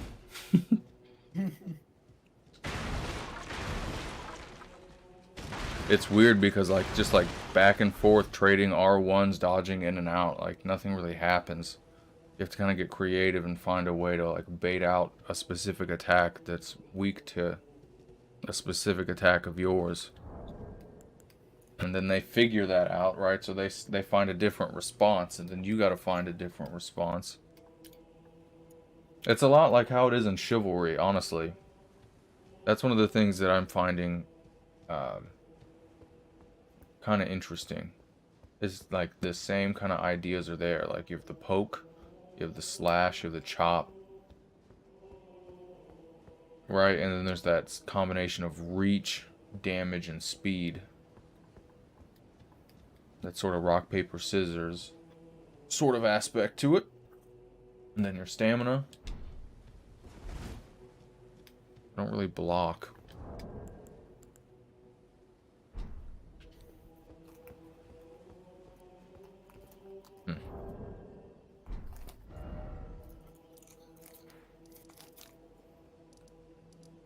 See, and that's interesting to me because I'm more of like a turtle strat where I'm like, I use the shield until a point where I get the rhythm of the speed. Like, right, you know, because there's always a baseline speed you almost need to have for enemies.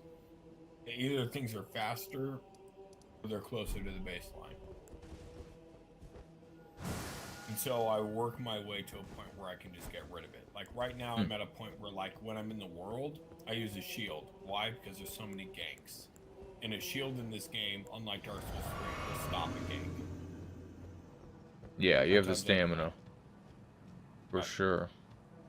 If you were to throw on a shield and go into an area where, you know, bombs are getting thrown, knives are getting thrown, someone's going to come out and stab you, a shield of any kind, stop it.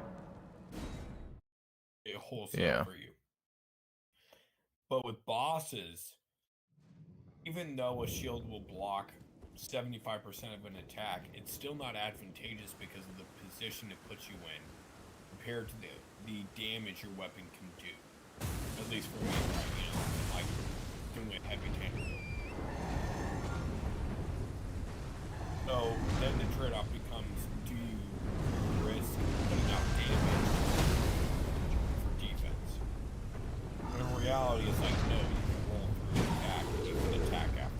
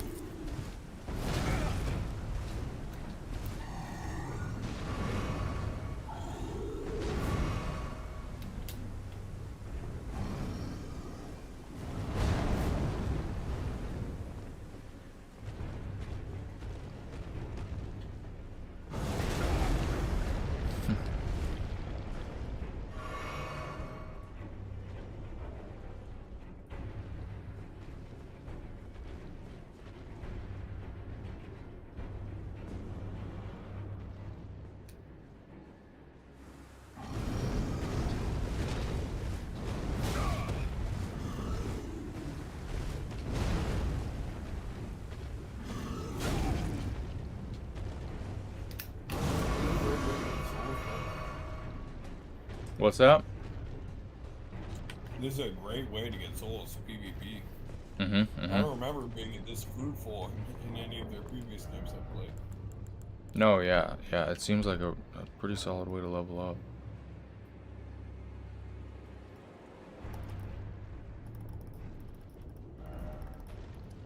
All around.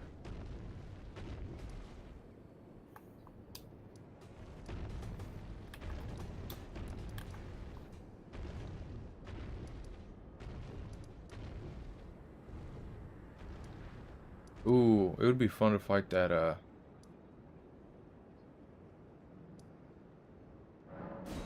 that windmill thing with some people.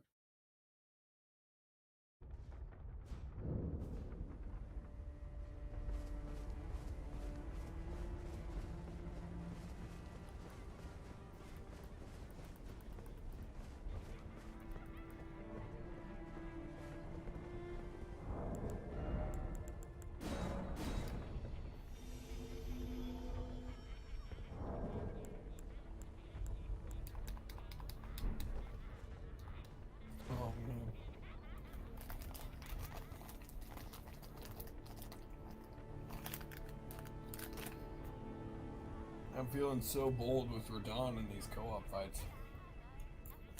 Yeah, co-op does. The thing about co-op is that it like restricts the amount of Estus that you have, so that's I feel like it's actually like harder for you.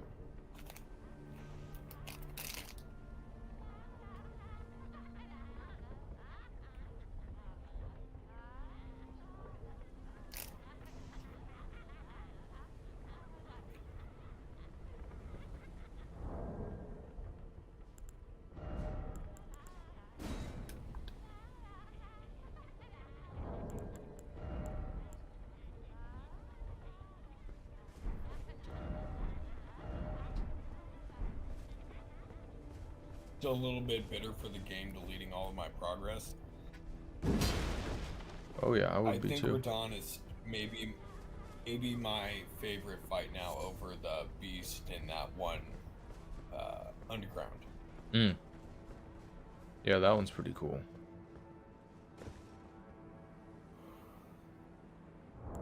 I fought that thing now like 4 separate occasions. Kinda done with it.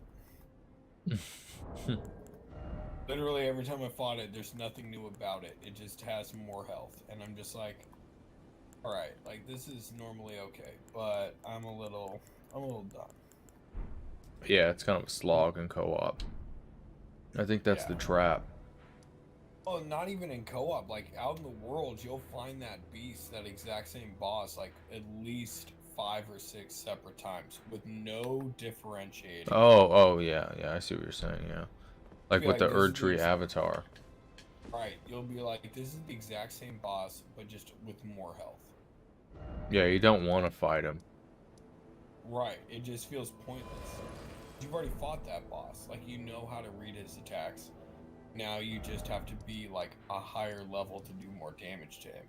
Mm-hmm. I think the real point that he's there, I think they're there for intimidation factor. And also, like, the point that they're over level is to be something that you have to run from that's dangerous. And ideally, when you're lost and you accidentally run into a boss that you hate. I don't know. But with the Erdtree avatar, that's kind of just like I don't know. It makes sense why he's there, because, you know, the Erdtree is there. Yeah, those I don't mind so much because, like, they're so... Like, I don't use my physics so much, so I'm like... Sometimes I'm interested in taking them down for the souls, and sometimes it's like, well, I got like 2,000 souls from the last one. Their boon is if you use the physic, and if you don't, then it's like, well, I'll come back for you later. Yeah. But I mean, I feel like I should use that more. It's not like I don't have opera. Oh, wow. It's crazy how many attacks Radon has that are just one-shots, even now.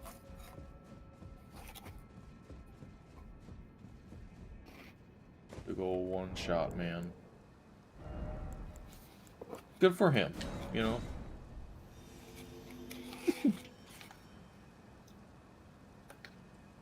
I think they gave bosses more AoE attacks in this game. Mm-hmm. Yeah. I saw this, I was watching someone fight,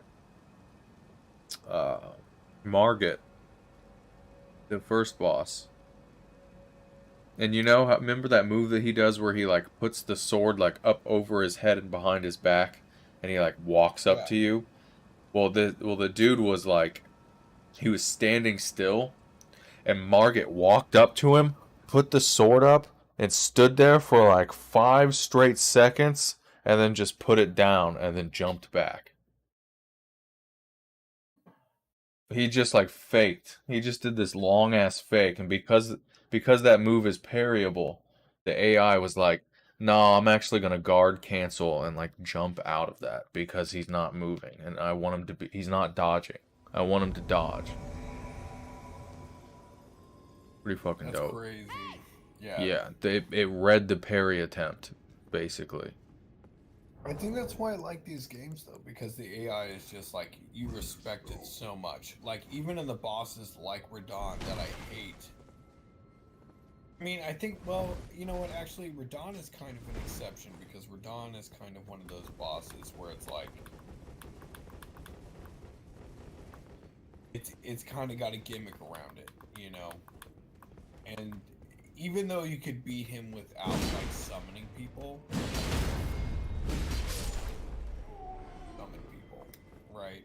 You know. Well, the point is that if you manage to summon someone with that fucking spell, it's GG's. Yeah.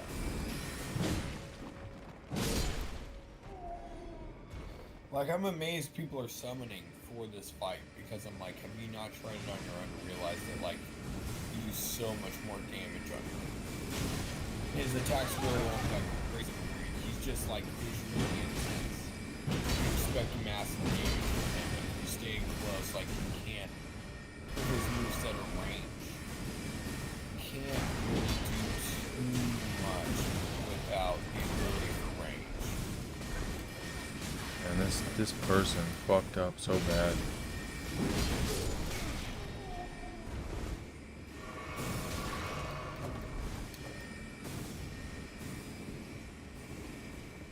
I'll be right back. All right.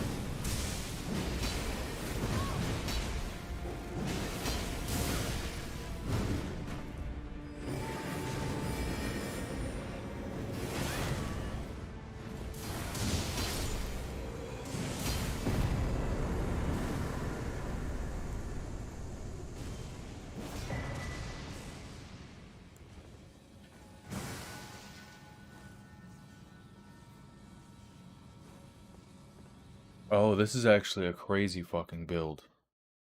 So check this out.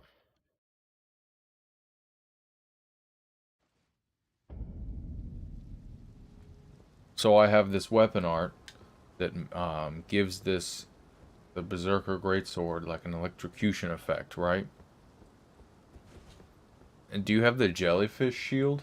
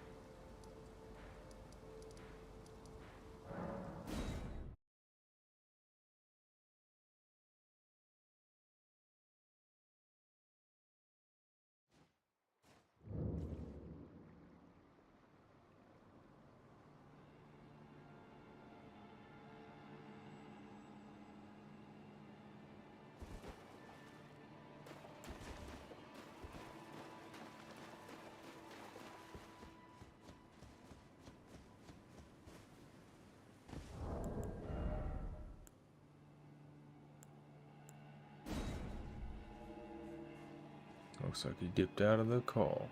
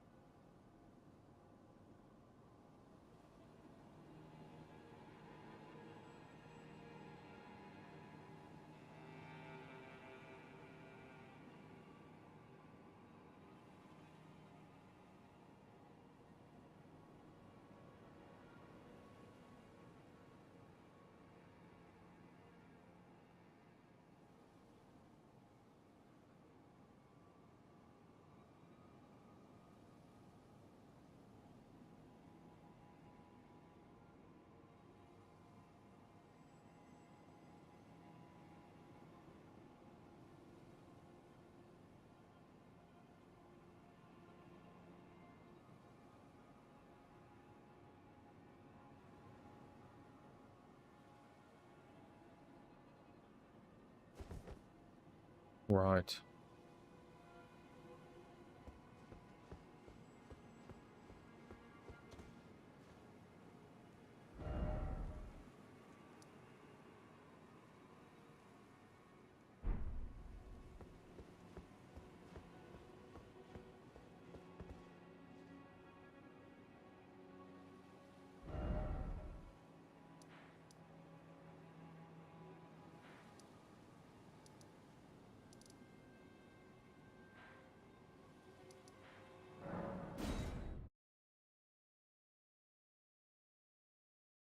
Maybe we could try Godfrey.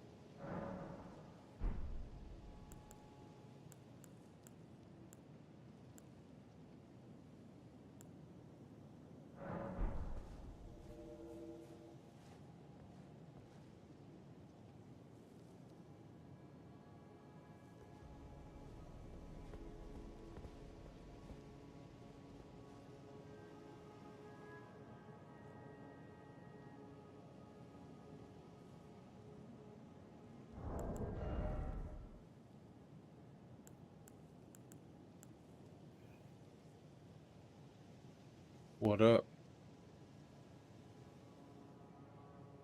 Hear me? Yeah, yeah. Welcome back. Oh shit. We're working on this and this guy made it all the way up to Radon. Lord. It's fighting Radon as a summon because he doesn't even shoot at you. He doesn't even care about you unless you're like really close and ready to attack Yeah, I noticed before that. anything else. It's kind of nice.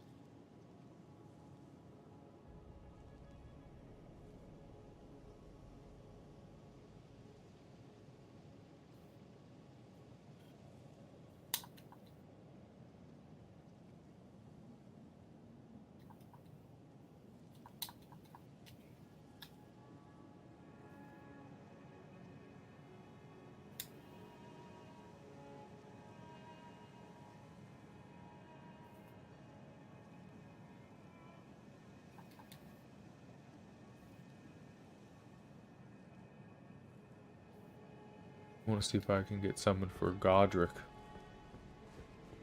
or Godfrey. They're all the same.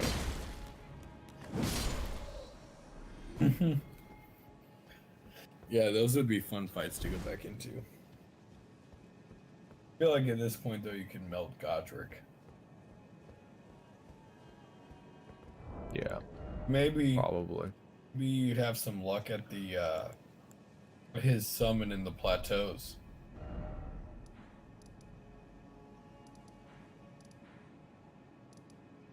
You can fight him in the plateaus, and then people Oh might be yeah, closer to your yeah, level. that's true.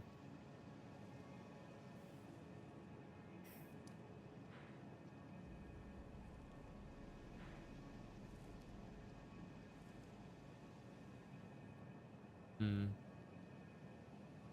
And there's like all the dungeons and shit still.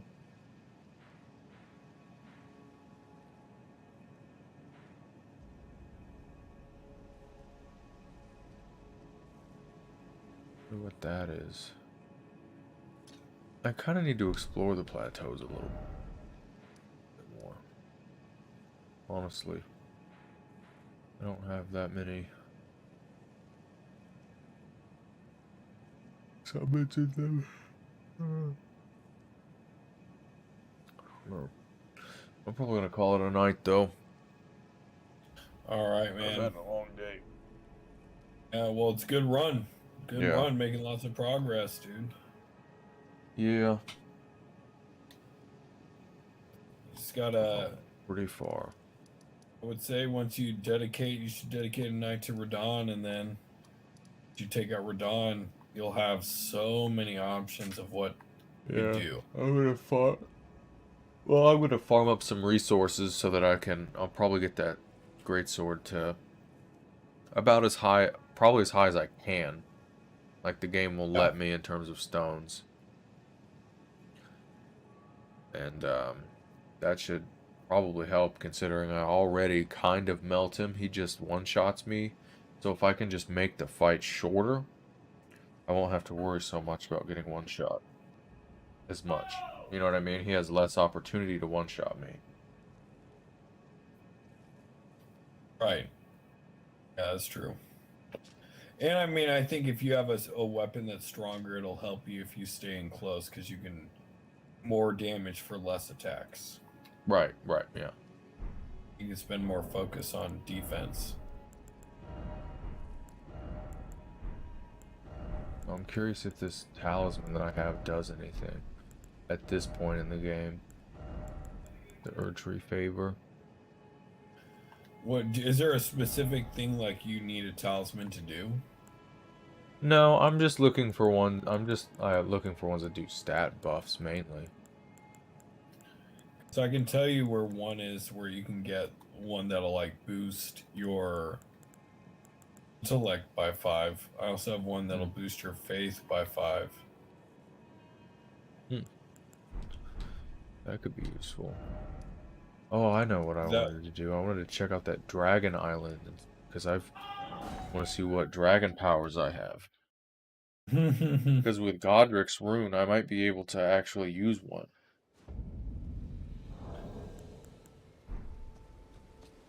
True. It buffs that stuff. Are you still trying to go for like more of a like a combo of magic and heavy?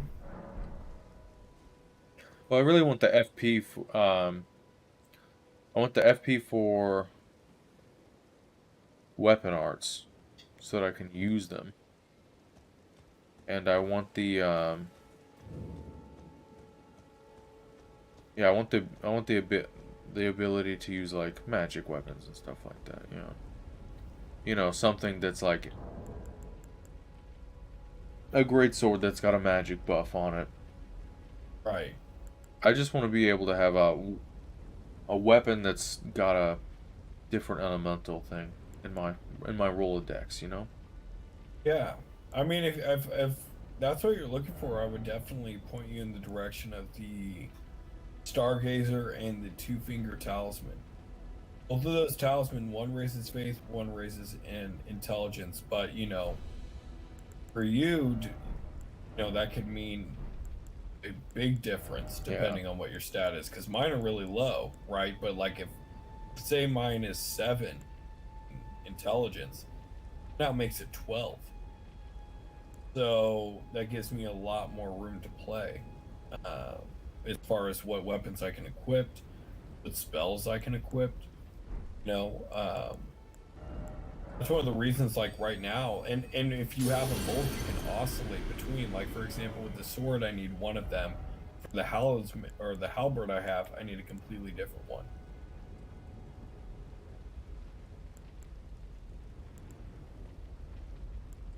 Dragonfire. 15. Yeah, I can't use any of them. Still.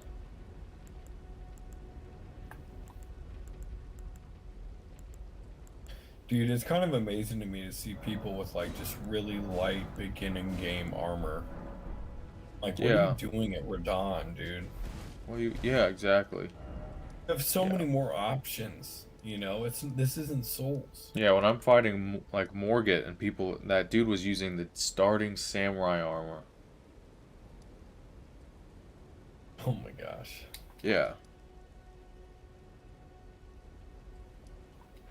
Like, homie, you're gonna get crushed. You need to go get the onion armor, the carrion set. It's really good. It's like a really nice medium armor that's like heavy magic armor, too. Great for fights with magic. Good for exploring the world for when you get spammed by spells. It'll save your life. Just because you're wearing that shit.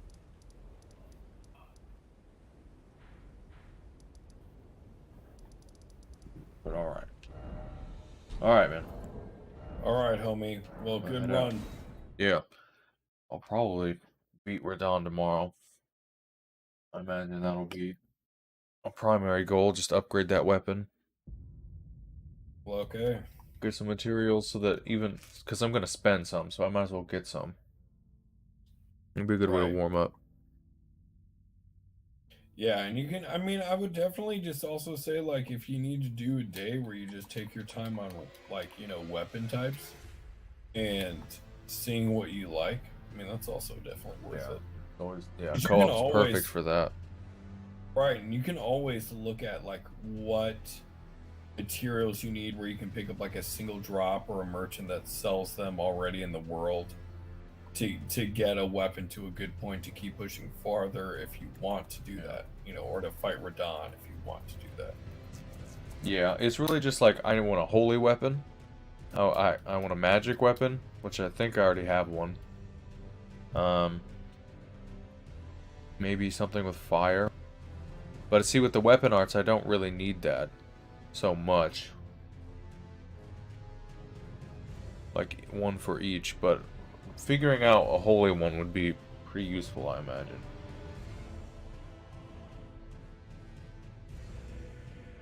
It's really just like, so I have the greatsword I want, you know? I just need to figure out if I need to figure out what like normal sword I want, basically. Which I think I think I know. It's mean, really I'd more also about really the sword.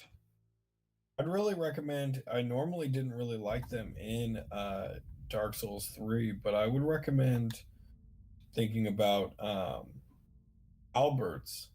Dude, the commander's strategy or whatever it's called. It has Right, that like- that weapon art that buffs defense and attack of allies. Yes, that's what I'm saying. Like those, plus it gives you know, the thing that I think that a lot of people underestimate about at least in this game, is the effectiveness of range. It gives you so much more range in attack. Like you can attack people way before they can get in close. I think that's one of the things that helped me with Radon, is even my range was as good as his range. Right, yeah. Yeah. Yeah, the greatsword is good range, but it's only like right in front of the horse. The swing is just like, he basically just drops it next to the horse. So you have to time it like perfectly. Which is funny watching people fight him right now, because it's, I think really the thing that kills a lot of these people I'm playing with is like panic.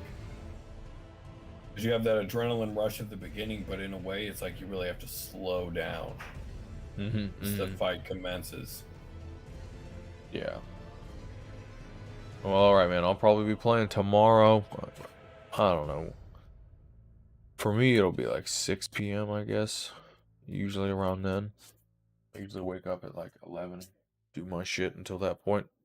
Especially with the game coming out, like I have to play it every day. Yeah. Well, there's so much to do, you know. Yeah. Yeah. Having too much fun. Well, alright, man. Yeah. It's a great game. Yeah, peace be with you. And with you. Yeah. Bye. Have a good night, man. Later.